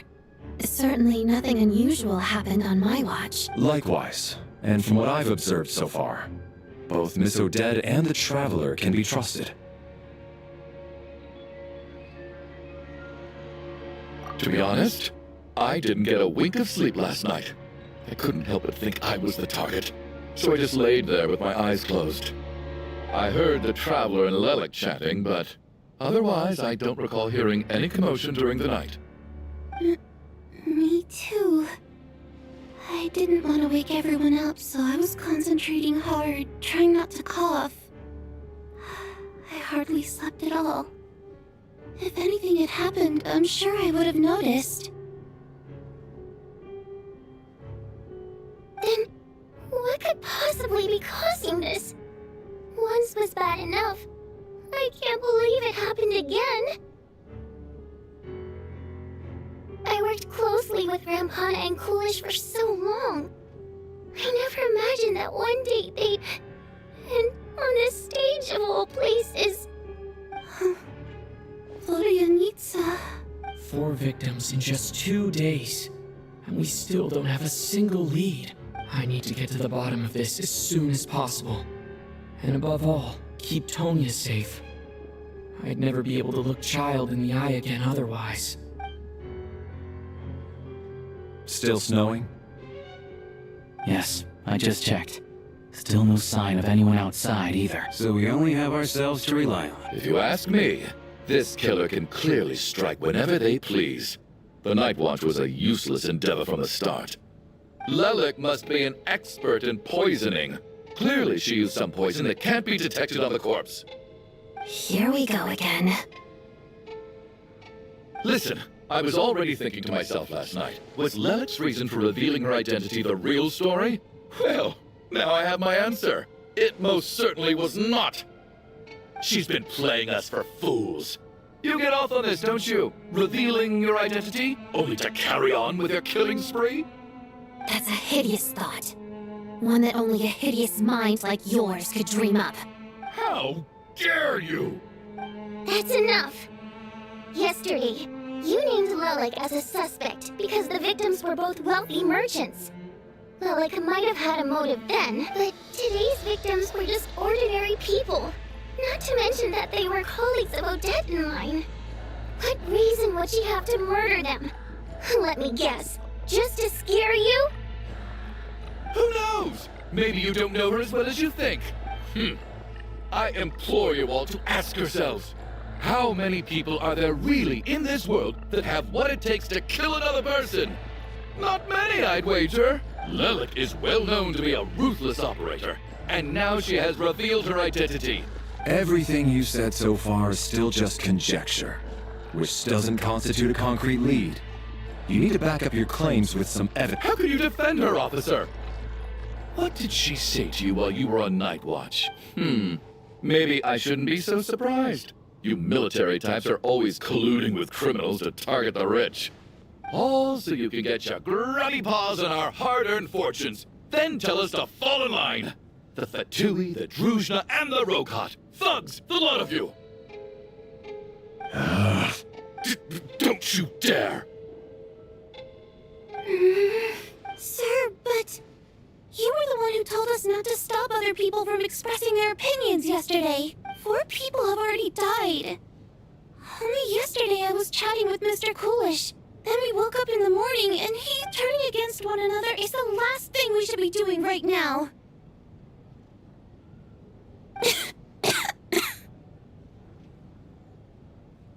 Little girl. Even if Mr. Chuganov is a puffed-up, pig-headed windbag who doesn't have a clue what he's talking about, he's still one of the victims here, isn't... I had no intention of resorting to violence. But you're right, Miss Tonya. In any case, I believe Mr. Chuganov has calmed down a little now. We may resume our I don't think there's any need for that. What is there to discuss? Nothing about this situation is... Did you have an idea, Mitya? You're the brainiac here, right? Come on, clue us in. I've been mulling something over. All the leads we have so far concern things from outside the theater. Miss Odette's alter ego, the threats Mr. Chuganov received.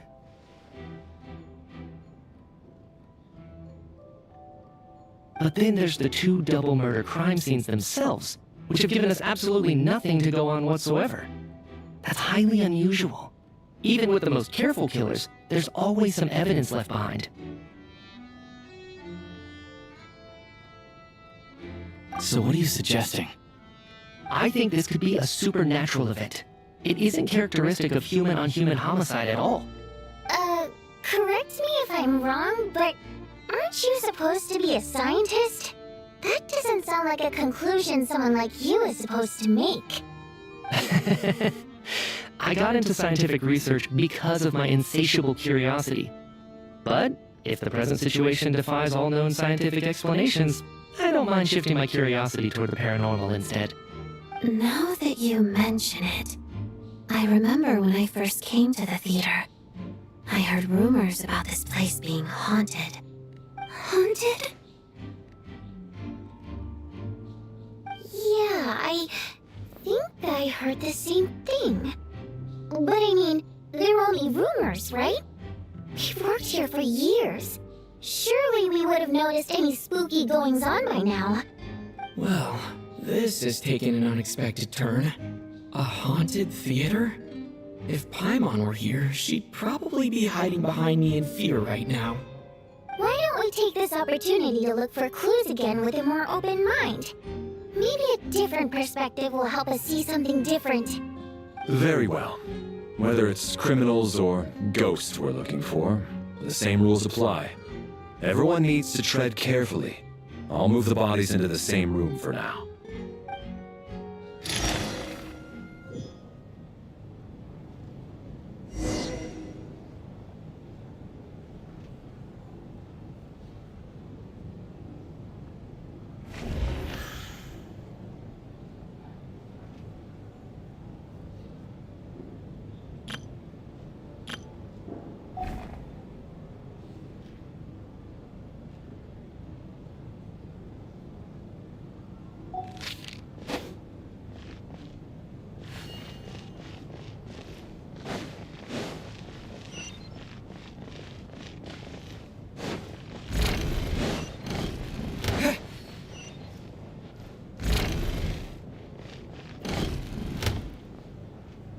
Valeri, come take a look at this. You too, Traveler. Some sort of notebook. What is it for? It's the on-duty logbook for the theater. Kulish was the main person to use it. He mostly used it to record any unusual incidents during a show, audience numbers, exit times, and so on.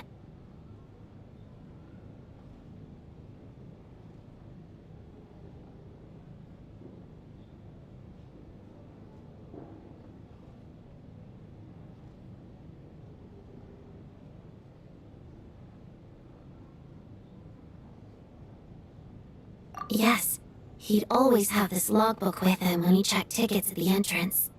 This should confirm a lot of key details about the recent show.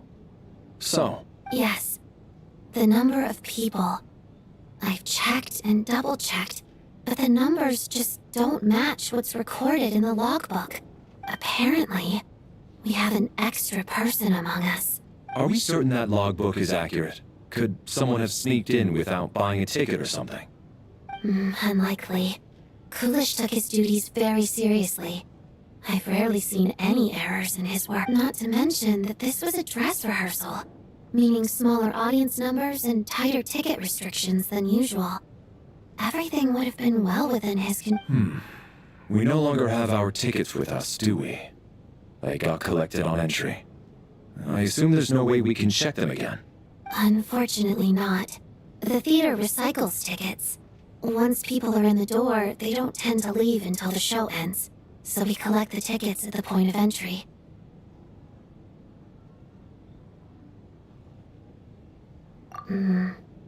Still, I'm inclined to believe that this discrepancy in the head count is significant somehow. Did an extra person just materialize out of thin air?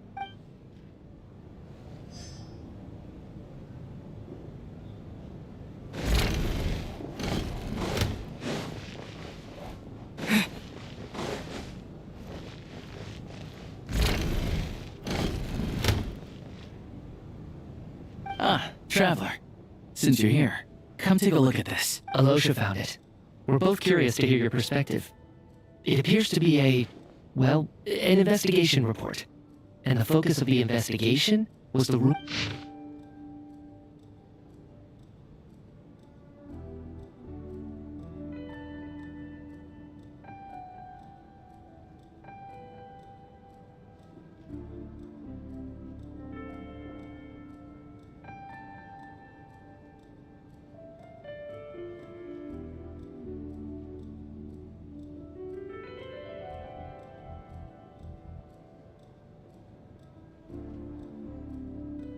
An investigation report, huh? Looks quite old. This person's name looks to be of Sumeru origin to me. Was the investigator from Sumeru? The theater manager must have hired an investigator once specifically to look into this issue. But it doesn't look like anyone ever looked at the report. Presumably, the manager wanted to know if the supposed haunting was dangerous, while also being fearful of word getting out in case it affected the theater's business. Anyway, the bottom line is, the haunting is actually real after all. It's caused by an obstruction in the ley lines. Is there any chance this is the key to finally making some progress with the murder cases? Ley line problems are pretty unexceptional to me by this point. And while it certainly offers an explanation for the ghosts, it's hard to imagine what connection it could have to these two murder cases.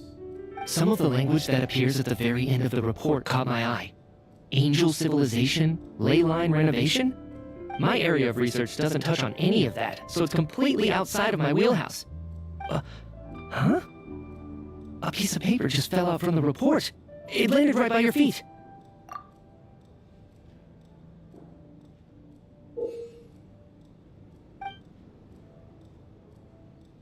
How unnerving. It was tucked inside the report, so it must be a note left by the author. Death is near. Is that supposed to be what's going on here? With us in the theater? But if so, how did the author foresee it? Could he predict the future somehow? Maybe things are more complicated than we thought. No, wait a second. If we take the report and the note at face value, they completely contradict one another. The report definitively concludes that the hauntings in the theater are harmless and cannot affect the real world. But the note seems to be warning of potential danger. The question is, what exactly does the note mean by death?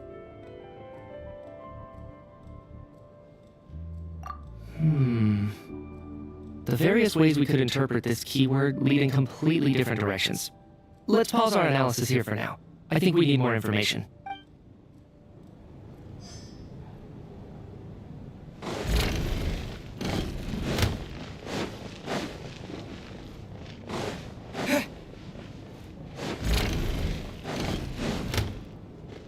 Tonya, did you find anything?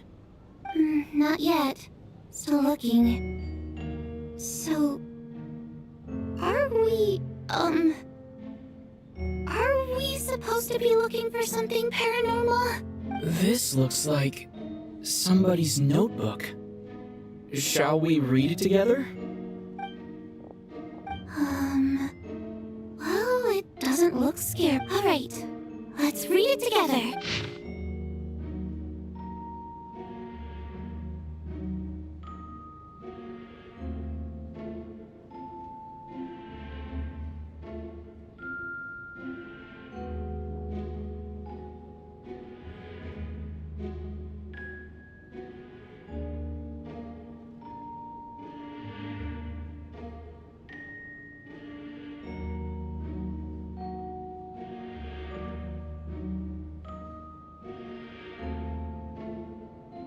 Huh.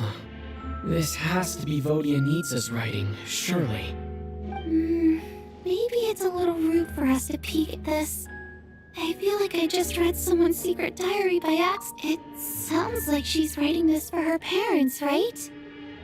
I don't understand. Because her water imp parents belonged to the aristocracy, who were driven out of Snezhnaya by the Tsaritsa long ago. And now they live somewhere new, where the postman can't get to.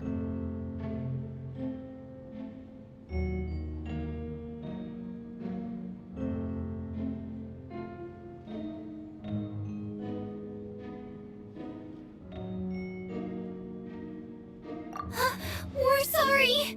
It's fine. My fault for not storing it properly. I can't leave things lying around and expect them to get ignored when everyone's scouring the place for clues. Alright, give me my notebook back. I'll take over the investigation in this room.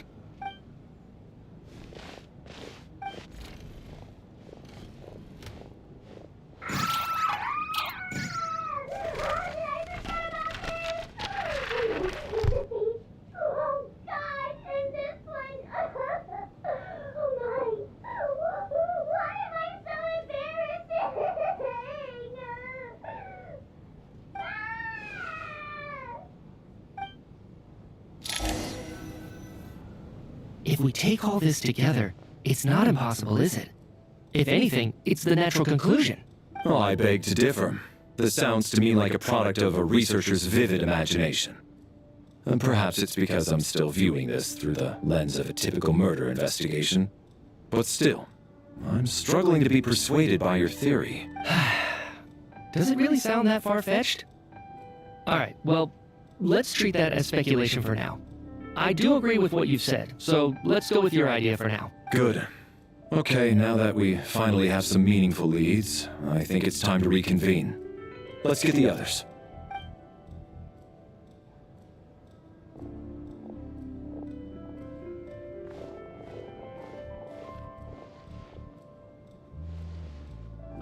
So, that's about everything we've discovered so far. I'll share my theory first. Based on what we've learned from the logbook, I believe the extra person among us is most likely the killer. If the killer had simply bought a ticket, it would have greatly increased the risk of their identity being exposed. I expect he or she either hid in the theater ahead of time, or found a way to slip past the ticket inspection. They then blended in with the group and waited for an opportunity to strike. What about the note found in the investigation report? Any thoughts on how that fits in? The killer may have simply planted it there as some sort of sick joke. I've seen my fair share of psychopathic killers. They love playing cryptic mind games. So, it has nothing to do with the haunting of the theater after all. This theory makes sense to me. If we have an audience member unaccounted for, chances are they didn't come here to watch the show. Could it really be that simple?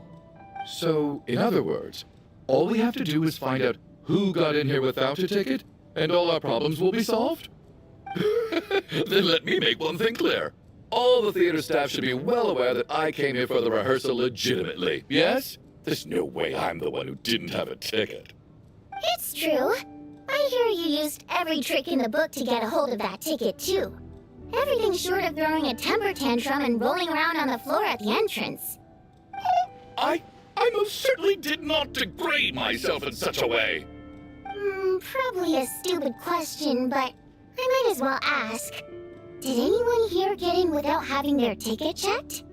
Guess it was naive of me to expect them to just admit to it. Especially after the unprompted Lelik reveal. Once was already a miracle. Twice would be unfathomable.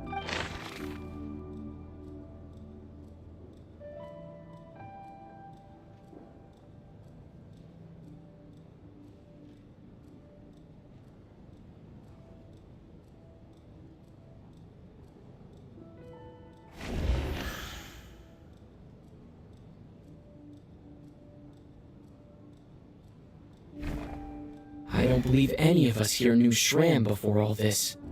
If no one can verify Shram's identity... Mr. Shram, did you really go through the ticket inspection to get in here? Huh? Me? Why am I being singled out, my friend? Do I seem that suspicious? It's not that you stand out as suspicious, more that everyone else has been ruled out as trustworthy. Okay. Well, we spent the best part of 2 days together now, so I'm sure you can all tell what kind of person I am. I'm a true gentleman. I never dream of doing something like sneaking to the theater without a ticket. Yeah, I have no doubt that you're a good person. But the problem is, none of us here actually know you, so no one can say for sure that you are who you claim to be. Although, actually, what was it you said last night? Yeah, you're friends with that water imp.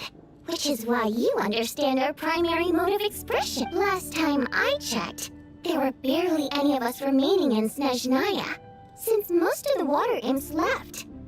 Could you tell me a little bit more about your friend? And I suppose it's also kind of a way for everyone else to get to know you a little better. Good grief. Are you blushing? Pull yourself together, man. Stop giggling like a teenage boy. It's revolting. Hey, revolting is a little strong. All right, fine. I'll admit it. That water imp friend of mine, the truth is, we're dating. I was just the bodyguard hired by our family. But the stars must have aligned, because sparks began to fly between me and their daughter. Never in my wildest dreams did I think I'd get so lucky. We don't need details. Just get to the point. Okay. I'm just a little hesitant to reveal her name, that's all. You know how it is.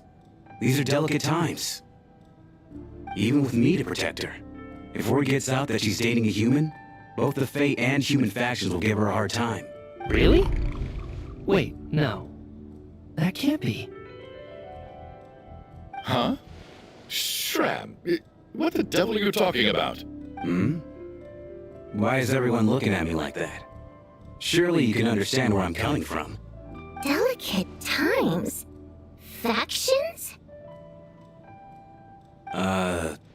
Yes? You know, the Civil War? Last time I checked, the Fae and the humans were still at each other's throats.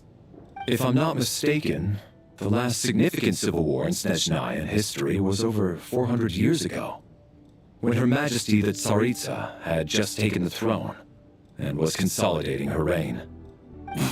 What do you mean, 400 years ago? What's going on here?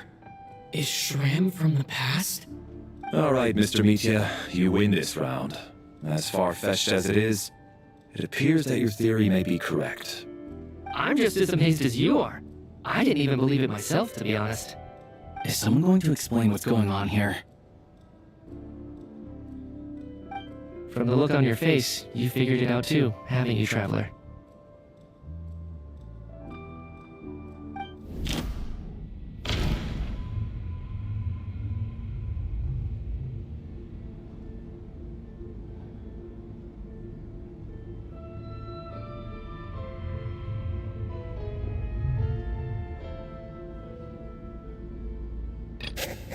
That seems to be the case. Shram's the extra person, but there's no way of learning his identity from this clue. Vodianitsa's private letter touches upon the history of the Water Imp aristocracy's exile, but reveals nothing about Shram's identity. The theater's ley lines have been modified to block souls within its grounds from returning to them. Some souls can even wander this place forever. Mr. Shram's statement proves he is from hundreds of years ago. And according to the investigation report on the theater hauntings, Mr. Shram is very likely a lost soul wandering the theater.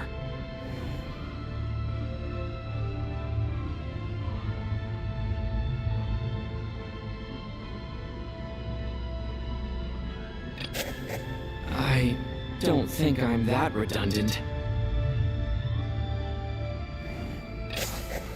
For some unknown reason, the soul that has been wandering the theater due to the ley line issues has joined our group and blended in. Yeah, that must be the immediate reason why the ticket count doesn't match the number of people present.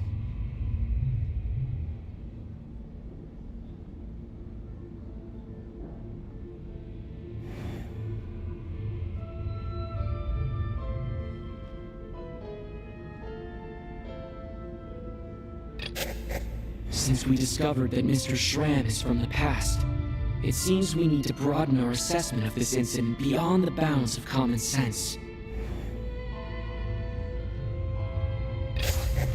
The contents of the investigation report have been verified. There are indeed ley line issues and wandering souls in the theater. Death likely symbolizes the deceased. Mr. Shram, for instance, death is near. That That must mean that there's a dead person in our midst. That's the truth, isn't it?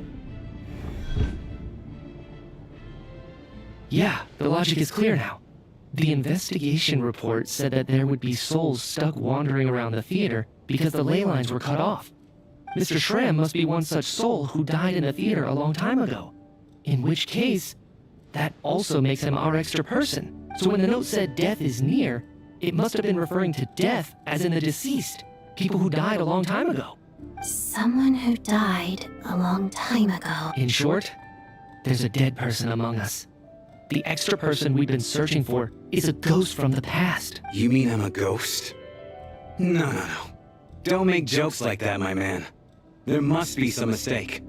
But even if I was dead, I know for a fact I didn't kill anyone these past 2 nights. Yeah, even if all that's true, the report also said the souls inside the theater can't affect reality, right? They're harm.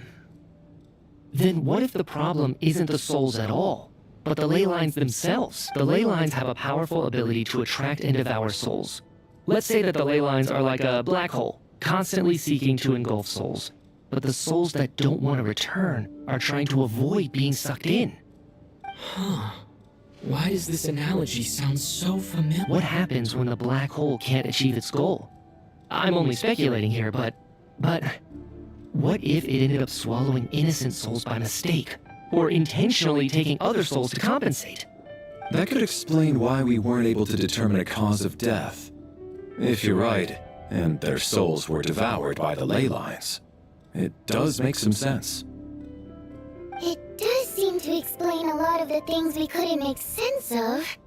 Does that mean it's true? Except there's no concrete evidence. Mitya's relying on a lot of logical leaps. Still, it seems like the best explanation we have under the circumstances. Alright, so how could Shram not know that he's dead? Seems a little unlikely that he hasn't noticed anything unusual even after several days interacting with us. On the contrary, it's perfectly normal for a soul to wander the theater for centuries without questioning their existence or reason for being there. It's simply what's natural for them. You know what, Mr. Brainiac? I think you might actually be right after all. I'm trying to remember and... even though my head feels like it's going to explode, I think... it's all coming back to me. I was the one who didn't want to remember my own death, so I forced myself to forget. Well, I'm sure those are painful memories. My lady and I snuck out to go on a date one day. We bought tickets for the theater. It wasn't really my thing, but I was just happy to be together.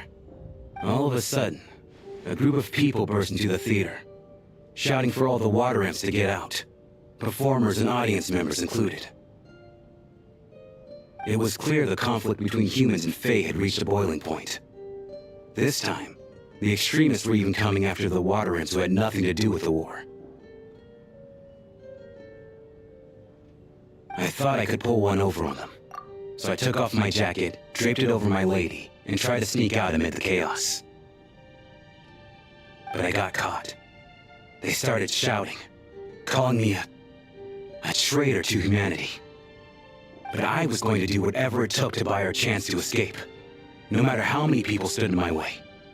I had to, both as their bodyguard and out of love. It's all right, friend. You can stop there if you want. You don't need to dig all that up again. It's just... even now, I'm still struggling to accept the truth. How could I be dead? I'm sorry, everyone. If I'd known I was a dead man walking, I wouldn't have dragged you down with me. If I'm the cause of all this death, then punish me however you see fit. But, Mr. Shroom... No. I refuse to be a burden. I know what I have to do. You said I've been wandering the theater for centuries, right?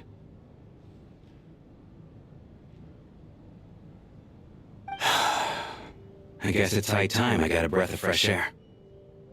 Out there, I mean. I'll leave this place. And take all this death with me. Go out on my own terms. Mr. Schramm, I'm sure we can figure out a different course of action.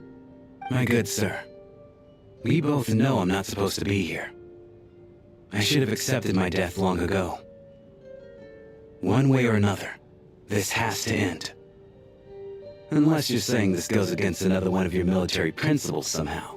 No, I'm speaking on a personal level this time. Let it go, man. Oh, wait. One last thing. Miss Wateramp. My lover. Her name was Litia. Litia Ozarova. Ozarova. Oh, Auntie Ozarova. That's what we all called her. I remember her as a very kind elder. She had a bunch of kids, too.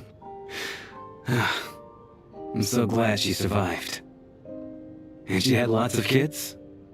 Good. That's good.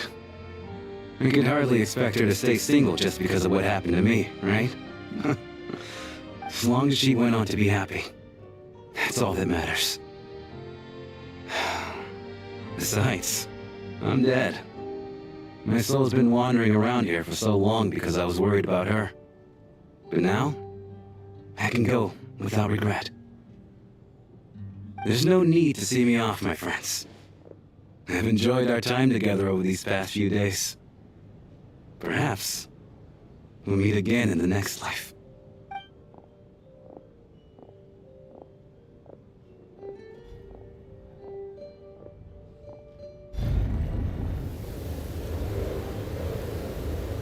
Take care, my man. I knew Mr. Schramm was already dead, but I still feel so sad. Death is cruel, no matter how we might try to make sense of it. So, was the conflict between Fae and humans really that bad back then? I was only little, so I don't remember much. It's terrible to think that so many innocent people had their lives turned upside down. Even historical records about that time period don't say much about it. All people know is that the Tsaritsa founded the Fatui, drove out most of the Fae aristocracy without explanation, then used her terrifying power to suppress the humans. It seems to me like the Tsaritsa chose to make herself the enemy. She downplayed the conflict, directing whatever animosity both sides had for each other at herself instead. That's also why, despite how brutal the conflict was at the time, there hasn't been much lingering tension between humans and Fae since. Things have been fairly harmonious for the past few centuries.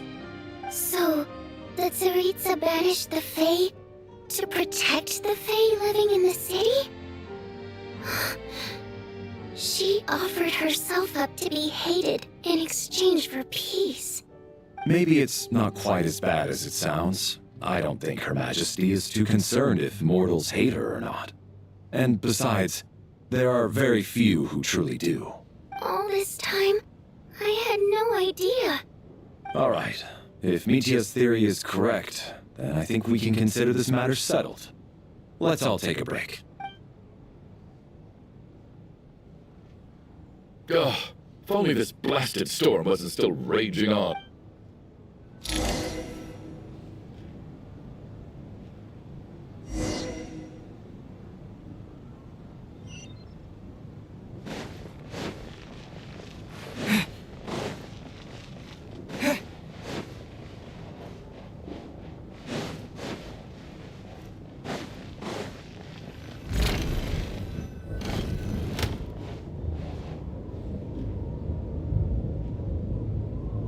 Looks like now we can just rest until the snowstorm stops. I still can't believe Schramm turned out to be a ghost who'd been in the theater for hundreds of years. To think he was dead this whole time. What a strange turn of events. Knock knock. Huh? Knock knock. You know the door isn't closed, right? You don't have to knock. Think of it as a signal then. When I'm entering someone else's room and I knock, I'm here as Odette. If I don't knock, it's Lelek. Thanks. So, why did you come to find me? Is there something I can help with? Vodyanitsa said you knew about my secret identity from the start, but when everyone was discussing who Lelik could be, you were worried that revealing what you knew would be unfair to me. Yes, I'm extremely grateful. It's nothing. I mean, you didn't hold what happened with Senora against me, so I should thank you for that as well. Actually, there's something else as well. I found myself in a situation similar to the one you were in when you helped conceal my identity. So I thought I'd come and ask you for advice.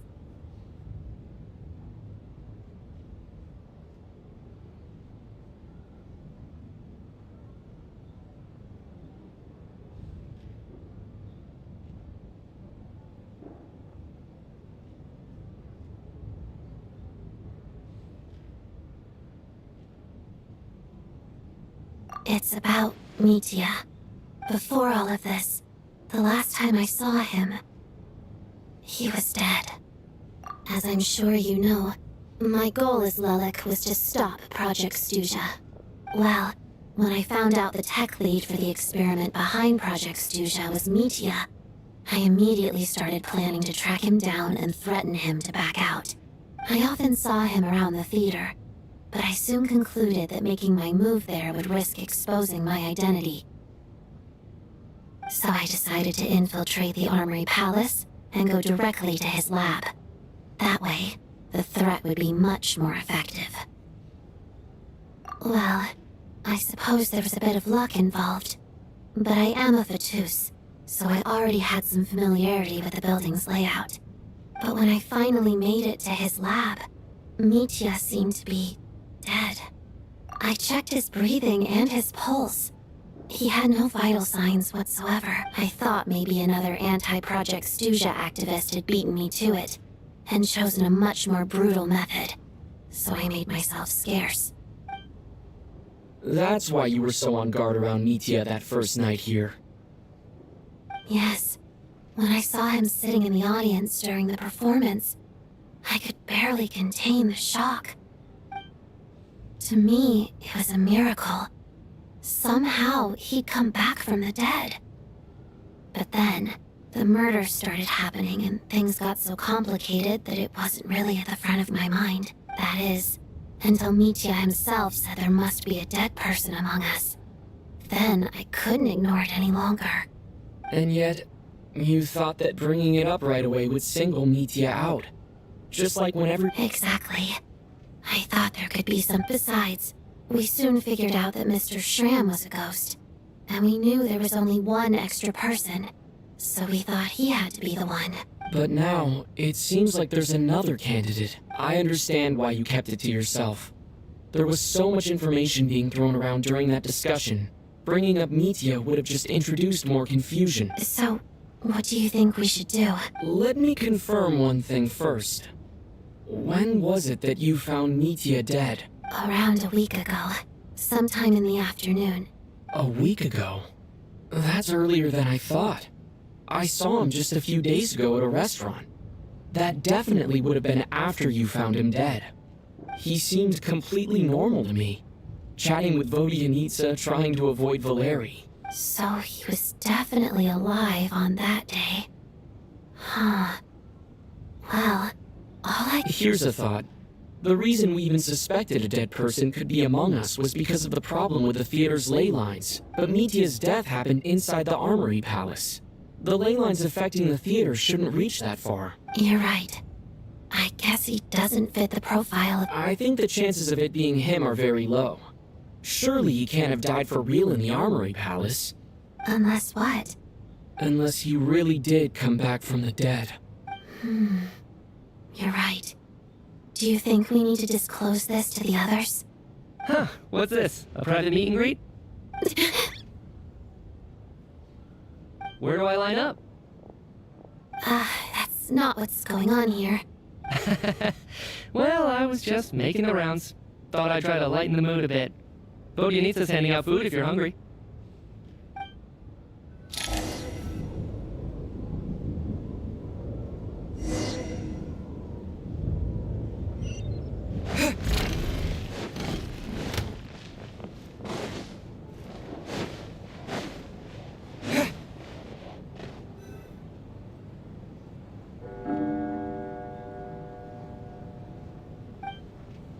What is going on with this storm?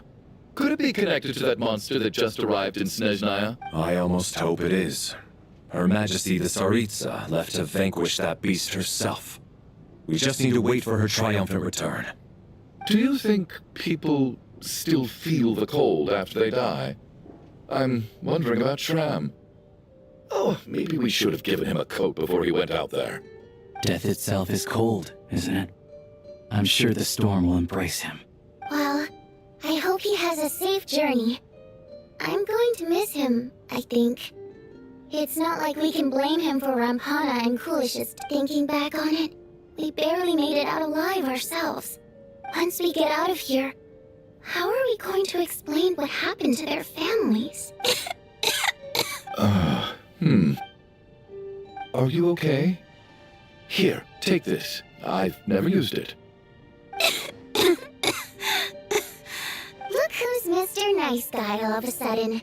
Is it because Tonya stood up for you this morning? At least you know how to return a favor. Yeah, without Tonya, who knows how badly he would have been hurt. I told you already, I never intended to resort to violence. Bunch of rascals. Little girl? I was rather surprised when you spoke up for me this morning. I didn't think I had many admirers. Oh, no need to thank me. I said some bad stuff about you. I've been, too embarrassed to admit it, but, you were so kind to everyone. But never lets her old man off the hook. Unless my wife... How long have you had that cough, Tonya? I don't know. It's probably been a while. I'm fine. Are you taking anything for it? Yeah. I'll be fine once I see my brother. He's gonna pick some frost fairy flower leaves and brew a tonic for me. I see. That's good to hear, then. We should probably discuss arrangements for tonight. Now that the deceased has left our midst, there shouldn't be any more However, out of an abundance of caution, I'll keep... Shouldn't we take shifts? I can take one if needed. No need. I managed to get a nap in earlier, so I have plenty of energy right now. After all the tension of the past few days, everyone else should just...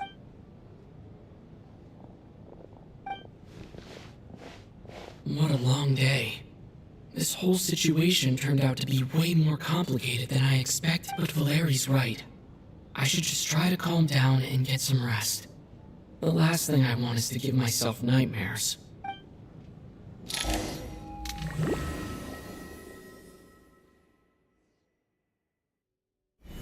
He's awake. He's awake! Get over here, you big lug, and take a look! If you must call me something, call me Mr. Door. The Black Mist is coming. You need to go.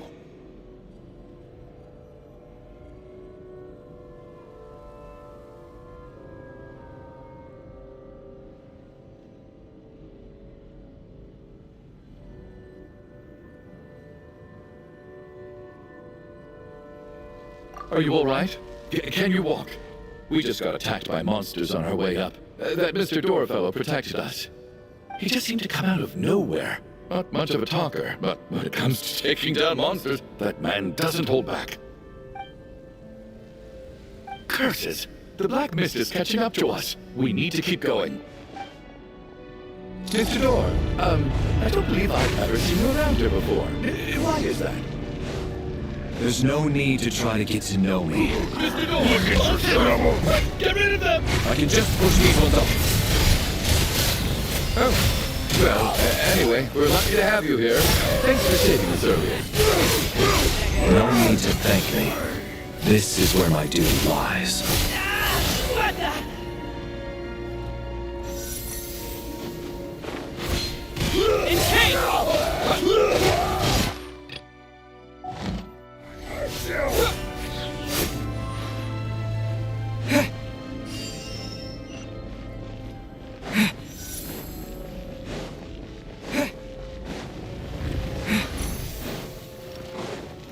So we're doing this hard. Fighting frog! remarkable work, Mr. Door. Oh, if I had your muscles, I'd do the same.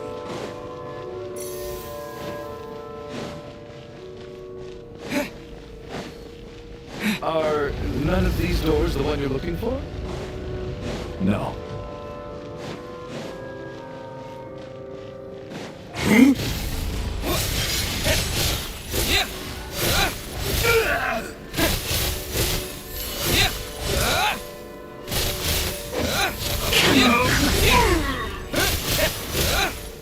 My command. Condense and crystallize. Goodness! Impossible. I'm so exhausted. And the black mist is still rising. Wait, look! There's more monsters down there. Are they coming from within the black mist? No, no! They're gaining on us! Quick, keep going, or they'll be at our heels any...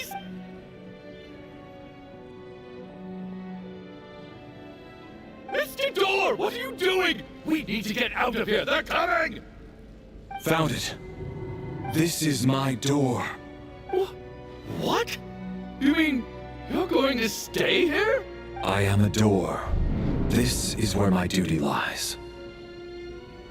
No! You saved us. We can't leave you behind. You must keep going. A door can only keep things out for so long.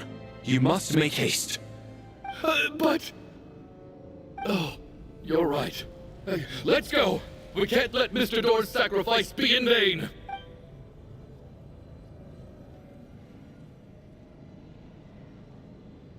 The black mist isn't moving anymore. Looks like both the monsters and Mr. Door are gone. I didn't just imagine all that, did I? Surely I wasn't so scared out of my mind that I hallucinated a door as a human being. Oh, okay, good. There's no way we both hallucinated the same thing, hmm? Getting sleepy? Well, looks like we're safe for now. Go ahead. Let's get some rest.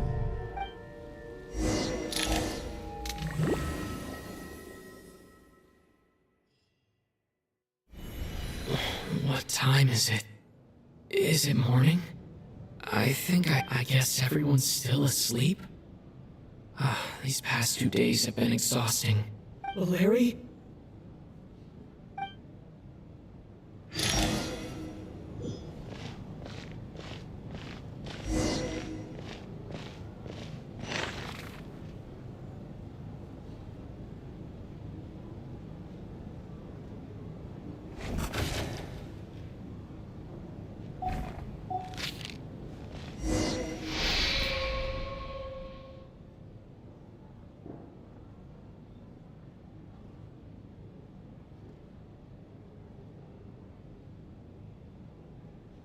Wake up!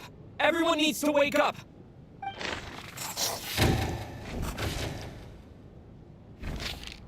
Just like the last 2 nights. No clear cause of death.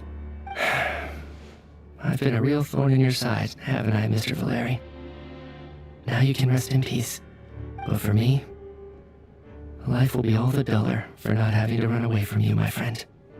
How's Tonya? Is she okay? I just checked on her, and it doesn't seem like anything serious. She's just exhausted from the past couple of days, and she's still recovering from her illness. We should let her sleep a bit longer. That means Valeri was the only one who died last night. If Valeri was awake and keeping watch, it would have been impossible to kill him without waking everyone else up. That much is certain. This is so frustrating. Why has nothing changed since yesterday? I thought we... Actually, one thing has changed. There's only one victim this time, not 2.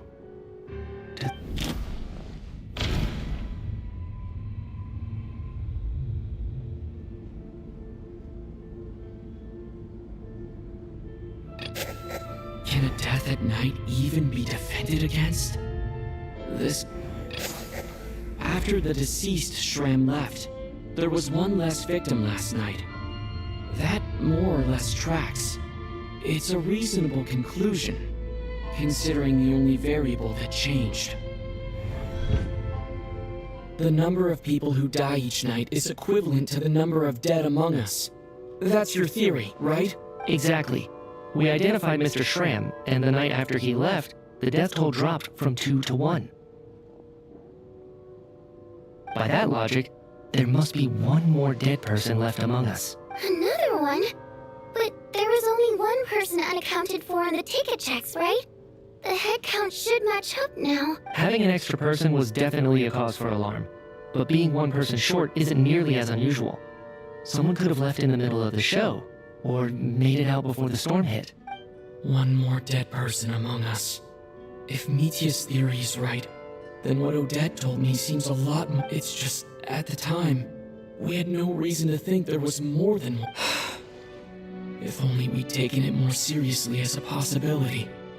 Maybe this could have been I'm sorry. This is my fault. I had information that could have been helpful, but I held back. I should have brought it up right away. I'm partly to blame as well. I was too quick to dismiss Odette's concerns. What is this about? What have you two been getting up to behind my back? Sounds like there's some big news you've been keeping from the rest of us. What?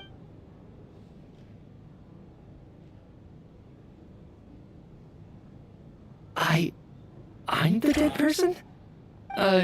Wow, that's certainly news to me. Odette and I talked about it yesterday, but we thought it just wasn't possible, so we left it at that. Yeah, I don't blame you. If I'd been there, I probably would have reached the same conclusion. It just sounds too unbelievable. Let me just try and verify this. I just scoured my memories trying to think back to the afternoon Miss Odette mentioned, but I honestly have no recollection of dying. That's where I'm different than Mr. Schramm. Having seen Mr. Mitya a few days ago myself, I also find it hard to believe he could be the other dead person among us. Well, if it isn't Mitya, then who? Do we vote on it? If you don't mind me asking, Traveler, I believe you mentioned that you know Tonya's brother. Had you ever met her before all this? No, never.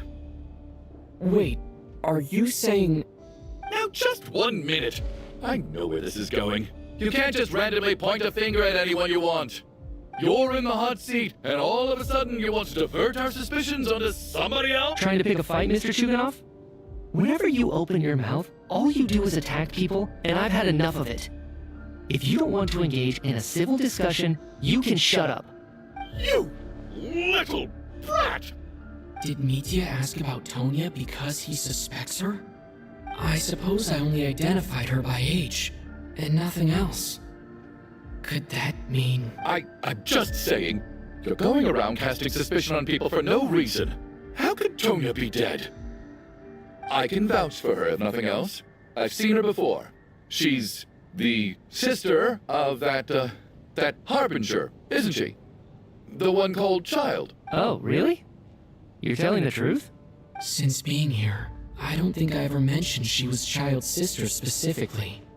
Does Chuganov actually know her? If Chuganov can vouch for her, then it can't be Tonya either. In which case, it seems unlikely that there's another dead person among us at all.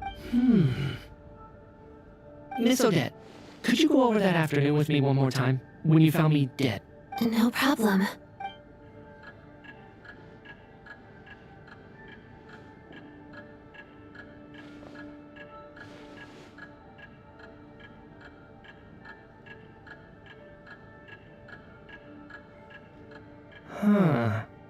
No matter how hard I try, I just can't remember anything about dying. But I do remember something else. Miss Vojanitsa, during our last meal together, I told you how some of the researchers were suffering from temporary memory loss. Do you remember that? Oh, yeah. You said it was hindering the progress of your experiment. Right. And even though I don't remember dying that day, I'm pretty sure I experienced something like amnesia. Some of my memories from that afternoon are missing. Are you suggesting you're missing the memory of your... Of course. How am I only just realizing this? Humans aren't necessarily aware of their own death. You mean being silently assassinated, or dying in your sleep? Situations like that? The researcher's amnesia. Suddenly it all makes sense. I must thank you, Odette. I think your perspective just helped me reach a breakthrough on a series of issues that have been troubling me for quite some time. All right. It's decided then. I'll be the one to leave today. Oh, leave? Hey, wait a minute. Aren't you rushing into this? Come on, kid. Aren't you gonna fight for your life? This seems like a rash decision. I have other reasons beyond what's been discussed. In fact, thinking back, I remember during Miss Odette's performance, while I was sitting in the audience stalls, a brilliant new idea for my research popped into my mind. But then, my train of thought suddenly cut off. I can't remember it now at all, and I didn't take any notes. I guess that must be another instance of temporary amnesia. No. Hold on. I see where you're going with this. There's a glaringly obvious flaw in that idea, no? How can one person die so many times? I believe Miss Odette's account. During the period where my memory is blank, I must have been either dead or in a similar state. All it would take is for the same thing to happen in the theater, and I would come under the effect of the ley lines in this vicinity. This increases the likelihood of me being the deceased, does it not? But... There's no evidence to suggest that anyone other than me is a candidate for the deceased. So allow me, as a scientist, to treat this at... Please relax, everyone. I don't think things are as bad as they may seem. If I really am the deceased, then to leave the theater will be a relief for me. If, on the other hand, I'm still alive right now, well, apparently you've all witnessed my resurrection recently anyway. Who's to say I won't return from the dead again this time? Mitya's right. This is the only thing we can try right now. I think he's deliberately downplaying the gravity of the situation, though. What is a scientist if not someone who gambles on experiment after experiment in an attempt to obtain the truth? With this snowstorm, the ley line phenomenon, ghosts of the dead, and my amnesia, we've been paralyzed by not knowing and powerless to do anything about it. But if I do get resurrected, you can be sure that I'll come back with the truth of all this. Just you wait.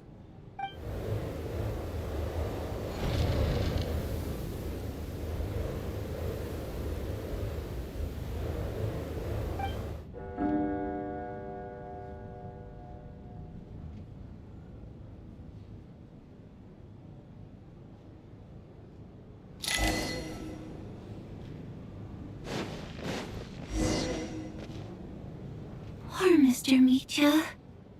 I didn't even... Maybe it's a good thing that you weren't there to see it. It was a hard... I hate goodbyes.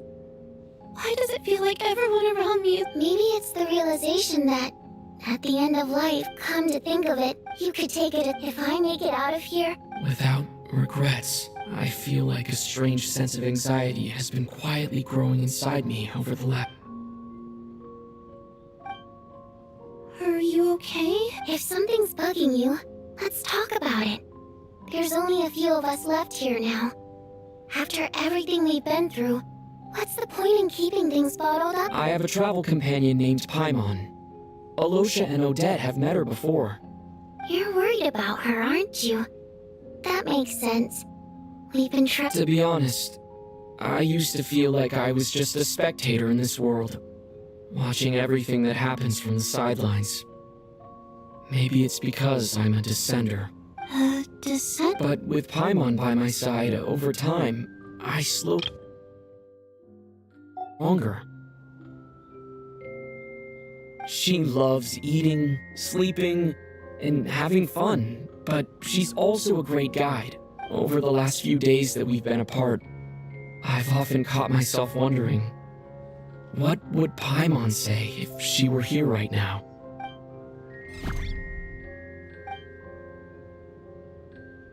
But by the time I snap out of it, the conversation has already moved on. And I'm trying to overcome this sense of detachment, but I really miss Paimon. I bet she misses you when you're not there as well. I don't know if this will make you feel any better, but back when the water imps left Snezhnograd in droves, I also felt like the whole world was set. I could be surrounded by people, all smiling and having fun. Later on, I started to think, maybe accepting the fact that our loved ones won't, all we can do is cherish their companionship so... Thank you. But, Vodyanitsa, if you hate goodbyes too, What? That's just the choice I made. I used to regret it. But like I said before, our songs have echoed through this theater for hundreds of years. Each one a story pieced together through moments of joy. But does a story exist without someone to read it? To me, the answer is no. So I made the choice to stay. That way, there would still be someone left to sing these songs and listen to their stories. Could you teach me how to understand your people's songs sometime?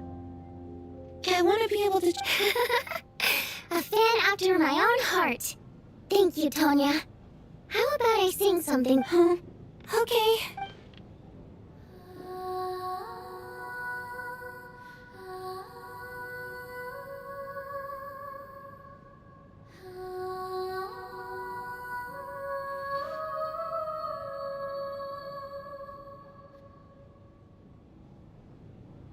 I've never heard that one before. I feel like I can hear it. Color me impressed, Tonya. You're a keen listener. Most people can only tell if a song is happy or sad. I didn't think you'd be able...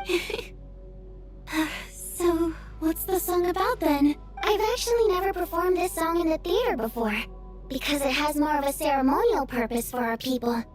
It means something like, may those we have lost watch over us, and follow this song back home in the night, so that we might be reunited once more.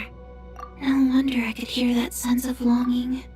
You sing it for loved ones who have passed away. I hope it reaches them. It's getting late, Tonya, and you're not well. Okay. Of course. And...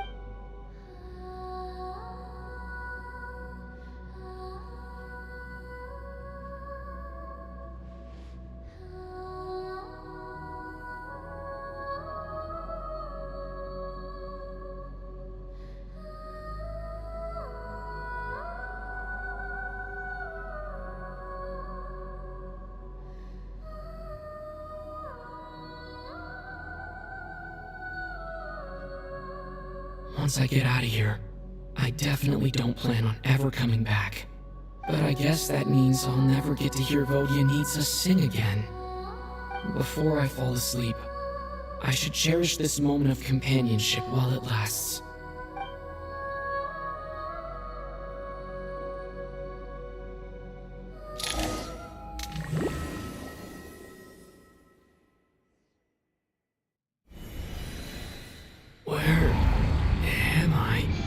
It's so dark in here, and I feel kind of dizzy. Am I alone?